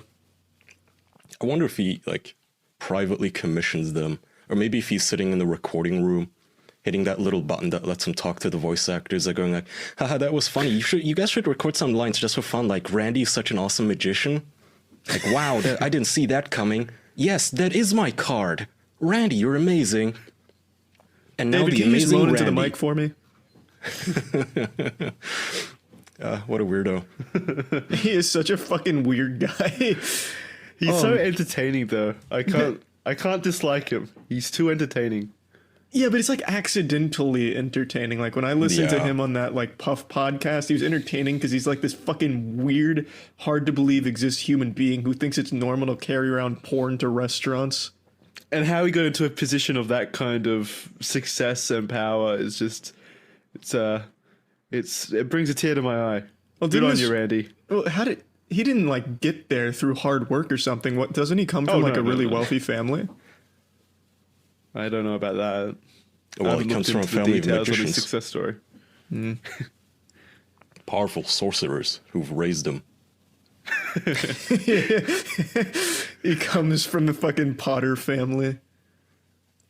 Have we lost Andrew? Are you still in the depths No, of I'm still here. Twitch? I'm still watching here. Endgame. Is John Wick 3 on there by any chance? Because I watched that this weekend. John Wick 3 was on there for a while. Yeah. Dude, do yourself a favor and watch it in the cinemas. Oh, such a good movie. Fuck, 2 hours of action, little dialogue, just nothing but John going around kicking ass. So I was trying to prepare for this. I wanted to watch the first 2 again. What are you giggling about? I just like that. I was preparing for this movie as if it's some type of fucking sporting event that you need to practice for. I was shooting hooks outside for hours, ready for John Wick. There are some things I do care about, and John Wick is one of them. I really like the first 2, so I decided I'm going to watch the first 2 again. I go on Netflix, and of course it's not available, nor is it on Hulu, not for me, because Hulu isn't available anywhere. So what do? I open up my ExpressVPN, which you can get at expressvpn.com/official. And then there's plenty of websites out there that let you Google which movie is available in what region on Netflix, so you know exactly where you can set your ExpressVPN to. And since considering they have, literally 100 fucking countries on the planet that you can choose an IP from, I choose Poland, and I logged on to Netflix, and lo and behold, I was able to watch John Wick 1 and 2, both amazing movies. Still kind of prefer the first. So if you go to expressvpn.com/official, you guys heard me rave about this before. I really fucking love being able to watch anything I want. No YouTube videos blocked for me anymore. No online streaming service is region locked for me. And you know, if you're kind of a naughty guy who just likes trolling people on the internet, if you get banned from someplace, just get a new IP. You have a choice between like 500 of them, so just have fun. expressvpn.com/official. I'm supposed to read the spoiler plates here, which isn't as interesting as me telling you that you can go watch John Wick 1 and 2, really, but still, let me find this. ExpressVPN Protect your online activity today and find out how you can get your 3 months free at expressvpn.com/official. That's right, you get 3 months off from a product that's cheap already. I pay for it out of my own pocket because I really like it every month. There you go. Check out expressvpn.com/official. Good shit. Great. Somebody asked, wait, if I use ExpressVPN and I choose a different place than where I live, will my Netflix options change? Yeah. Mm-hmm. You get to see things that, for instance, only Americans get to see. I think Avengers, like Infinity War, is only available in America, for instance, and John Wick is available in Poland and Hungary or something, so you can just change a region and watch that shit. I did. Okay, It's so... not just Netflix, it's like all the streaming services and other websites that are blocked within that region. You can unlock them by going to a new region. It's really cool. Yeah, exactly. Just like it lets you unlock every page where I have to do this every time I'm in Turkey, so I can browse literally anything that isn't state-sponsored newspapers. Yeah, I was gonna say, I really love John Wick, but I feel like 1 is still my favorite. I was gonna ask what the ranking is. Because I had always heard that 2 was disappointing compared to 1, so that's why I never really watched it. What? Yeah, I haven't watched it. I've only watched the first one. And I so I'm haven't- gonna watch the second one before I go watch the third. I haven't Andrew seen hasn't the seen second it one either. either. Yeah. Okay, well then I don't want to spoil the 2 sentences of story that it contains. Yeah, I was gonna say, like John Wick's biggest like benefit is that it doesn't really have a plot to spoil. Like, it kind of does, but not really. Like, it's not important in the scheme of things. Well, yeah, the Like, I'd plot be is more literally John John needs to kill these bad guys, so John's gonna kill these bad guys. That's the plot's I'd just be more there. disappointed. I'd be more disappointed if you somehow spoiled all of the interesting ways that he does kill people in the. Yeah, in the I movie. would never do that. No. Oh, thank you. Meanwhile, Charlie, I think once a week tweets John Wick killed a man with 3 men with a pencil. Well, that's He from did, the first movie. That's not a spoiler. I know, I'm making a joke. Yeah, it's great. Okay, I get. All right, then. If you guys haven't watched it anyway, let's not talk about it. I know we've been teasing people's assholes way too much, talking about TV shows and movies over the last couple of weeks. We've gotten Let's some. talk about voicemails. Game of Thrones. Let's bring it back. Here we go. Let's not. Don't do that. Okay, how about some deepfakes then? I sent you guys a couple of videos of the Leap Motion is now doing some augmented reality thing where you can teleconference and it creates a little hologram of you for other people to see. And now there's deepfakes going on. I think this was Samsung. where Samsung, yeah. They can now take a photo, literally just a photo of somebody's face, and they can make a 3D head of it that can talk and looks fairly realistic, so they just were fucking around with it, animating photos, paintings of like Mona Lisa and some other clown. I think this is amazing. Have you guys seen the Joe Rogan fake voice? Yeah, the baby fakes. The what? No, what is that? The baby face fakes of Joe Rogan when him and Elon Musk smoked the joint. Oh no, they put no. baby. Oh, I'm talking yeah, I've seen about. that. What are you? No, I'm talking about some university studied his voice and used artificial intelligence and network neural learning or whatever to synthesize his voice, and that's what I wanted to play for you guys because this is amazing. This is not the real Joe Rogan. Listen to this. Friends, I've got something new to tell all of you.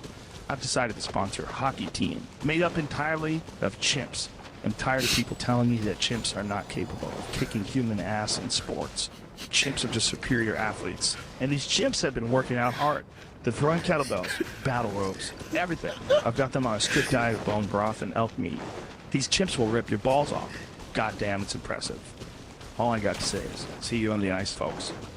Isn't that crazy? Yeah, that's the same AI. That's the same AI that Zach was talking about, or I was talking about that Zach showed me a couple weeks ago, where you can just remember I told you they did it with Donald Trump because there was so much media to go through for it, and they made it sound exactly like him.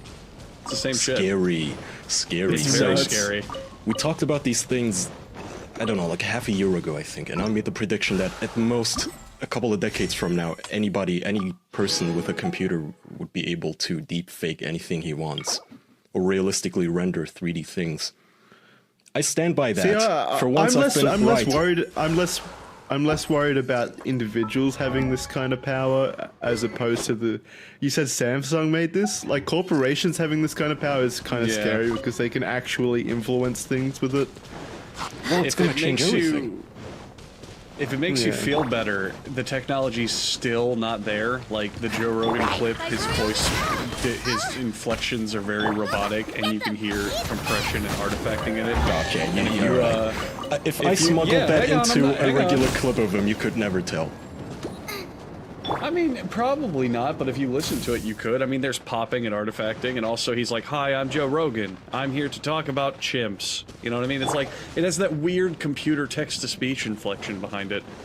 And also the Samsung... You could easily get it by people if they weren't paying attention. And also the Samsung lab where they took paintings, the problem is that I think they have to choose a perspective to render the face from, because they did the Mona Lisa, and it looked like 3 different women when it was 3 different talking animations because of just how it generated.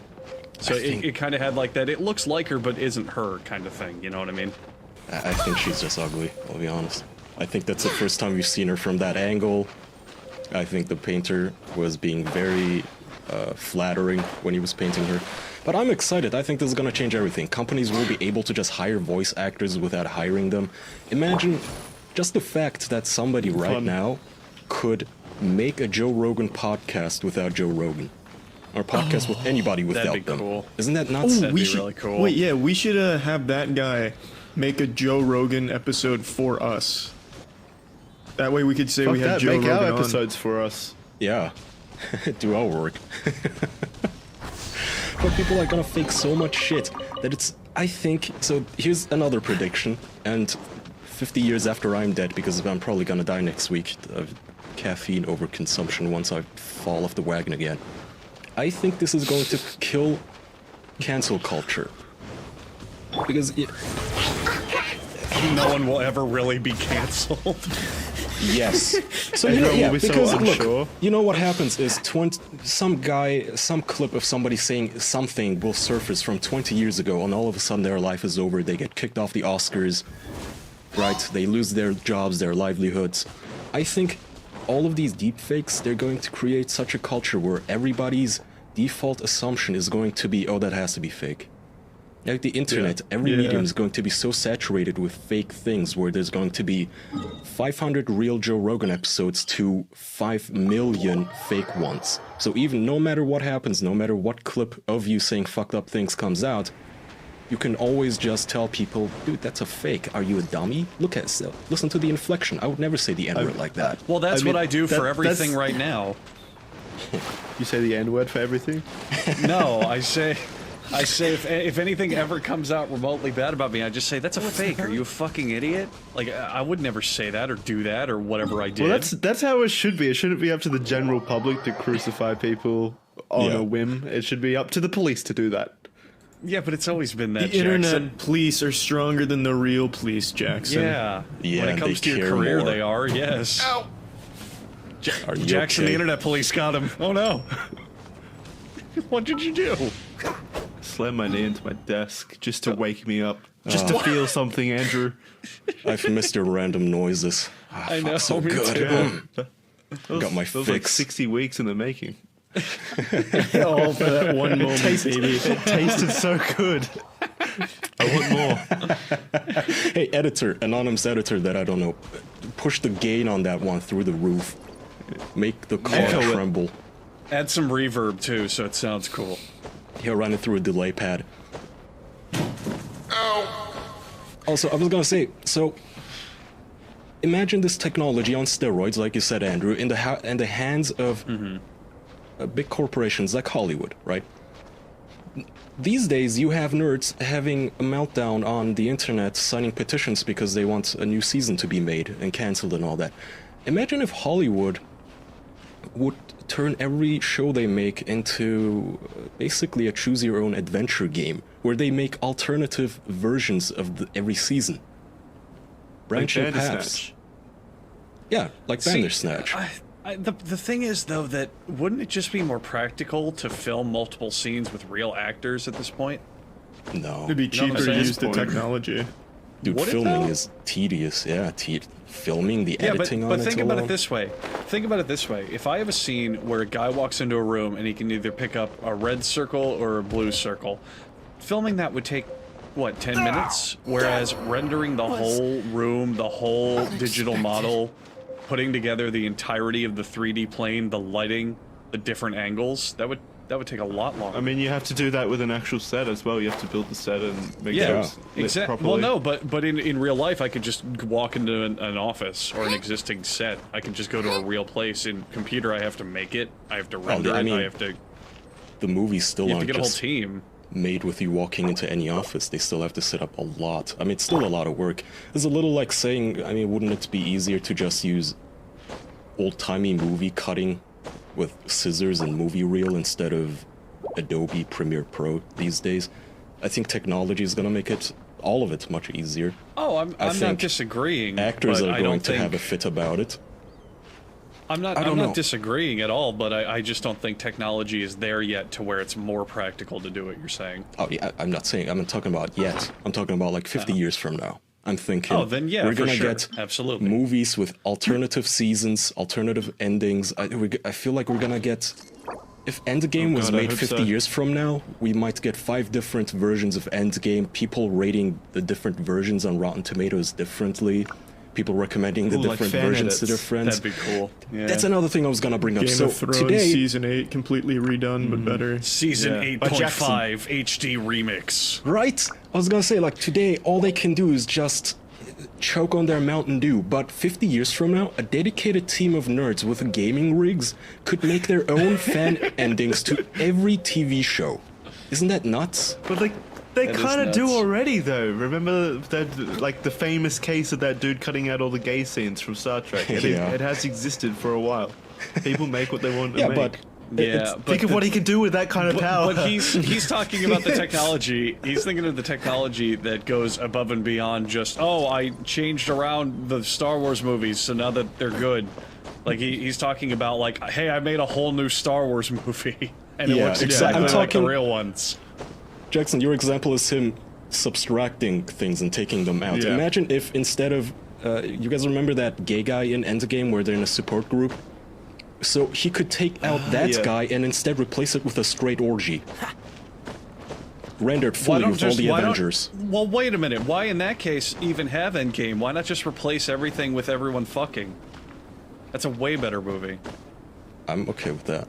And that would be one of the versions. But what I want to see coming from that actually is interactive media. Like I want to be watching, I don't know, let's take fucking Breaking Bad. I want to be watching Breaking Bad and Walter's sitting at the table and he's all like, my meth empire's great and I am very powerful and bald. And then he looks at the audience and he goes, what do I do now? And then people start going, you should go hang out with your family. And Walter's like, I don't want to see my family right now. Like I want that. I want to actually like interact with it. I think that'd be awesome. You want like a microphone in the TV that you can shout at your entertainment. Yeah, Alexa. I want to be watching a scary movie, and like the little chick is walking up to the closet, and you hear like, ooh, shh, shh, and some guy in the movie theater goes, "Don't go in there!" And she turns around and goes, "Oh, why not? What's gonna happen?" Like I think that'd be so cool annoying. as fuck. That everyone in the audience is so annoyed at that one dude for fucking subverting this Yeah, entire movie. but then she turns around to go home, and it turns out the closet was the safe haven for her, and the killer was behind her. Yeah, but what if it was like Ariana Grande and she's about to undress to take a shower and one dude is like, don't do it, be modest. Then the actor has artistic integrity and goes, man, I'm not hiding this ass from the world, and she gets double naked. Wait, so in this world, the actor and the actresses are on set 24/7 to fulfill every obligation. That's what the They're computers. Yeah, they're a computer. That's the He's talking about technology. Technology is just slavery. You program- slavery with a microphone. Well, now we're getting existential, Jackson. No, he's talking about Is it a lifeless slave if renderings. it's not living? Yeah. Not actual actors. Oh well, he said that was literally an episode of Black Mirror. Is it a slave if it's not alive? If it's an AI? that's like pretty That was a shit surface episode. level sci-fi. Yeah, but I'm just pointing out that you brought up this. I don't know. All I think is it would be cool if you had actual and like even then. Okay, don't put it in the movie theater. Put it on Netflix. Like okay, Bandersnatch is an okay example because you click and make different choices. But I want one where he's like, I'm watching the newest movie on Netflix. It's called like Fun Game. And the main character goes, "What should I do today?" And literally a little text box pops up. And I just type in what I want him to do, and he does it. I think that'd be awesome for a movie, and you literally write the movie as it goes along. Like he meets his best friend in the movie, and it says, "What should I say?" And like you can be a dick, you can be a nice guy, you can bring up something to do, and like that writes the whole movie. That would be fun as long as you're alone. Exactly. It wouldn't be like a big crowd thing because yeah, then it would lead to fights. Oh, it would make for a great party game, though. Yeah, exactly. You go in turns and you yell something at your TV, like, Alexa, make Walter kill Jesse. Yeah. And then like if the actors or the AI is really good and it knows the characters, Walter would be like, I'm not gonna kill Jesse, why would I do that? That doesn't make any sense, fuck you. And then you get all uppity like, because I told you to, bitch. And then the movie says game over, and it cuts to a scene of Walter and Jesse eating ice cream together and having a great day. See, I feel like I would always just prefer like a written narrative that's been made by someone else as opposed to something that I could shit out through like whatever device.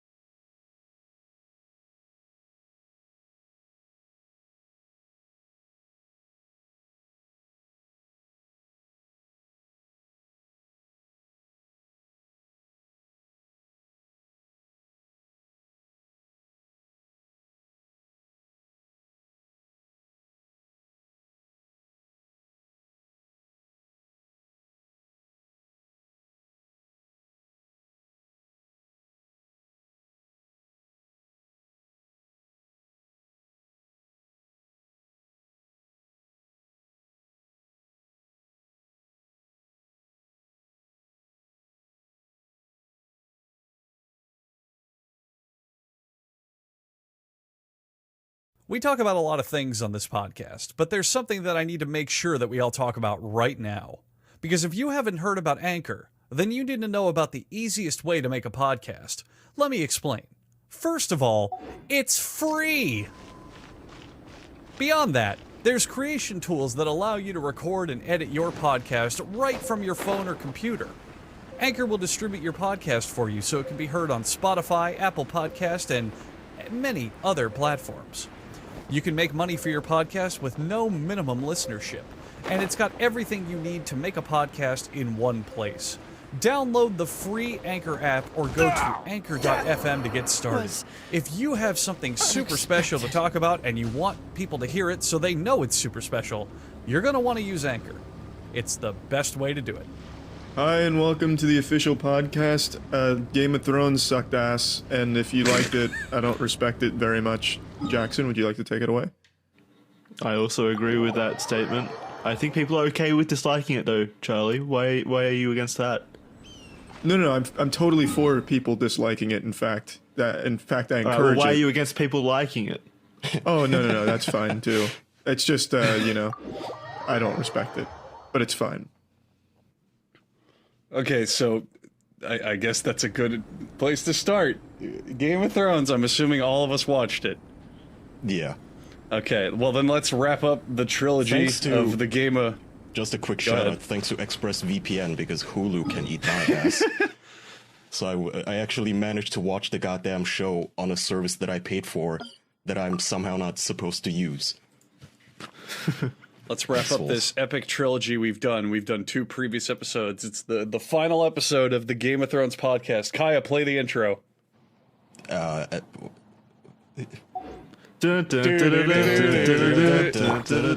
Great. We talk about it. Previously, launch YouTube and actually play it. No, I was kidding. Previously on Game of Thrones, the show sucked.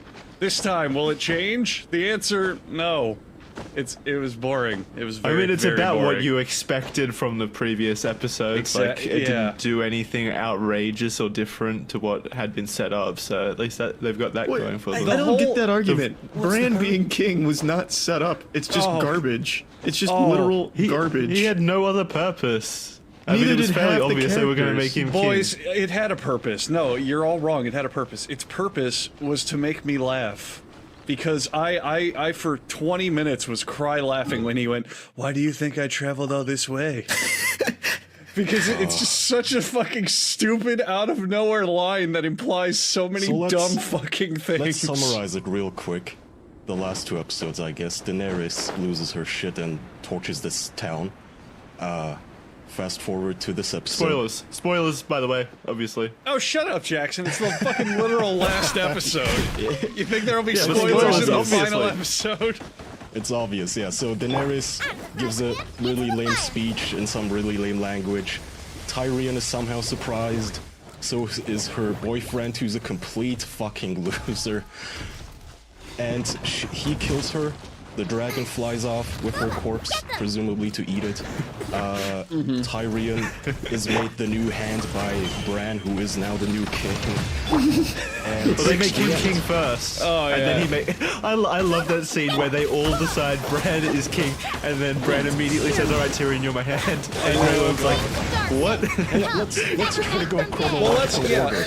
Yeah, let's go in chronological order. That was a logical order. That's how Well, there was literally no worked. logical order to anything No, I mean, that happened. let's this talk episode, about minute by minute. Well, not for 40 minutes, but you know. Jesus. Daenerys' speech. How lame is the Unsullied? That's what they're called, right? The Dickless? Yeah. The way they cheer by just stomping their little... I think they're called the Dickless soldiers. I thought that was cool because you got the contrast of the Dothraki and the Unsullied. The Dothraki are these big warlords of like, but then you have the contrast of the complete, like, professional, ruthless, emotionless But it's Unsullied. too professional. It's lame. Imagine giving a speech to that audience and all you ever hear is just like... Well, that's why the Dothraki in the back. They're like the really bad people at the movies who are like, "Don't come in there, don't do that, you're gonna die." Like they're the rowdy crowd in the back. Everyone else is the respectful people listening. Why were there so many of them? I swear her army size like quadrupled. Yeah, I have They no did a idea. whole lot of fucking, or they found like a bonus supply of Dothraki and Unsullied. I thought for sure the Dothraki were extinct at the end of episode 3. But apparently, I don't know. I don't know where they all came from. I guess the writers don't care either. They I guess don't. just They really arrived. don't. Who the hell knows? They showed up so- just for the speech.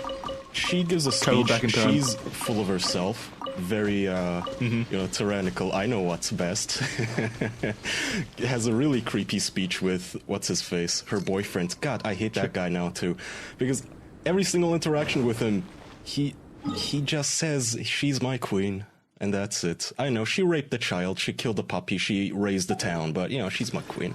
Do you remember, I believe it was season 3, when Daenerys had a literal breakdown because a dragon killed a single child? Yes. Yeah. That was foreshadowing to her going mad. She loved right. it, That actually. was foreshadowing when the writers realized that her character didn't need to exist anymore, so they just kind of had her do what they needed to have happen for the show. Wasn't it I'm completely fine with her. No, it was a human. It was a goat first, and then it came back, and there was a human body as well. But I'm completely fine. I'm completely fine with Daenerys going batshit insane. I think that's been set up in both the books and the show from the start. I just don't like how they got there. It was a literal coin flip between one episode. She just snapped. One episode. That's the problem. The whole problem, the big overarching problem that what the writers don't get is you need natural conclusions, not just plot devices. Like the fucking Night Don't worry King. about that. You do, but the problem is that not the ones we need for the show. Like the Night King is fucking hyped up for every season as the biggest threat, and he gets one battle, and he dies.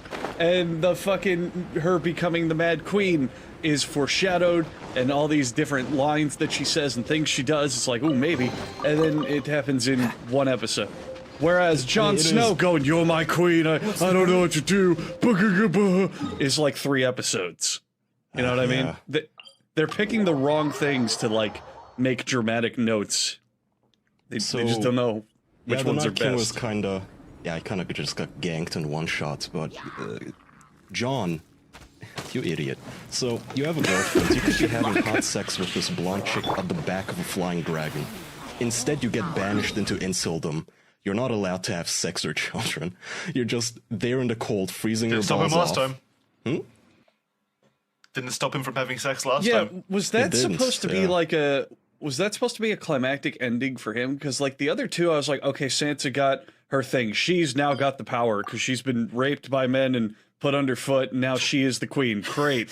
And then Arya, it's What like... a resume. Well, Yeah, baby. Yeah, that's her qualifications. And then Arya, it's like her whole thing is she's always done her own path and doing her own shit, and everyone's like, no, you can't do that. And she's like, well, fuck you. And then she's going west to Westeros. Great.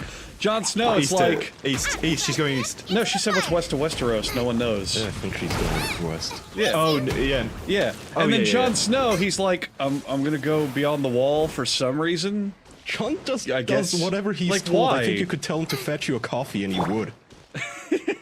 It's like, she's my God. queen, I'll do whatever. Go to the north? Okay, I'll go. Oh, to the wall? Do you still alright. think while he was riding north, even after he had killed Daenerys and her fucking body was being carried away, he was like, she's still my queen.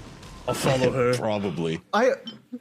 I really don't understand why Grey Worm let all of that happen. Like, he just kind of conceded to this council of people that, like, Daenerys was all for breaking the wheel or whatever and making sure that that never happened again. And then he's just like, all right, you guys can choose who's king.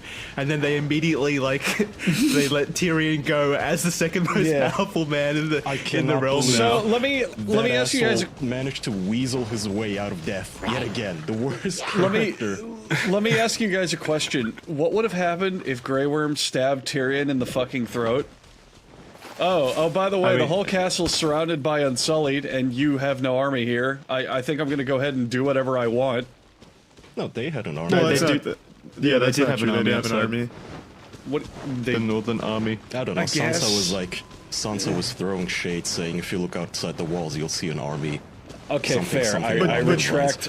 retract Even that still, point. it's Fair. that should have never gotten to that point.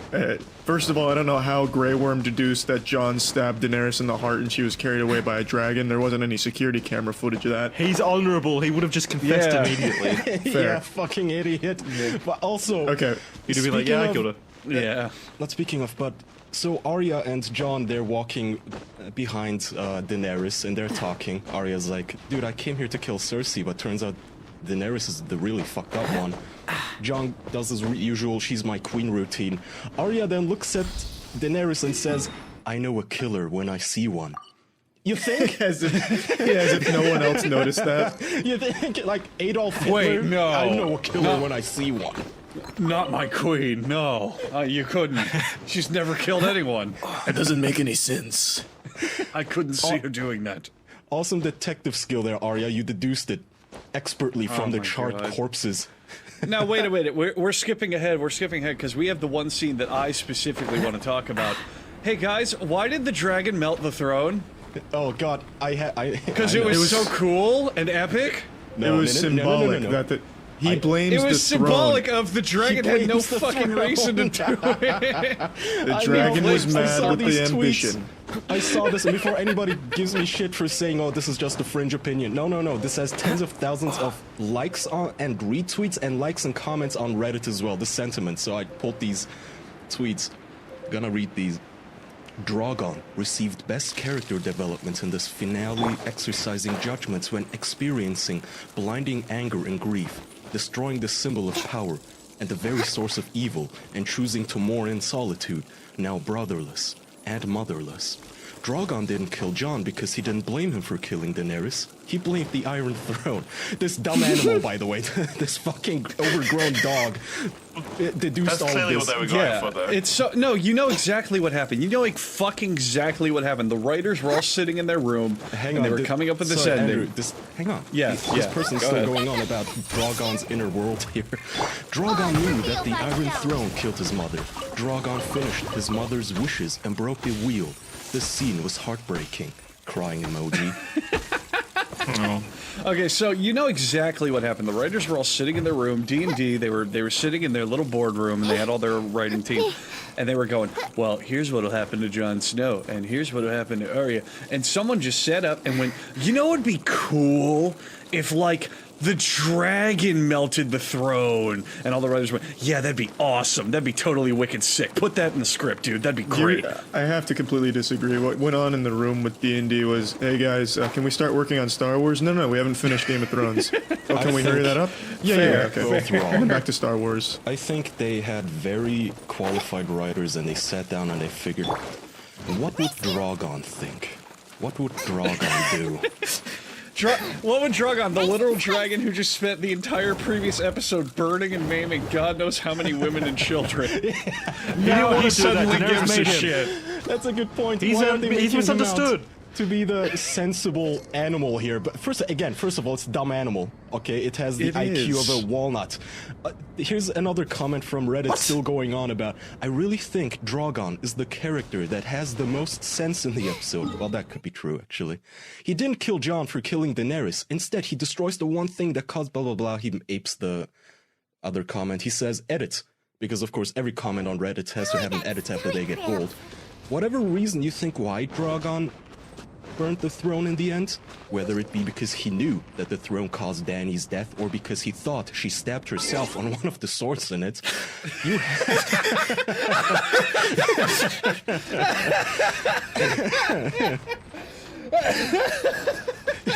have to admit, it's a very poetic end to the throne. Let people enjoy the goddamn show if they want to. Well, that's fair enough, but disagree. You can't enjoy it if it's bad. No, it's bad. Look, I wouldn't be upset if it made logical sense. Like if the dragon showed to have human intelligence, maybe if that like a child, or I don't know if they spoke directly. Like they throughout the entire show have never shown more sentience beyond like dog commands, like oh Dracarys and pick me up and don't eat Jon Snow and like all that shit. That's something that's missed in the show, but it is explored in the books that they do have pretty high intelligence. That's fair, fine, but you know, complaining about the show. Yeah, like are they solving Rubik's cubes and playing Fortnite or something? What do you mean? Seriously. Just higher than other animals at least. In the show, they very clearly come off as just fucking trained monkeys, and that's it. And I was sitting there watching going, why? How did this dragon put together all the fucking logical pieces going, oh yes, that throne is where all this is coming Drogon from. over here philosophizing. Exactly. He never even saw the throne before. That was the whole point. Daenerys walked up to the throne. Maybe Danny walked into Drogon at the end. Fucking Danny walked up to the throne and went, "Oh, so that's what that chair looks like." How the fuck would he even know that's what she was obsessing over? He was Jesus, hanging out outside. Headcanon. Bran walked into Drogon at the end to melt the throne so then he could become king. Ooh. Now, okay, I will give them one thing because I don't want to be too negative because I actually didn't think this episode was that bad compared to the others. The shot where she's going to the throne place and turns around and the dragon spreads its wings behind her, that was great. Yeah, that was the visuals very good. were really good in Yes. this episode. Visuals were very nice in this episode. As with most of the episodes, I don't think the visual department had any like that issues. I liked. It's just you had all that build up where it's like, oh, he's gonna kill Jon Snow, and you know he's not going to because by this point no main character is allowed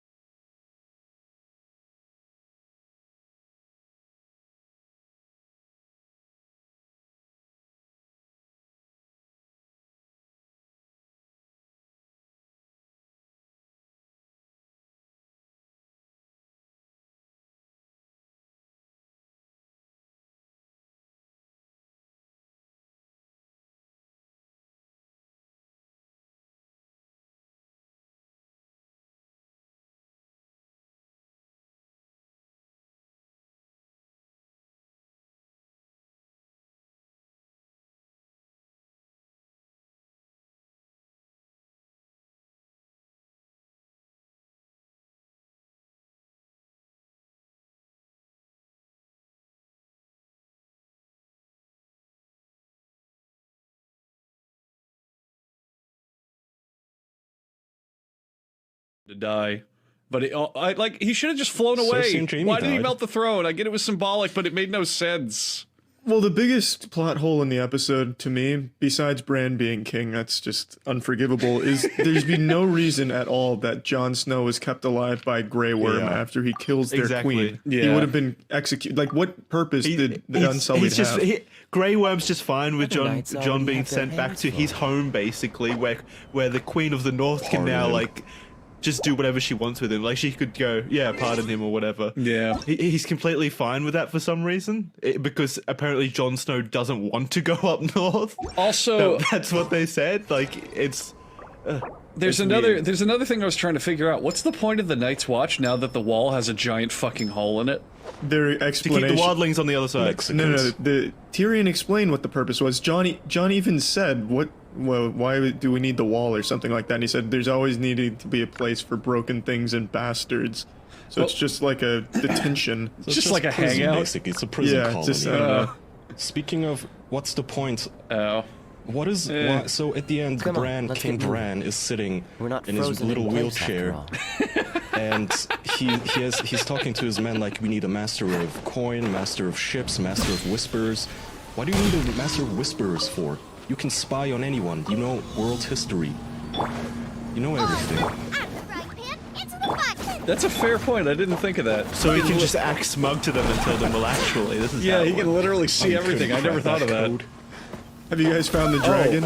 I'm Oh, kidding. I know where the dragon is. Oh, speaking of Kin see stuff, I found something out recently. The reason that Bran is just so dopey-eyed in every scene and just so like Bran, apparently the actor has really terrible vision and normally wears contacts or glasses. Oh yeah. So for his scenes where he had to look just like completely dead inside, he would take them out so he couldn't see a fucking thing while they were filming. For each Did the editors have the same Method problem acting. because they keep leaving in coffee cups and water bottles? Yeah, there was a water bottle in the final. I really council wanted to hear. at just- Sam's feet. I just get the general sense that they didn't care about this season. at There's all. a not water at bottle all. in every Well, I mean, shelf. yeah, You cared like, enough to their look main- for 'em. Apparently, I can't remember any from the previous Apparently, season. George R.R. Martin, when they first were doing it, wanted like 12 seasons, but then D&D. So did HBO. HBO wanted at least 10, but D&D. But then the guys who fucking wrote it, D&D, they shortened it to about 8, because fuck them. They don't know what character arcs are. Well, even this season alone was supposed to have 10 episodes, but D&D said they were good enough to do it in 6. and last season. And that's why everything's so rushed. Yeah, well, they just wanted to get to Star Wars. It's not a joke. Like, they actually are just rushing to Star Wars so they can ruin that real quick. As if that's even good to begin with. Yeah, I mean, well, there's not much to be ruined, to be fair here. I hope Bran takes over the First Order in Star Wars Have next. him be a Jedi. It's the same actor in a. I hope the same actor in like a sci-fi wheelchair pulls up and he's a character in Star Wars. He's warged into Darth Vader. But he's really boring. Speaking of the like, But I know that Bran. Tyrion, the evil little midget who caused the whole city to die, we didn't get to hear the end of his joke. You remember he set it up like I once walked into a brothel with a jackass and a honeycomb. Yeah, the honeydew. Andrew, how would you finish that joke with honey? Oh yeah, yeah.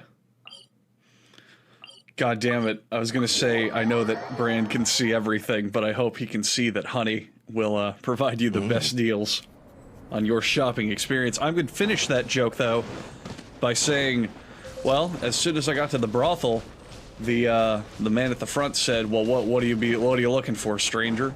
And I said, "I'm looking for great deals on all of my shopping. That's why I happen to have this honey with me." And he said, "Do you mean honey, the free browser extension that when you shop online applies internet coupon codes and other discounts automatically?" And I said, "Absolutely. Honey is something we can all agree on because it's about saving money. And the reality is, if you're not shopping around, you're probably not saving money. So why not get something that shops around for you? Honey takes 0 effort No to way. install, and in just 2 clicks, you're ready to start saving anytime you shop online. It applies a bunch of coupon codes. Boys, I saved $40 last time I used Honey. I bought a big handful of stuff all over Amazon. Bought some cologne and some other, little things I just needed, and overall saved $40. just for doing nothing, literally nothing. People really love it when you mention that it's free, Andrew. Oh People love it, boy, yeah. they love it. Let me tell you, they love the fact that I keep saying it's free. And by that I mean, I think they have. There's a lot of complaining. So I'll mention that honey's free. Honey is free. I don't give a shit. Honey is free to use. I'll jump on the grenade, Andrew. Sure. It is free. Go to your local browser extension store. You can get it there, or better yet, you can use the URL gethoney.com/official. That's the right one, right? Yes. No, sorry. Join Honey. It's Join Honey. Fuck. Damn it, every time. Joinhoney.com/official, which helps us because then they know we sent you, and they know that we told you that it's free. That's right. Honey is the smart shopping assistant that saves you time and money. Don't take it from me. Take it from Honey users. Joinhoney.com/official. You're talking about saving money, and that just reminded me to cancel my HBO subscription. So again, thank you, Honey. Thank you, Honey. Yeah. I'm also gonna cancel my Hulu now. There's still a long road. Double whammy, yeehaw. Woohoo! What a shit ending, though. I really can't get it. I'm blown away by how many people on Twitter are totally fine with Bran being king. I cannot believe it. There isn't a worse choice for king in that entire show. Euron Greyjoy. What are you talking about? Charlie, he could tell good stories. There was never any choice. He said, and I quote, "Why do you think I came all this way?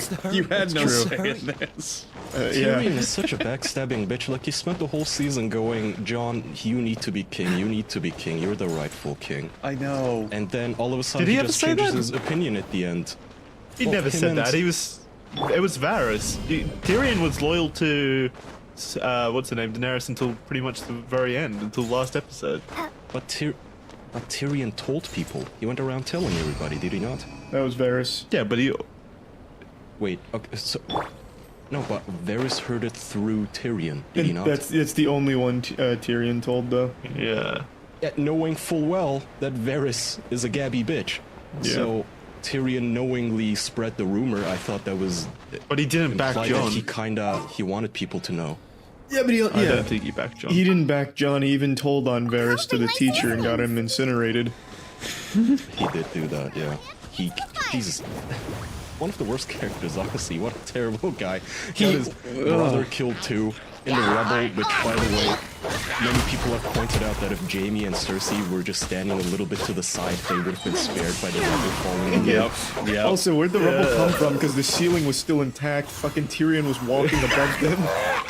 They There were weren't two smushed ceilings. at all. Their bodies were suspiciously intact. I mean, I've seen many best gore videos. That those were not they'd be flat. victims of. They'd be exploded. Victims of. Oh yeah. Yeah. It's speaking of though, I really like Cersei's actress. I just remembered, like, I rewatched. Lena Headey. Yeah. Is that her name? Really good actress. People have been giving her shit because I guess she made like $1 million per second of being on screen or something like that. She made deserves it. $500,000 I think she's for the great. episode, and all she did in her final episode was, for the most part, stare out a window. Yeah, That's all but she at did this the season. end- Yeah. The end And last scene is season, really actually. good. Her acting at the end when she's when she sees Jaime again. I mean, I guess I was the only one who wasn't throwing his Mountain Dew at the screen, so I was paying attention. Like, her acting was great.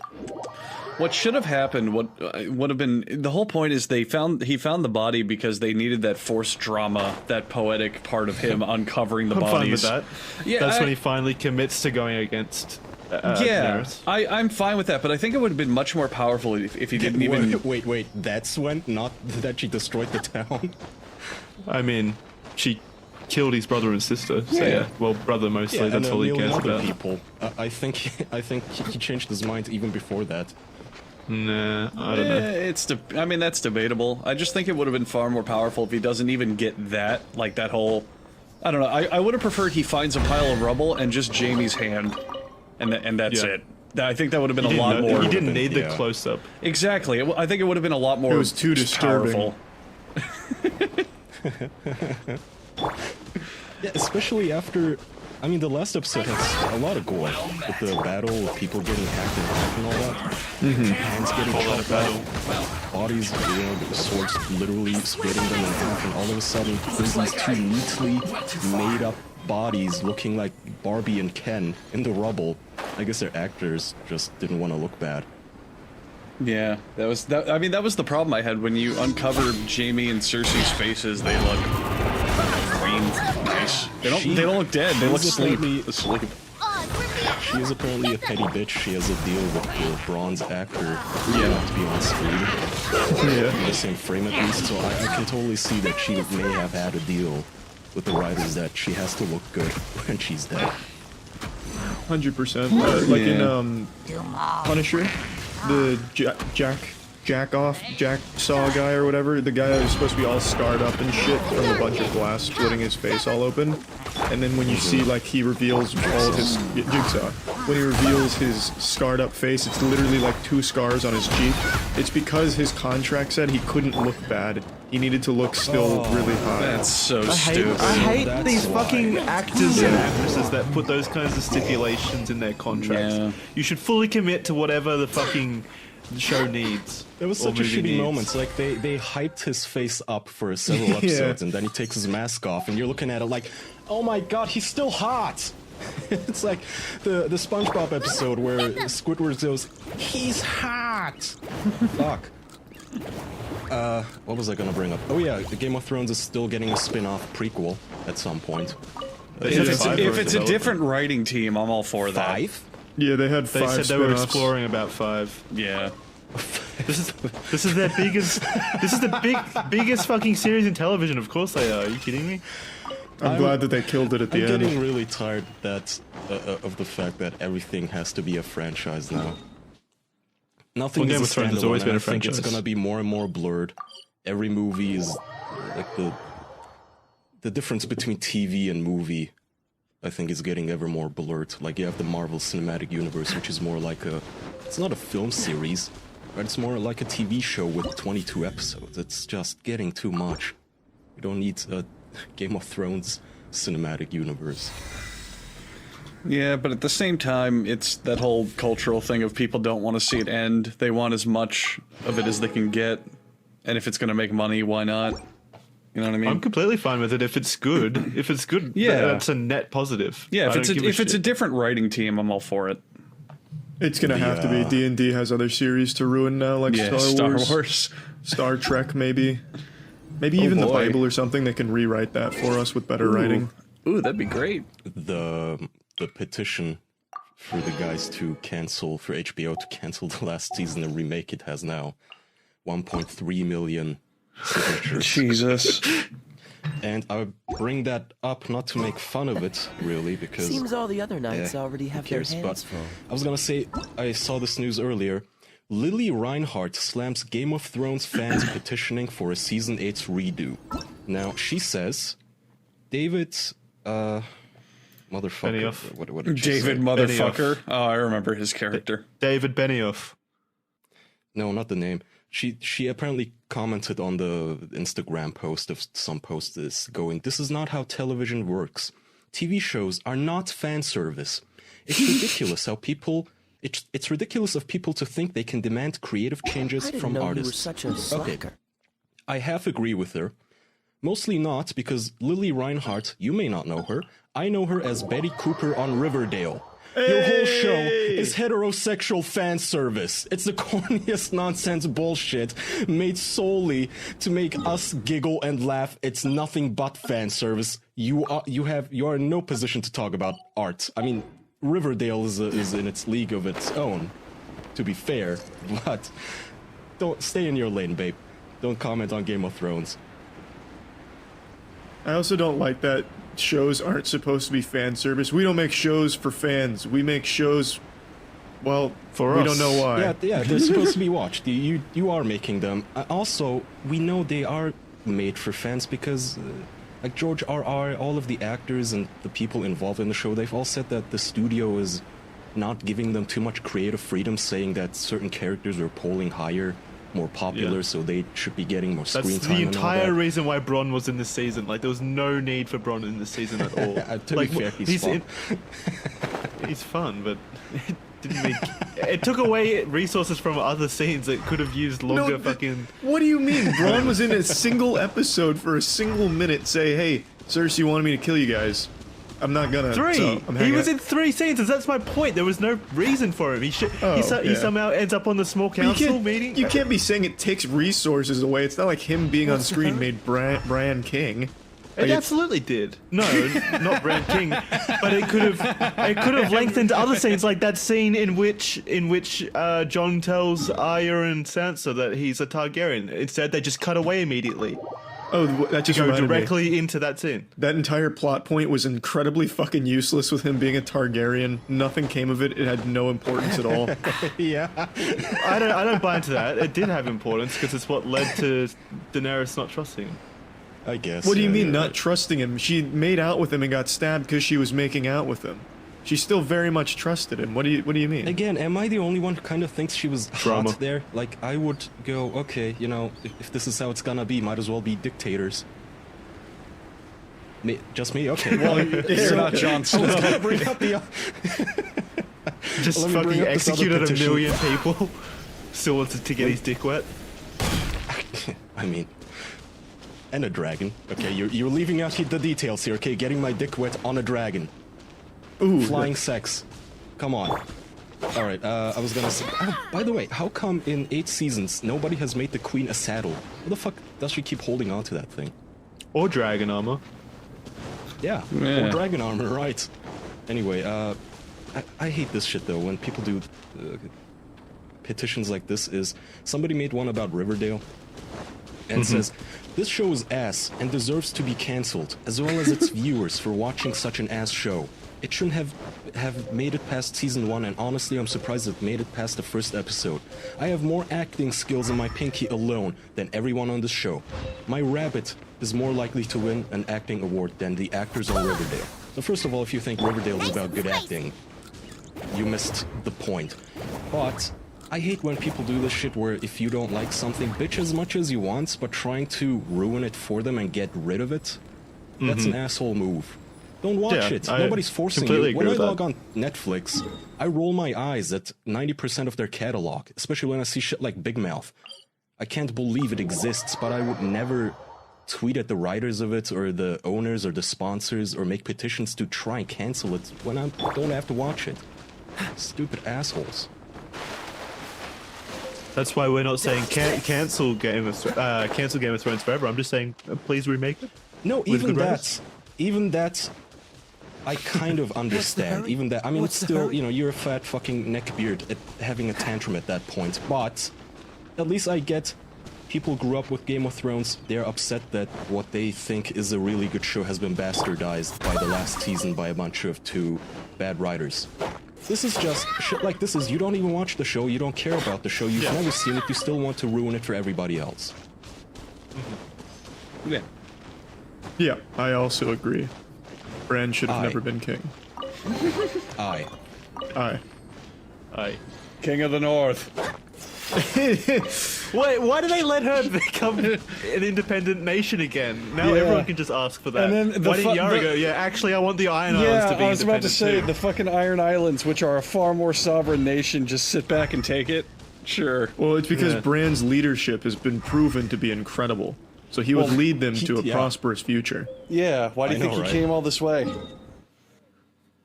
Yeah. Oh, why does Sansa want an independent North now though? She's got her brother in the position of the most powerful man in the.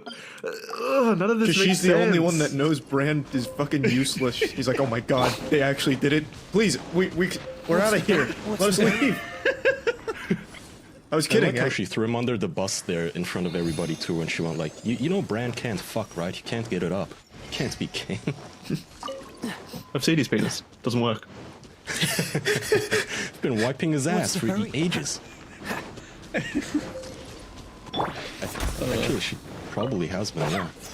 Well, someone in the Winterfell had to. They should have had 10 episodes. They probably could have done a much better job. Should have had 2 more fucking seasons. episodes. Or that. What do you mean not her? I mean, if Bran wanted her if Bran handpicked her to wipe his ass, she would.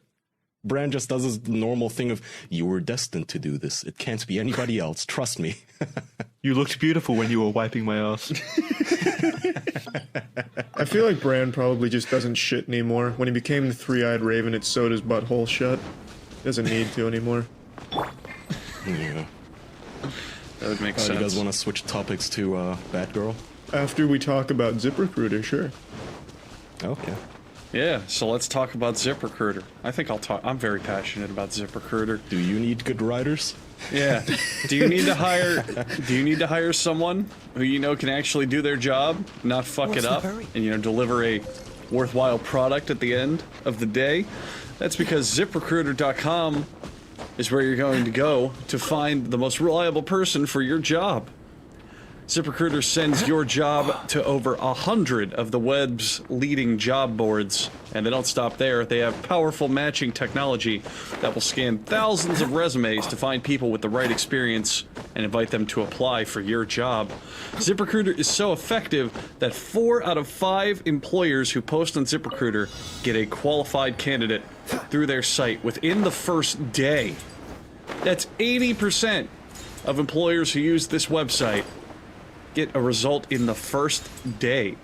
And you can check out and try ZipRecruiter by going to ZipRecruiter.com/official. That's ZipRecruiter.com/official. Post your job listing. Hire the right candidate at ZipRecruiter.com/official. ZipRecruiter is the smartest way to hire. All right. Okay, let's move on to the bad girl. Fuck, I'm sweating like a pig. Okay, so Batgirl, the trailer came out. I don't know if the show is out yet. Batgirl being played by Ruby Rose, who's one of my earlier celebrity crushes. Just tomboyish enough to make me suspect I'm bisexual. She's a cutie. Oh, you're talking about Batwoman. Yeah, oh, Batwoman. I was confused. There's Batgirl's his sidekick. This is a reboot of Batman as a woman. Yeah. Ugh.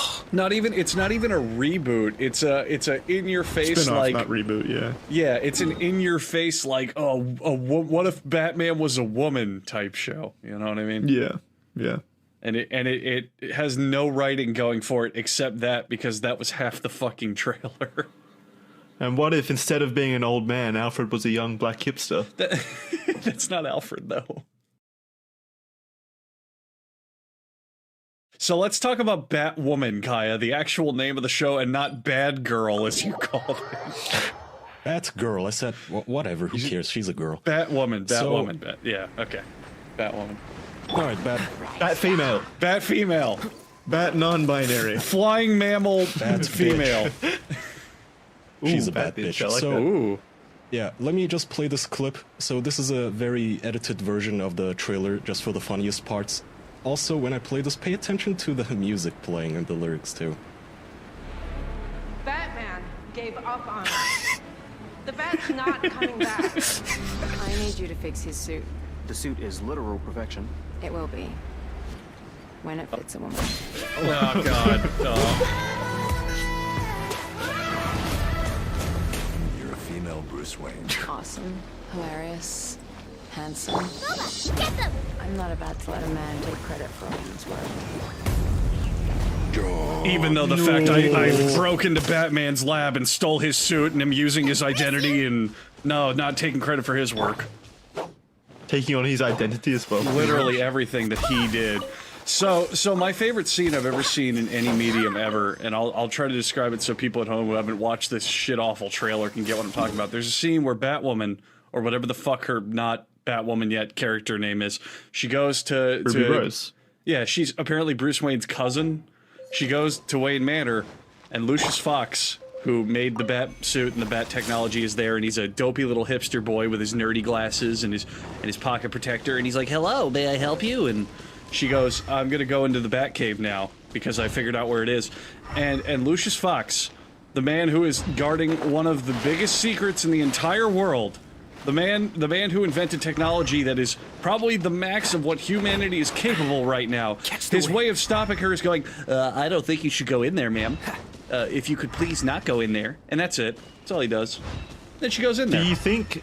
Here's my question, and this is probably the most important question for this whole franchise.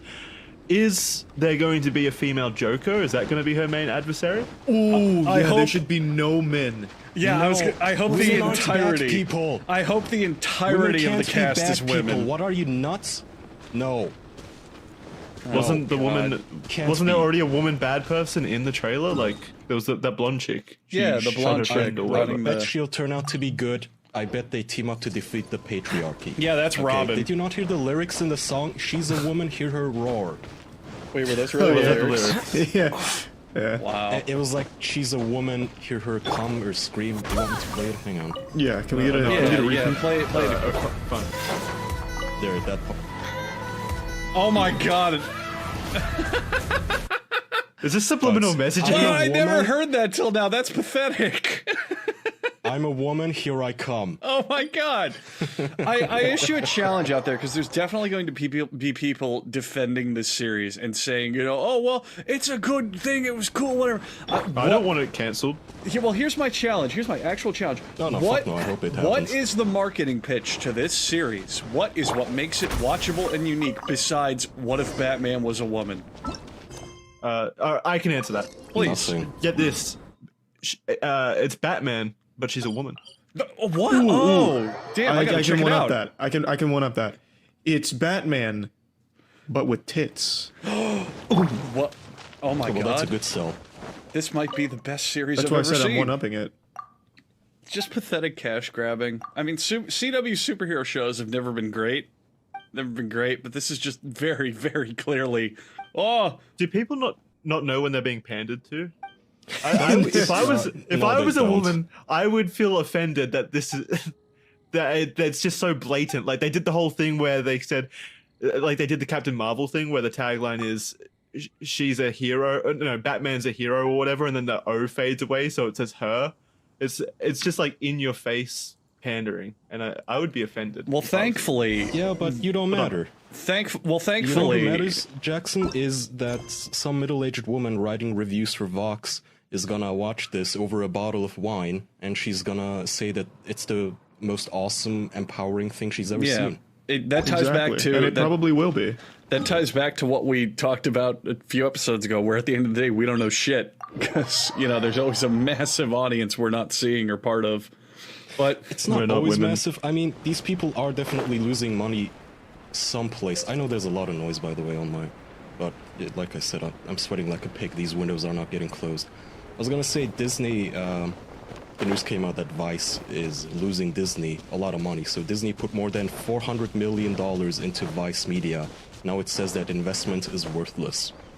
So that happened because they started, they used to make good documentaries, and then they turned the tide into, hey, why don't we make cum cocktails and eat our own shit? Or, as happened this weekend, Vice reporters and film crew accused of breaking into bedroom in home of 8chan owner. That's the place where THC had their THQ or whatever that studio is. Did a FAQ, Yeah. remember? Everybody had a meltdown. it's like so these edgier guys decided to 4chan, break into it. basically. Yeah, and these guys decided they were gonna break into it. I suppose expecting to find a guy in a satanic ritual, scribbling swastikas on the wall, wearing a KKK hood, and all they found was a guy just going, what the fuck, and calling security. These idiots. I mean, Vice has all these stupid hot takes that are never gonna earn them clicks. One of their recent stories just came out January, like 2 months ago. Pedophiles can't be cured and it's dangerous to suggest they can. So again, Vice up to their usual hijinks. This sentence is right from this. Not everyone who commits child molestation is a pedophile. Okay. Well, that's... I think I know why you're losing money, Vice. I think I know that's why an you're interesting hemorrhaging one. readers. Because people know that this is pandering. This is when even, no matter where you're on the, you are on the political spectrum, when you read this, you go, okay, this is just for the sake of getting people riled up. You're either trying to rile people up or trying to pander to me. I can't imagine many women unironically liking Batwoman. That's what I was trying to bring up earlier. Thankfully, the reception to the trailer has been overwhelmingly negative from what I've seen.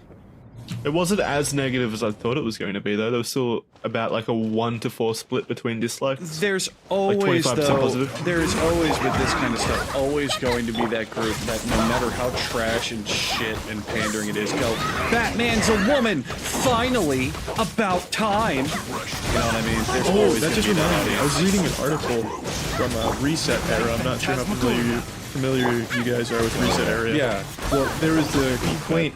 There was a complaint from a gamer that Piranha Plant was problematic because it took a spot that a woman should have had in the roster of Smash Bros. So they went on this I saw that post. Yeah, So- they went on so like this what- meltdowns saying that like gameplay uniqueness is secondary to character diversity, and that they were appalled that the developers would choose a plant over putting a strong woman in the game that doesn't have So enough wait a women. minute. What you're saying is that person is a legitimate racist because that spot could have been taken up by a black man, but they didn't even bring that up. That's a good point. Yeah. Yeah. What a legitimate actual racist. Holy That's shit. fucked up. That is fucked up. God. Fuck that person.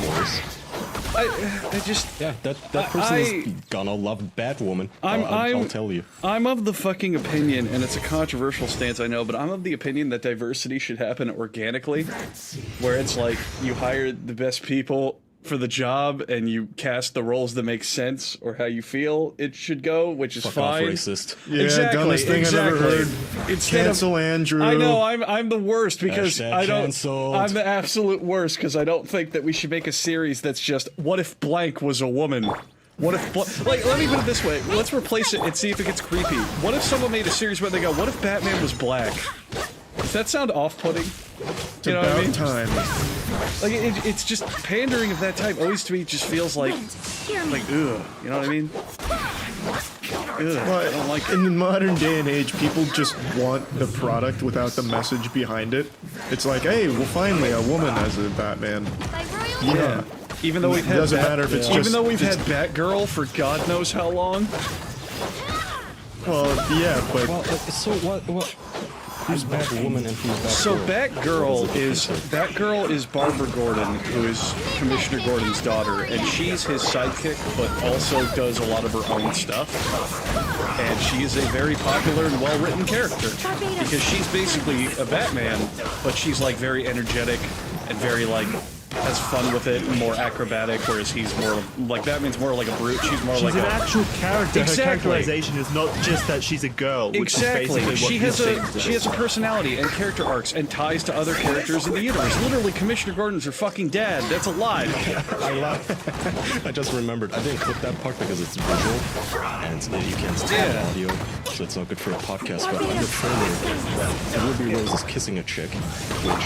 Look, you can disguise heterosexual fan service as being woke. It doesn't work on me. I know what you're doing. You put that in for me. You put that in for my male patriarchal penis to enjoy that chick kissing. That being said, they also have that scene where there's this army ranger go, does anybody have anything to say? Implying that being gay in the army is just evil and bad, and look how badly they're being treated and oppressed. I mean, let me put it this way. Everybody listening to this should check out the trailer. Kyle, let me give you a good parallel line between Batgirl and Batwoman here. There's a scene in one of the Arkham games where you play as Batgirl, and she's full Batgirl in the outfit doing a mission, and she's going to one of Joker's lairs. And it's like a fun house, and she passes a corner, and a big, like, pop-up, jump scare, spooky Joker poster pops up. And she reacts, and she's frightened. And Robin's like, are you okay? And she's like, yeah, I'm okay, let's keep going. And then she kicks Joker's ass. That's called being a character, because Batgirl has always had this characterization where she's like, she's not a bat person yet. She hasn't gotten fully trained. She's trying to learn the ways. She's trying to be competent like Batman and Robin. But, you know, she's learning. She makes mistakes. She's not fearless yet. She's not a perfect martial artist. Whereas Batwoman in this show already seems like, oh, I'm literally the perfect human being. I just need the suit. I'm fully capable of everything. Everyone else is wrong. Look, I'm a woman. I can do no wrong. Hear me roar. Do you think the bat signal's gonna have tits? Ooh. Lipstick. I hope so. Oh, it's gonna be like, yeah, it's gonna be red or something. Yeah. It's gonna have a flower outline. Oh, it's a little tiara. God, that's great. Commissioner Gordon's going to be madly in love with Batwoman. Commissioner Gordon's going to be a woman, sir. Wait, is that confirmed? It's going to be Jessica Gordon. Commissioner Gordon was exiled with all the men from Gotham. I really hope that series ends where every single Batman character is just made as a woman. Do you think like Poison Ivy would show up and it's a big shirtless strong man? Like he's like super hot, like six-pack abs guy. I just hated how you saw her dad in the trailer, and how I hate how they casted a man as her dad. That's just too problematic for my taste. But it is CW, the same network that runs Riverdale, so I have high hopes. Yeah, baby. What is CW? As Willie Reinhardt told us, they have an artistic vision. Hey, no fan service with Batwoman. That's a fact. I've announced this to you guys in our channel, but I'll go ahead and make this a public announcement. I know you guys are doing Riverdale, and that's great. But when Batwoman comes out, if you would like all of us as a group to watch that and do the riffs, I am 100% on board with starting Batwoman. We should. I think that would be fun. Call our hotline and tell us if you want that to happen. It's not even doing anything new. It's like Gotham was a fucking another like take on we'll make a Batman TV show, and Gotham made a lot of creative decisions which you can or can't think are good. That's fine. Like, but at least they were trying something new and different, and not just what if Batman was a woman. Seems trickier than I thought. I like how they completely throw Batman away too. He gave up on us when his whole thing was about never giving up on people and never killing people. His biggest flaw was that he was a man. I really hope that at the season 1 finale of Batwoman, they finally show Bruce Wayne. Like, he shows up and he's like, I hear you've been doing my job. And like, they have this scene where Bruce Wayne and, I don't know, woman Batman walks up and she goes, I have, but I'm doing it better because I'm a woman. And that's the end. No. This is what's gonna be the end scene, or maybe like the first scene is Bruce Wayne, Batman goes to jail for being a pedophile or something like that. He gets busted. Yeah, they tried to make him as evil as possible to go, we need a Batwoman. That'd be great. They'll probably just make him like really sexist, like Gotham's women couldn't protect themselves and they didn't want to fuck me, so I quit. Oh, you know what's gonna happen? Oh my god, I'm calling this now. Someone make a note of this. There's gonna be a scene, because there is an actual character named Batgirl. There's going to be a part where Batwoman saves someone's life or rescues someone or whatever, and he goes, well, thanks, Batgirl, and she goes, it's Batwoman. I guarantee you that's gonna happen. Guarantee you that'll happen. Oh yeah, I believe that 100%. Well, you're giving them a lot of credit to even know who Batgirl is. I don't think they'll know that. Oh, that's totally fair. Yeah. Also, am I back yet? Do I sound okay? Yeah, you sound good. You're in it. Okay. Well, that's Discord for you. Oh god, you would Basting the game, Turkey, as Discord says. I don't fucking get it. Even it's such a misunderstanding of the franchise. Even Robin, his fucking subtitle is The Boy Wonder. But even then, they can make him a badass. There's plenty of media where Robin's like a middle 20s fucking martial arts badass. But then Batwoman, they can't just use Batgirl, an already established character. They have to do what if Batman was a woman. It's so fucking stupid. We're gonna get called sexist for this, but I like female characters. Like Wonder Woman was executed perfectly. Yes, women. Yes, Jackson. You can have a thing called a strong female character. There are plenty of great, good female superheroes.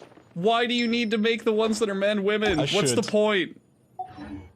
So, okay, how much would you guys have to be paid? And I want a serious answer, not a I'll take whatever I can get. How much would it take for you guys to join a show and act an absolute misogynist incel loser asshole? Am I just acting? The show glorifying it is what I'm saying. Like, this is an actual stupid project where you walk around going, I'm the man, babe, shut the fuck up and suck my dick. Am I just acting? What's the hurry? Oh. I guess you can method act. And just like, what's the difference? Yeah, I don't get it.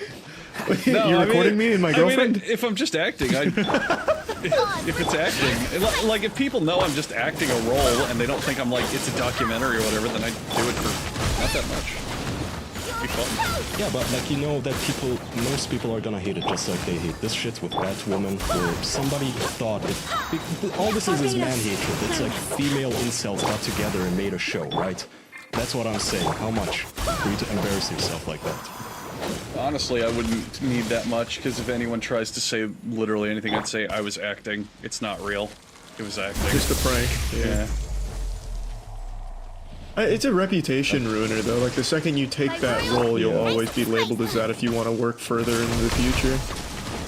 Yeah, I guess. You know that people aren't gonna accept the I was just acting excuse. They're gonna Which tell you is that annoying. It was very problematic of you to accept this, and how dare you.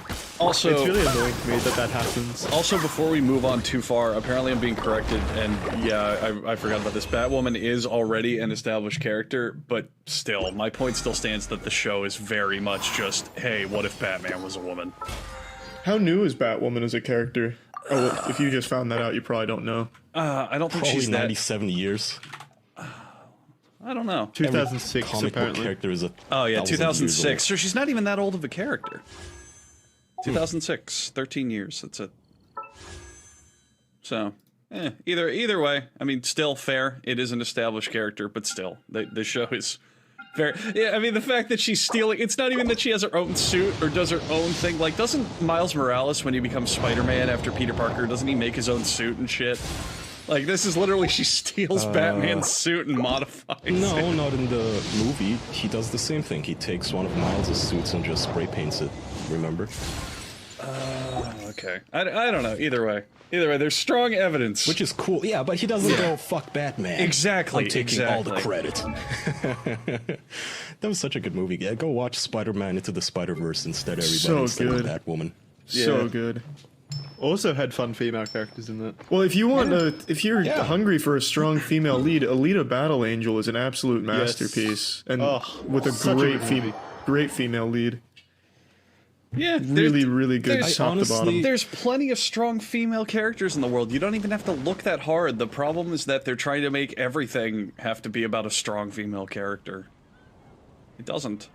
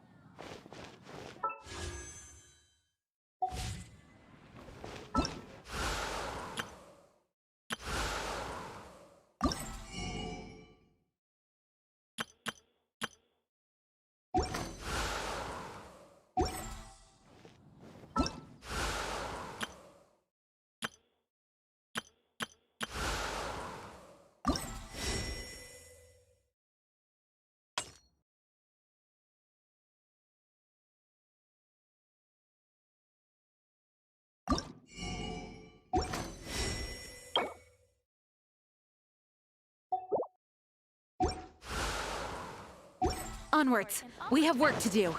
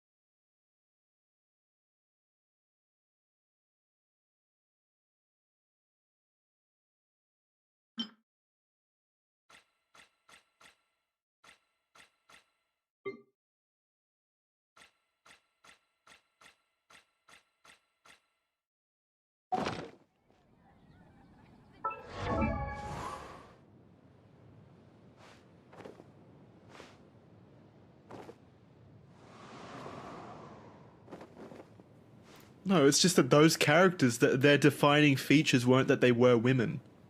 Yeah.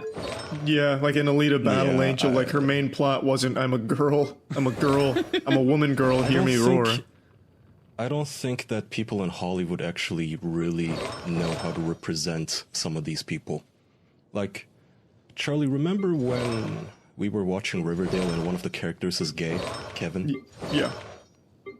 But, so he's gay, but all he ever talks about is wanting to suck dick, cruising in the woods for strangers, wanting to get butt fucked by men. He joins a cult just to fuck men. He's a cock-crazed gay maniac. And that's all his character is. His character feels like it was written by a homophobe. It really does. He's the gay representation of that show. So I think that just happens a lot with all of these shows where some guy in a suit and necktie just goes, yeah, you know, this bitch, have her kick a bunch of men around and then, you know, say, fuck you, see you later, gentlemen.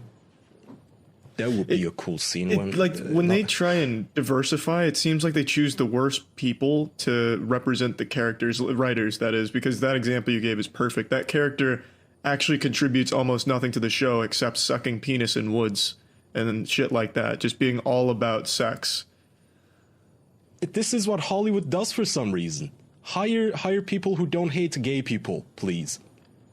Have them write dialogue that isn't always about sucking dick and fucking asses. Who's writing Batwoman? Is it a woman as the writing lead? Because I'm imagining it's a man. I'm Googling that now. Even if it was a woman, I can promise, not promise, but I'm sure that she would still be under pressure by the studio to turn it into a Panderpalooza bullshit drama. Probably. I honestly don't think that writers have a whole lot of leeway these days. I disagree. I think writers have a lot more power than people give them credit for. It's like when people blame EA for Apex being bad. No, it's just Respawn doesn't know what to do with the game or how to do their jobs. Yeah. I'm glad I convinced. I can't argue with. I'm not familiar with the situation. So. I'm glad I convinced you so easily. Yeah, I've been keeping Put up that with on the scoreboard, throw baby. that out at a presidential debate. I'm unbeatable with my Apex disappointment speech. All right, so that's that. Yeah, before Discord shit and crashed, I was gonna say, how about we call into the Who's Right hotline right now and tell them we need the voicemails. How the fuck are we all gonna talk to them, Kyle? That's gonna be weird. It's gonna be you talking and us listening, and it's gonna be a really uncomfortable conversation with Doug. No, well, voicemail, he can hear you. What? How can he hear us? How does that work? My routing. What do you think I've been doing all this time? Jacking off. You're routing? What the fuck kind of operation you got going over there? Yeah. So he can hear me and you, and if I want, he can hear VLC. This, you know, and we can play him clips if you want. I mean, you hear this beat up? Yeah. Yeah. Mm-hmm. Oh well, there you go. Okay, let's. Kaya, is it going to cost you like $200 to make this call since you're international? Skype is cheap. Skype is actually great. I have a free month to call any hotline anywhere right now. Fuck, what's this number? Alright, so if you want to leave us a message for the official podcast, to give us criticism or recommend a guest, or to just, I don't know, ramble on, you can call 508-974-4489. Call. Hello. Please state your name after the tone, and Google Voice will try to connect you. It's the official podcast. Hello. Oh, seriously? He couldn't even set it up so it skips the ringtone. I hope he answers. I really hope he answers. I hope he just answers all upset. What the fuck, Kaya? Stop calling me. Pick up. How long does it have to ring? Oh my god. Thanks for calling Who's Right Podcast. Leave your name, where you're from, and any feedback or whatever you want to tell us. We don't give a shit. Tell us how good we're doing, how bad we're doing. Talk about Anthony's mom, whatever you want. Fuck Anthony's mom. Yeah, fuck Anthony's mom. Yeah. Anthony's mom sounds like a cunt. But, Doug, it's Kaya from the official podcast. The boys are here with me.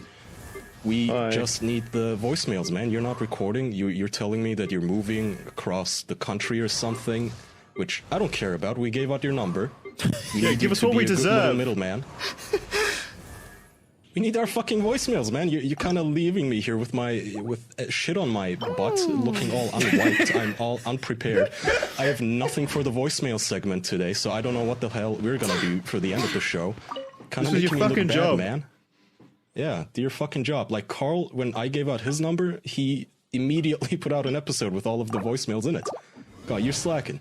We'll have to find another hotline if you don't pick this up, Doug. And another hot mom. You're slacking, bro. And, well, you're slacking. You don't know if she's hot. I mean, they're both fat, so I assume it runs in the family. Nothing runs in that family. Ooh, that's the oldest goddamn joke. That's so embarrassing. Yeah. I can't help it. Doug, we're sorry. Jesus. Yeah, we're sorry you had to hear that. Not that your comedy's any better. I just realized, since I do have just a free month, we can leave this running and just keep doing our show and well, don't take up the man's fucking voicemail. This is already too long. How's he supposed to send us voicemails if we fill up his inbox? Does Google Voice have a limit? I think so. I would imagine, yeah. I don't think so. I've never. Can't just be like, gonna send the entire podcast through this. Yeah, why yeah, not? we should have it as. Yeah, let's use his voicemail as a backup recording. And then ask him to send it over when we're done. Yeah, I mean, it'll have gone through like 17 channels and sound like a phone recording, but why not, you know? Yeah, and you'll have spent $1,700 by the end of the episode, but... No, I told you, it's free right now. So I don't know for how long, but I assume... How long are we into this episode, by the way? How much longer do we have? We're about an hour in. Yeah, wrapping up here in a moment. Okay, I mean, that'll be enough. So stay tuned for more hijinks, Doug. Keep listening right now. Okay, what else do we have? We have our quiz show, Andrew. Yes. Yes, we do. Okay. All right, so sweet. Once again, boys, if you name the franchise, you get a point, and whoever gets the franchise, I'll give you a bonus point if you name the specific instance. And again, okay, chat... let me just make sure that Doug can hear us. Again, chat, I would appreciate if you do not give the boys the answer. Play along at home, just do not put the answer in chat. Yes. Also, Doug, you can play along. Anthony. Goodbye. Oh.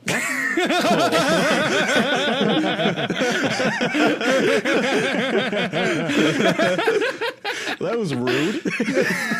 It's gonna be a cliffhanger for him. Fuck yeah. Fuck no. He got all the build-up. How dare you? You don't hang up on me. What the fuck? Hello. Please state your name after the tone, and Google I'll turn Voice will that try to down connect until you. after the ringing stops. We are waiting for this goddamn bullshit. Asshole. Okay, I guess so. The limit is 3 minutes then. This is gonna be a problem because Google Voice also does automatic transcription of all the voicemails it gets, but it doesn't know my name, Kaya, so it always writes Kyle. So Doug's not gonna know who the fuck Kyle is. Yeah, he might accidentally open it in that case. Thanks for calling Who's Right Podcast. Leave your name, where you're from, and any feedback or whatever you want to tell us. We don't give a shit. Tell us how good we're doing, how bad we're doing. Talk about Anthony's mom, whatever you want. Okay. Hey, Doug, it's us again. I don't know if you have a limit on your voicemail. I don't know why. It's kind of rude. Could you put us on a whitelist? We're about to play our game where we play a clip of literally anything. Video game, a show, a movie, well, it doesn't matter. And then the rest of us have to guess what that show is. Doug, if you want to play along, you can, I guess, call us back or leave a message on your own voicemail. I'll play it next week.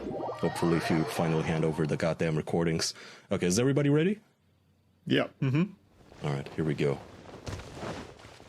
Freaking fed! I knew from day one there was something screwy about you. What do you think you're doing? You're a freaking cop. You ain't got squat on us. Hey, is this Batman? You can't just come No. in here waving your piece like it meant something. Yeah. Oh my God. Oh God, you shot me. Ah. That's the Hell's Kitchen You sound. get paid.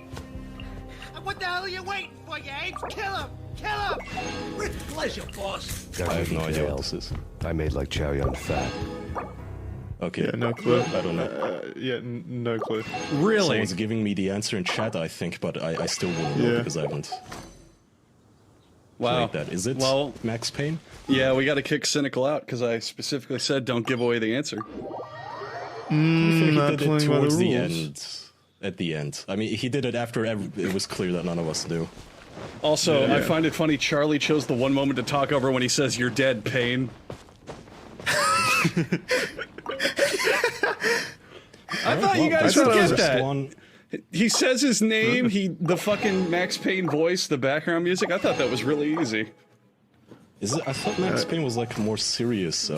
Serious. Yeah, that's why it's hard because like cartoony. I picked it. Well, it's got a mix of both, but I picked a goofy scene, and then at the end, Max Payne. I thought it was one of those where again it starts. Is it the hard. first Max Payne? Yeah, that's the first It's gotta Max be, Payne. Yeah. Well, then I get the point because I said Max Payne 1. That doesn't count at all. You didn't get. No, you didn't get shit. No one got shit on that. No, Doug did. I bet Doug really knew that. Yeah, Doug might. I thought especially at the end where you hear his voice because he uses that same voice in every single game. Well, every single. It was 2 games, and then the third one was a different. I thought that was easy. I thought you guys played Max Payne at one point or another or knew about it.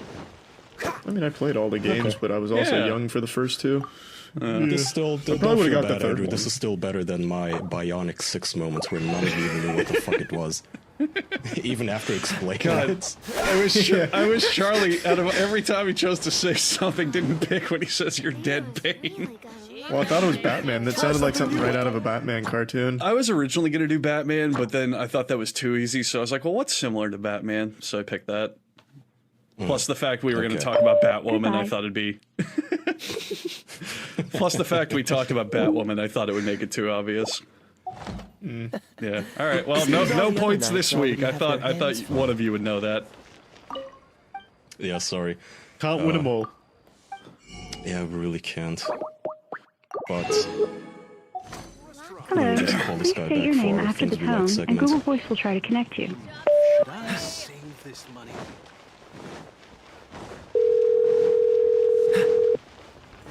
Thanks for calling Who's Right Podcast. Leave your name, where you're from, and any feedback or whatever you want to tell us. We don't give a shit. Tell us how good we're doing, how bad we're doing. Talk about Anthony's mom, whatever you want. yeah, it kind of would be fun to prank call. Hey, Doug, you idiot! You realize you can turn off the ringing before your answering machine picks up, right? We don't have to sit here 60 seconds every single time to hear the goddamn phone ring. You have to put it on Do Not Disturb, idiot. Okay, we have another segment called Things We Like. This is made by Jen from the Jingles Department, who I've heard she's now working for you, making a jingle for you. So you'll recognize the voice. Here we go. They might seem like cynical dicks. Hang on. Okay, this happened last time too. Okay, let me explain this real quick. I am currently in a tech support battle with RME. Yeah, I'm sure Doug. I'm sure Doug recognized that melodic voice breaking it there. I'm currently in a tech support war with RME, Lenovo, and Intel. So yes, my audio interface is just fucking up all over the place. This happened last week too, and I don't want to do that twice to Jen's beautiful voice. So here it is from the top. They might seem like cynical dicks, so they're going to throw this into the mix. Just so you don't think they're dead inside, it's the Things We Like corner. Thank you, Jen, from the Jingles Department. That's always too good. Okay, let's go. I like making websites. You can head on over to teamgodswood.com to see a website I made. I like it. It's fun. Team Godswin? Godswood. Godswood. Is that your...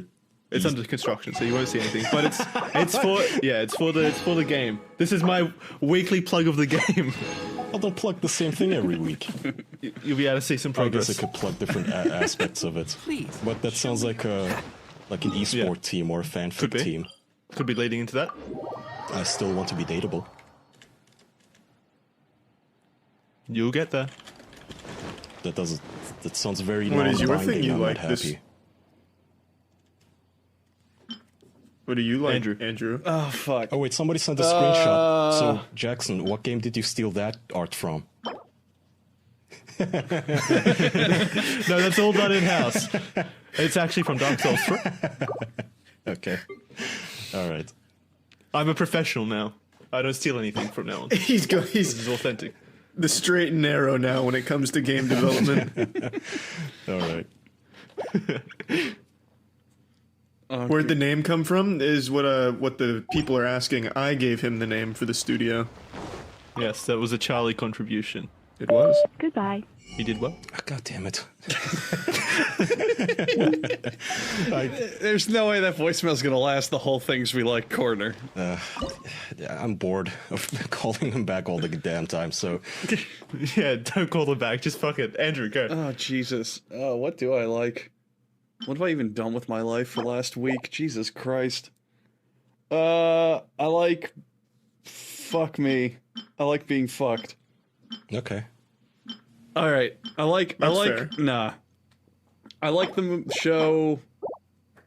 Have I done... God damn it. Have I done The Amazing World of Gumball on Things We Yeah. Like? Fuck. I think so. It's such a good show. I've been watching. I've been like marathoning it. Okay, fine. I like Boss Katana amps because they sound great, and I've been playing it, and it makes noise that I enjoy listening to. There you go. Because they're called Katana. Boss. They're made by Boss, and they're called Katana amps. And they are a very nice guitar amplifier. I don't know. I haven't done anything new in this last week. I've been doing the same shit as always. That's fine. I'll go next. I like sushi. I haven't had any sushi this You week. said but I'm sushi, going- you did sushi. No. This is a you've different already said that. aspect. I'm going to learn how to make my own sushi, and I'm going to enjoy the process of So is doing the- so. I You wanna can't make my say own. that you like something you haven't done yet. That's bullshit. In that case, Well, I like the idea Sonic of the it. Hedgehog movie because I'll be seeing it. Fuck Well, you. yeah, but No, I've no, I am looked not into it. allowing that. I No. think what Charlie meant is he likes the prospect of tapeworms in his stomach. That's the silliest thing I've ever heard. I'm gonna make bomb ass sushi. It's I all gonna don't. be I cooked. am not allowing that. It can't be something you plan to do. Yeah. think Well, then why the It's fuck is actually from Jackson's this last studio week. allowed? Jackson's studio is Because I still made under this construction. website. I made this landing page, the coming soon page. I made this. It's Well, mine. I made the decision to learn. Where's? Show me photographic evidence of the sushi you've made, and we'll allow it. I have photographic evidence on my website. I can show you my search results, I guess. All right, fine. You know what? We'll back up for mine. I like Busch Gardens because Juliana and I are planning on going in the next week or so. So there. Well, that sounds lovely. There, my No, answer is you're Busch ruining the Gardens Things We theme Like park corner. because I'm going to be going soon. But it actually mine still counts because I've been before and I do like it. So there, I like Busch Gardens. I'll be going soon. It's a great theme park. There, that's my answer. So does my sushi Is it answer my not turn? work? Oh, I don't know. God, fine. I guess It's good enough Whatever. for me. You can just say you like learning Yeah. something. Well, learning how to make sushi. You like the idea of making your own sushi. Exactly. I mean, it's getting hard lately because all of my free time is going to Breath of the Wild, and I already did that. It's just so fucking good. You could just say you like my game, Charlie. Yeah, but I haven't played your game. That'd still fall into the same fucking category. You've seen pictures. Yeah, Jesus. Don't turn this into the Really? fucking whoring your stuff corner. But it's so entertaining. It's gonna be the game of the year. Check me out on Oh yeah, by the way, WATP this Jackson weekend. still hasn't slept in the last week. I get like an hourly message from Jackson every hour on the hour for the last 2 weeks. I don't know when he sleeps. Progress updates. I wish I was Yeah. that dedicated to something, man. I've been looking for something I could just lose sleep over and lose myself in. It's not. Hang on, it's not his dedication. He does that all the No, time. this- He does that also when he plays Assassin's Creed 100 hours. Well, that's Hunting dedication. Achievements. That's just Jackson's clock. No, This this is is dedication. Well, it is, but it's being pissed into This the is a wind. new beast. At least now you're putting it towards Yeah, something this is a- productive. Oh wait, if okay. You're not I gonna have, sleep. At least I do have a something better useful one. with it, which I you have a seem to be better doing one. now. I have a better one. I like Berserk. I've been reading it. How many things do you want this week? No, because this is a good one. I don't confidently like saying things I like without something I can really talk about and endorse. This is the new one. This is the new one. I started reading it again because I was like 10 issues behind, and Berserk is amazing. The art is fucking incredible, and the story. It's an anime and a manga, but the animes aren't very good. The manga though is fucking incredible. The art is. Somebody says you already mentioned Berserk. Fuck before. that! I don't believe them. Actually, I could believe that. You were talking about Berserk with me months ago. Oh. All right. I think you said it to me as I well. like liking a lot of things. There you go. Yeah, that's fine. Yeah. You could like my game if you want. I don't know what it's about. Yes, you do. I told you what it's Oh, well, about. no, wait, I do. Yeah, I like Jackson's concept for a game. I'll like it if dateable. Yes, fine. You will all be in it at some point. Can I change my answer again? I like Super Mario Maker 2. It looks really, really good. All right, give Kaya a turn. There. Actually, all right, Yeah, that's Kaya wants his turn. that's my legitimate May choice. That's my legitimate choice. Do you guys maybe have half a dozen other choices before me? Can I go ahead now? Wait, I have another thing. finally say I my like when game. Kaya says what he likes. I like. You can finally say my game.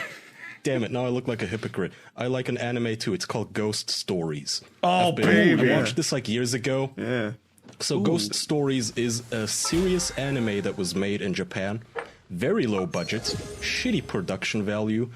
But then when it came time to air it on American networks, and the team that was tasked to translate it just did not give a shit. So it turned into a joke. Yeah, So it has I remember telling professional- us about that. It has professional dubbing. It's hilarious. It's really, really good. Check out Ghost Stories. It's basically a comedy. You can't find it on YouTube anymore, unfortunately. But if you Google, you can find it. Just Google like Ghost Stories anime dubbed on Google or DuckDuckGo. I don't know. I also You'll find it. highly recommend Ghost Stories. You guys know the Team 4-Star stuff, right? Where they take and they like dub animes into Seems with all comedy. the other nights already have That's their hands basically what full. this is, except a professional studio did this and it aired on Cartoon Network. It's amazing that they got away with some of this, considering some of the language. So that's my plug. Ghost Stories. Yeah. All right, you want to take us out? Yeah. I think we can wrap up, yeah. And don't forget, everybody in the chat, we have a bonus after this in our Patreon Discord, which you can join if you go to Patreon. Scratch that official.man/subscribe. It's We might actually take our questions. official.men Discord. Okay, thank you everyone at home for listening to this week's episode of the official podcast. If you just went over all the Patreon stuff, didn't you? I don't need to say it again. All right, thanks for watching this week. We'll see you next week. Goodbye, everyone. Goodbye. Bye. Bye. We talk about a lot of things on this podcast, but there's something that I need to make sure that we all talk about right now. Because if you haven't heard about Anchor, then you need to know about the easiest way to make a podcast. Let me explain. First of all, it's free! Beyond that, there's creation tools that allow you to record and edit your podcast right from your phone or computer. Anchor will distribute your podcast for you so it can be heard on Spotify, Apple Podcast, and many other platforms. You can make money for your podcast with no minimum listenership, and it's got everything you need to make a podcast in one place. Download the free Anchor app or go to anchor.fm to get started. If you have something super special to talk about and you want people to hear it so they know it's super special, you're going to want to use Anchor. It's the best way to do it. Alright, who wants to do the intro? Hello, everyone. Welcome to this week's episode of the official podcast. I'm Jackson. We've got Andrew, Charlie, and Kaya all here live. And if there's one thing for certain that we're not going to talk about this week, it's Pro Jared's enormous wiener. Let's hop into it. That's right. We can't talk about his enormous wiener because he has a tiny wiener. No, his dick is big. Have you seen it? Damn it, I thought it looked tiny. Everyone's seen it at this point. Right away. Is that boring? I would not call trending #1 in America for a day and a half boring. Normally it is, but this is something else. A man cheating on his wife is extremely mundane. Yeah, but when it's pro Jared and his dick is massive, it's not mundane anymore. You thought it was massive? I thought it looked tiny. It was above average. Oh, it was no. It's not for those who don't know what this Burger King dude Everyone knows what it's about. Let's be honest, Kai. If they're listening to our podcast, they've definitely already heard about this. I am on the podcast. I had no idea who Pro Jared is. Well, neither did I, but now I know his wiener. Well, there you go then. At least give a backstory instead of jumping in with the drama like the Q-Stars show. They just started talking about YouTuber's cock without any backstory or any explanation, as if everybody had just seen it. You just assume everybody has his dick pics. He sent it to everyone. Yeah, that's it to me. I think that's a good point. I think we can go ahead and close the topic already. His dick is huge. I mean, he's using every trick in the book, though. He was grabbing at the very base of the shaft. He was pushing down his balls. Like, I think it's all camera angles. I don't think he has a big dick. So it's a light show, a magic trick. Yeah. Chris Angel's mind freak. I don't know. So oh my god, okay, so he is a YouTuber who cheated on a YouTuber with another YouTuber. Is this the story? Yes, this is news because they're YouTubers. No, because he was sending it to underage fans. He cheated on them with underage fans as well. He would send his dick pic on Snapchat to fans, which is a bit weird because the whole story is that he was running this Tumblr blog where he would post his dick or he would accept nudes or something. Jared. Or Sin Jared. So this was all public for years. So why is this so shocking? It's kind of well. The thing is, he's getting Me Too'd basically, where this shit was going on, but no one really collaborated to go, yeah, this is fucked up or weird. Like, you just had smatterings of him doing shitty things, and then when his wife had the breakdown of how much of a terrible person he is, all these fans were like, oh yeah, by the way, he sent me nudes and his penis and all these creepy photos. I didn't know it was like really big. He wasn't being like secret about it, from what I've heard. He was pretty like obvious. So did his girlfriend or wife not know that he had that Tumblr and that was the entire point of the Tumblr? Because you could easily find it publicly. I think the explanation was that the fans thought it was jokes, and his wife just ignored it because she wanted to save the marriage. So that's just, I don't know. Are you just guessing now, or what? I mean, there's a lot that was posted on this. There's a ton of fucking info dumps and Twitter threads and all this shit, but that's the best I gathered, unless Charlie knows more. No, I don't know more. Pro Jared kind of got saved because of the James Charles losing 3 million subscribers in 2 days because of the beauty. 3 million? That too is just the only reason. Yeah, that one's Monday. They're YouTubers. That one is boring. That one, I'll admit, is boring. The only one really? That one is boring. A YouTuber who's at least 100 times bigger than Pro Jared, and his adversary, who is also, that lady is 10 times bigger than Pro Jared. Those are boring because you guys don't give a shit about it, but Pro Jared's cock is interesting. You were ready at the start line to talk about his ball ripples. Yes, well, yeah, I haven't seen James Charles' dick. Yeah, the story is incredibly different. James Charles is one person goes, he's bad, don't sub him, and that's it. Whereas Pro Jared's like, I've been fucking little girls for years, and here's my dick. They're both Monday. Listen, imagine this. If you were on the couch with your girlfriend and she's telling you about her day, she goes, yeah, did you know that Ashley cheated on Brandon? Like, I can't believe it, but Tiffany, she showed me the text. You would zone the fuck out. Now if she turns that phone around and it's like a giant mushroom dick, I'd be like, whoa. Jesus, also, Ashley. the other difference is if I knew all of those people, yeah, I'd care. Well, so that's kind of Kai's point, isn't it? That this is only important or not important. You know them? Yeah, some of them. We know Ross. Yeah, exactly. Yeah. What do you mean you know Ross? Do you guys hang out in real life? I talk to him, and I talk to him occasionally. He was on the show a year ago, so you mean a year ago we once were in a Skype call for an hour. That means you know him? Who gives a shit? I mean, my girlfriend's friends too. I don't want to hear about their drama. So whose drama are you invested in then? You would zone out. immediately, you would leave the room to start talking about this shit. You would kind of roll your eyes without making her, making sure she doesn't see you roll your eyes. This is boring bullshit. Especially the other one where he goes, oh yeah, did you know about James? Like he was partnered with this other makeup company, but then Tiffany, whatever her name is, she got really mad. But I have the text, I have all the receipts. That's I'll believe how big this shit is. I'll admit to you that I don't give a shit about the James one. I think we all agreed on that. Yeah, well, you didn't have to ruin our fun. You didn't have to ruin our fun. Yeah, just wanted to talk about he's much bigger than ProJared's drama. Yeah, but he was trending far more. But Kaya, this is like saying that we should give a shit what's happening on Big Bang Theory because it's more popular than Game of Thrones. Like, it's different interests. It's different investments. It is. It's more popular than Game of Thrones. Okay, I'm just saying an example. You picked one show that just got cancelled over a cultural phenomenon. I'm just saying it as an example. I don't give a fuck about the specifics. I'm just using it as an example. Well, no, you shouldn't give more. I mean, like, it's a different investment. Yeah, but it's not Game of Thrones. ProJared's dick isn't Game of Thrones.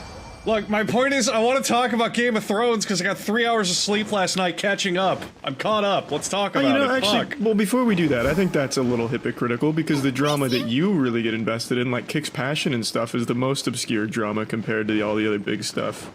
So why do you care about that? Kick's Passion. It's just an example. That's some drama you were very invested in. Ago, we last mentioned him. I haven't heard since from him. But you did bring it up at some point. Why does it matter how old it is? I'm just giving you an example of the things that you like being a lot less popular than the big topics going on. Well, back then, it was obscure. It wasn't mundane. These guys who were just the...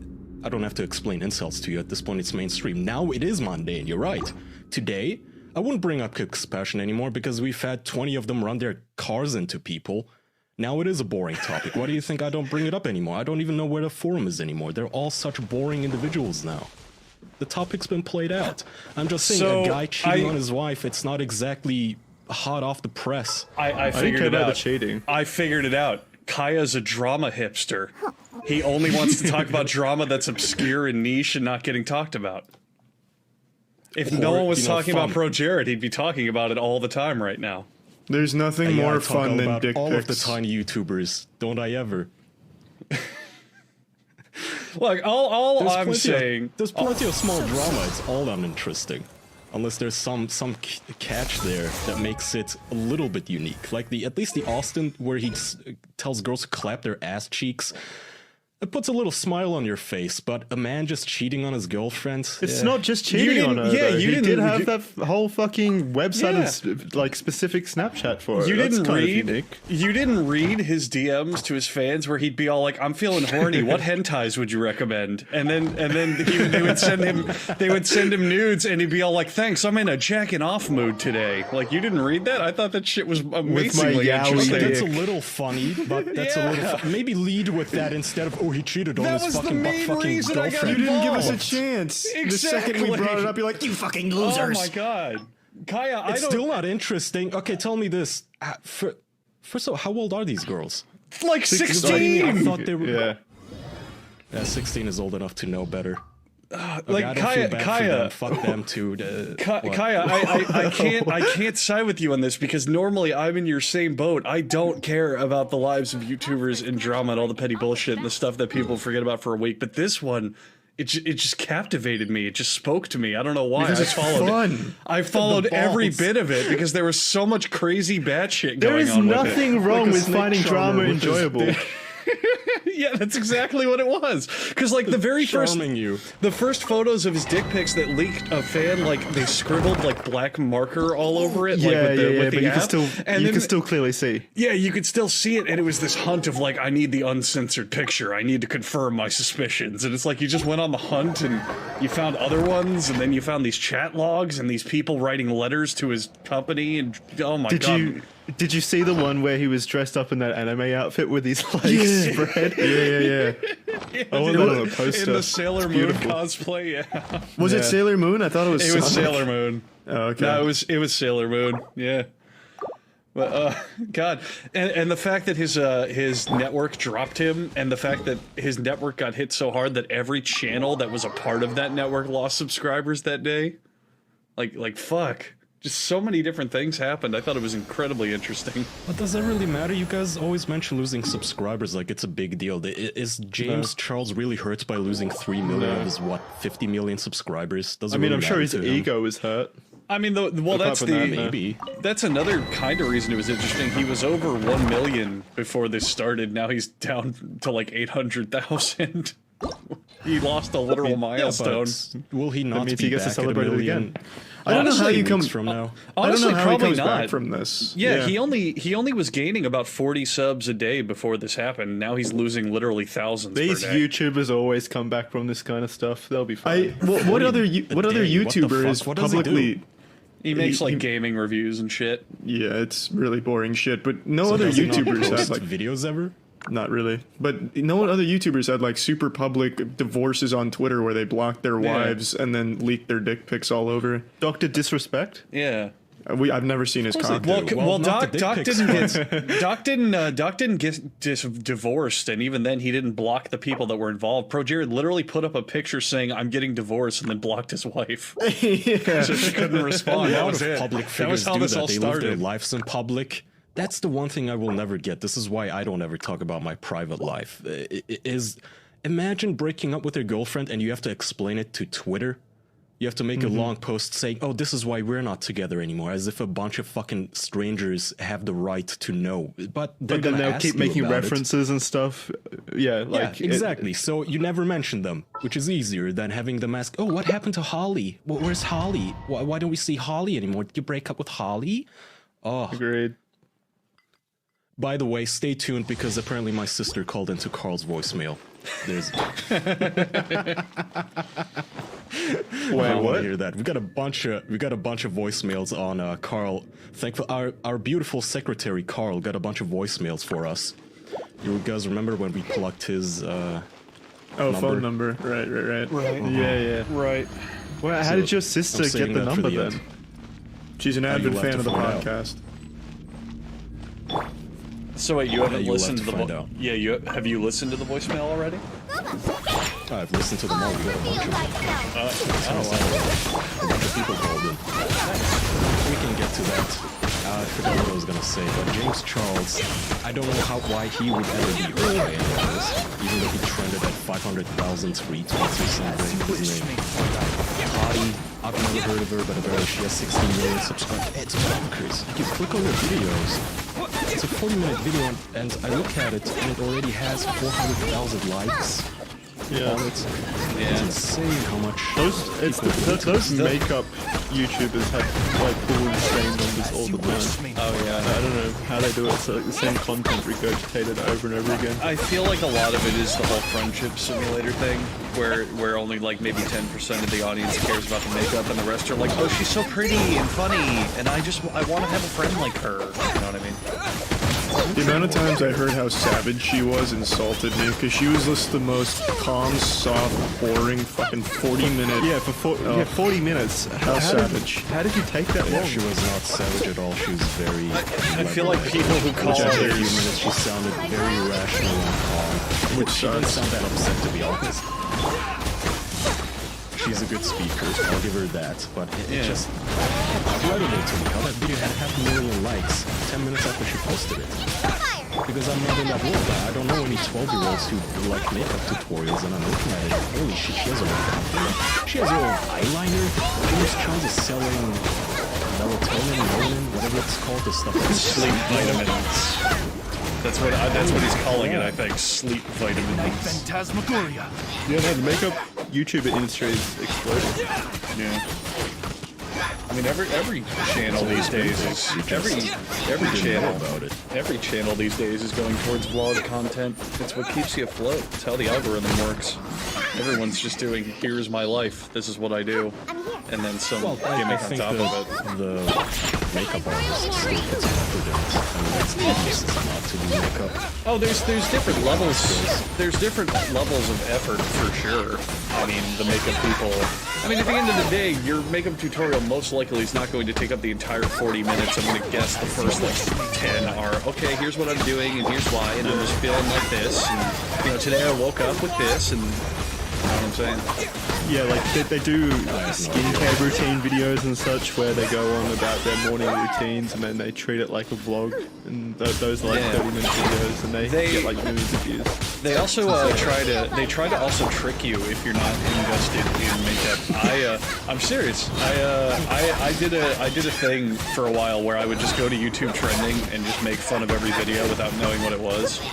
And makeup artists, a lot of them, they will put like plain titles as their videos or like clickbaity stuff, and then when you click it, the first like 7 minutes is like, I woke up today and I had to go to the airport, and my bag ripped open, and I just knew I didn't have a lot of time, and like they try to like tell you a story or like something will be interesting, and then after they lure you in, they go, so here's my makeup tips for if you're running late to the airport, and then they start the actual like makeup without even. Sounds like you got tricked. How many? Exactly. How much did you watch? I watched. You got invested in the lore. I did. It was deep. I wanted to see if she made it to the airport. But no, I watched like the first. Lipstick. I watched like the. I can't count the amount of times I get stuck like this. I need that lipstick. Yeah. I watched like the first half to riff on it and make jokes, but yeah, I wouldn't say they go full clickbaity, but they definitely try to hide the makeup sometimes under like, here's an interesting story, or here's a crazy thing. You know, it's to drive you in, then have you watch it. It's clever. It's marketing. Like every YouTuber. Yeah. I mean, that's not. Yeah. It's just it's the not a YouTube makeup strat person thing. Yeah. No, but it's what all the big YouTubers are doing now. I mean, yeah. What can you do? No, not at all. It's their business. I understand. Before we move on, do you want to do an MVMT ad? Of course I do, Jackson, because I love movement watches, and I love MVMT brand products. In fact, I own 3 different movement watches, and sometimes, even when I'm not wearing them, I open the box, and I look at them and I go, that's a mighty fine looking watch. You can go to Movement and pick a style or design that you will personally like and would wear and talk about, and it will be very easy for you to do that, because Movement watches are all about looking good while keeping things simple. They don't tell you how many steps you've taken, blow up your wrist with text messages, any of that garbage. They're a simple, clean, classic style, and they tell time like a true classic timepiece should. Movement watches start at $95. You will pay $400 for the same quality or brand somewhere else. And Movement has sold almost 2 million watches in over 160 countries. You can get 15% off with free shipping and free returns by going to mvmt.com/official. Movement's launching new styles on their site all the time. You can check them out at mvmt.com. That's mvmt.com/official. Free shipping and free returns, so go ahead, try it. If you don't like it, I mean, obviously you would, but free returns if you don't. mvmt.com/official, 15% off to join the movement. Great watches. I unironically love them. And glasses. Yes, watches, glasses, other accessories. Before we move on, Kaya, you seem to know the most about it. What did James Charles actually do? What's wrong? Because I know nothing about according it. to my expert analysis of this YouTuber drama, James, oh my god, you will not believe this. He partnered with, I don't fucking know, Jackson, like sleeping vitamin pills, and then Toddy Westworld, she was angry that he didn't partner with their company. It's a bitch fight. Who cares? So that's all it is. I heard tales of like sexual harassment and shit. It got pretty. Well, that's what came out. I guess. Sexual predation. That he was sexual harassment, and I believe racist as well. I don't know about the harassment. I heard that he apparently would like just be very explicit about wanting to suck dick. And he would try to hit on waiters, and when his friends would tell him, dude, that waiter is straight, he isn't gonna fuck you, James would say, what does that matter? I'm famous. Oh. And all that. So he's a little arrogant. Yeah, shocker. The 19-year-old millionaire is arrogant. Who would have thought? No one saw it coming. It's a shock to everyone. Come on. He seemed like such a nice guy, too, when he would threaten every Twitter joke with his lawyer. It's really a shame to see it come out he's like one this. of those? No. Every time someone made a joke about him, he'd reply about his lawyer coming in. Oh, God. Oh, what a cunt. Yeah. Yeah. God, So I hate that. He'd fucking call... Pieces of shit. call lawyers for Twitter jokes, but then try to force himself on straight dudes. Jesus, what a stand-up fellow. Apparently, he would be on Tinder, verified. I didn't even. Since when does Tinder verify you? When is that? What the fuck is that? Why do you need verification on? If you're a celebrity like James Charles. If you want to swipe right on a celebrity, you can rest assured that they're the real person. I suppose that's it. If you're a groupie, you don't get catfished. Yeah, you don't get catfished. Apparently, he's verified on Tinder, but he's on. You know how on Tinder you can set it so you're a man looking for women. Looking for a man. Apparently, he would set it as he's a woman looking for men, so he would show up in the queue for straight men to swipe left or right on. Yeah, Jesus but still Christ. Verified. So I don't know why Tinder verified him as a woman for men to swipe on. I don't think Tinder actually checks that at the end of the day. Well, yeah, I don't think so either. So, still, that's just. I didn't know you just sounds like a scummy guy overall. Just overall scummy person. That is a dick move. I don't want to see a dude in my queue. Fuck off. Well, you can just swipe right. I hope there's at least one hero out there on Tinder using Pro Jared's dick pics as a Tinder profile.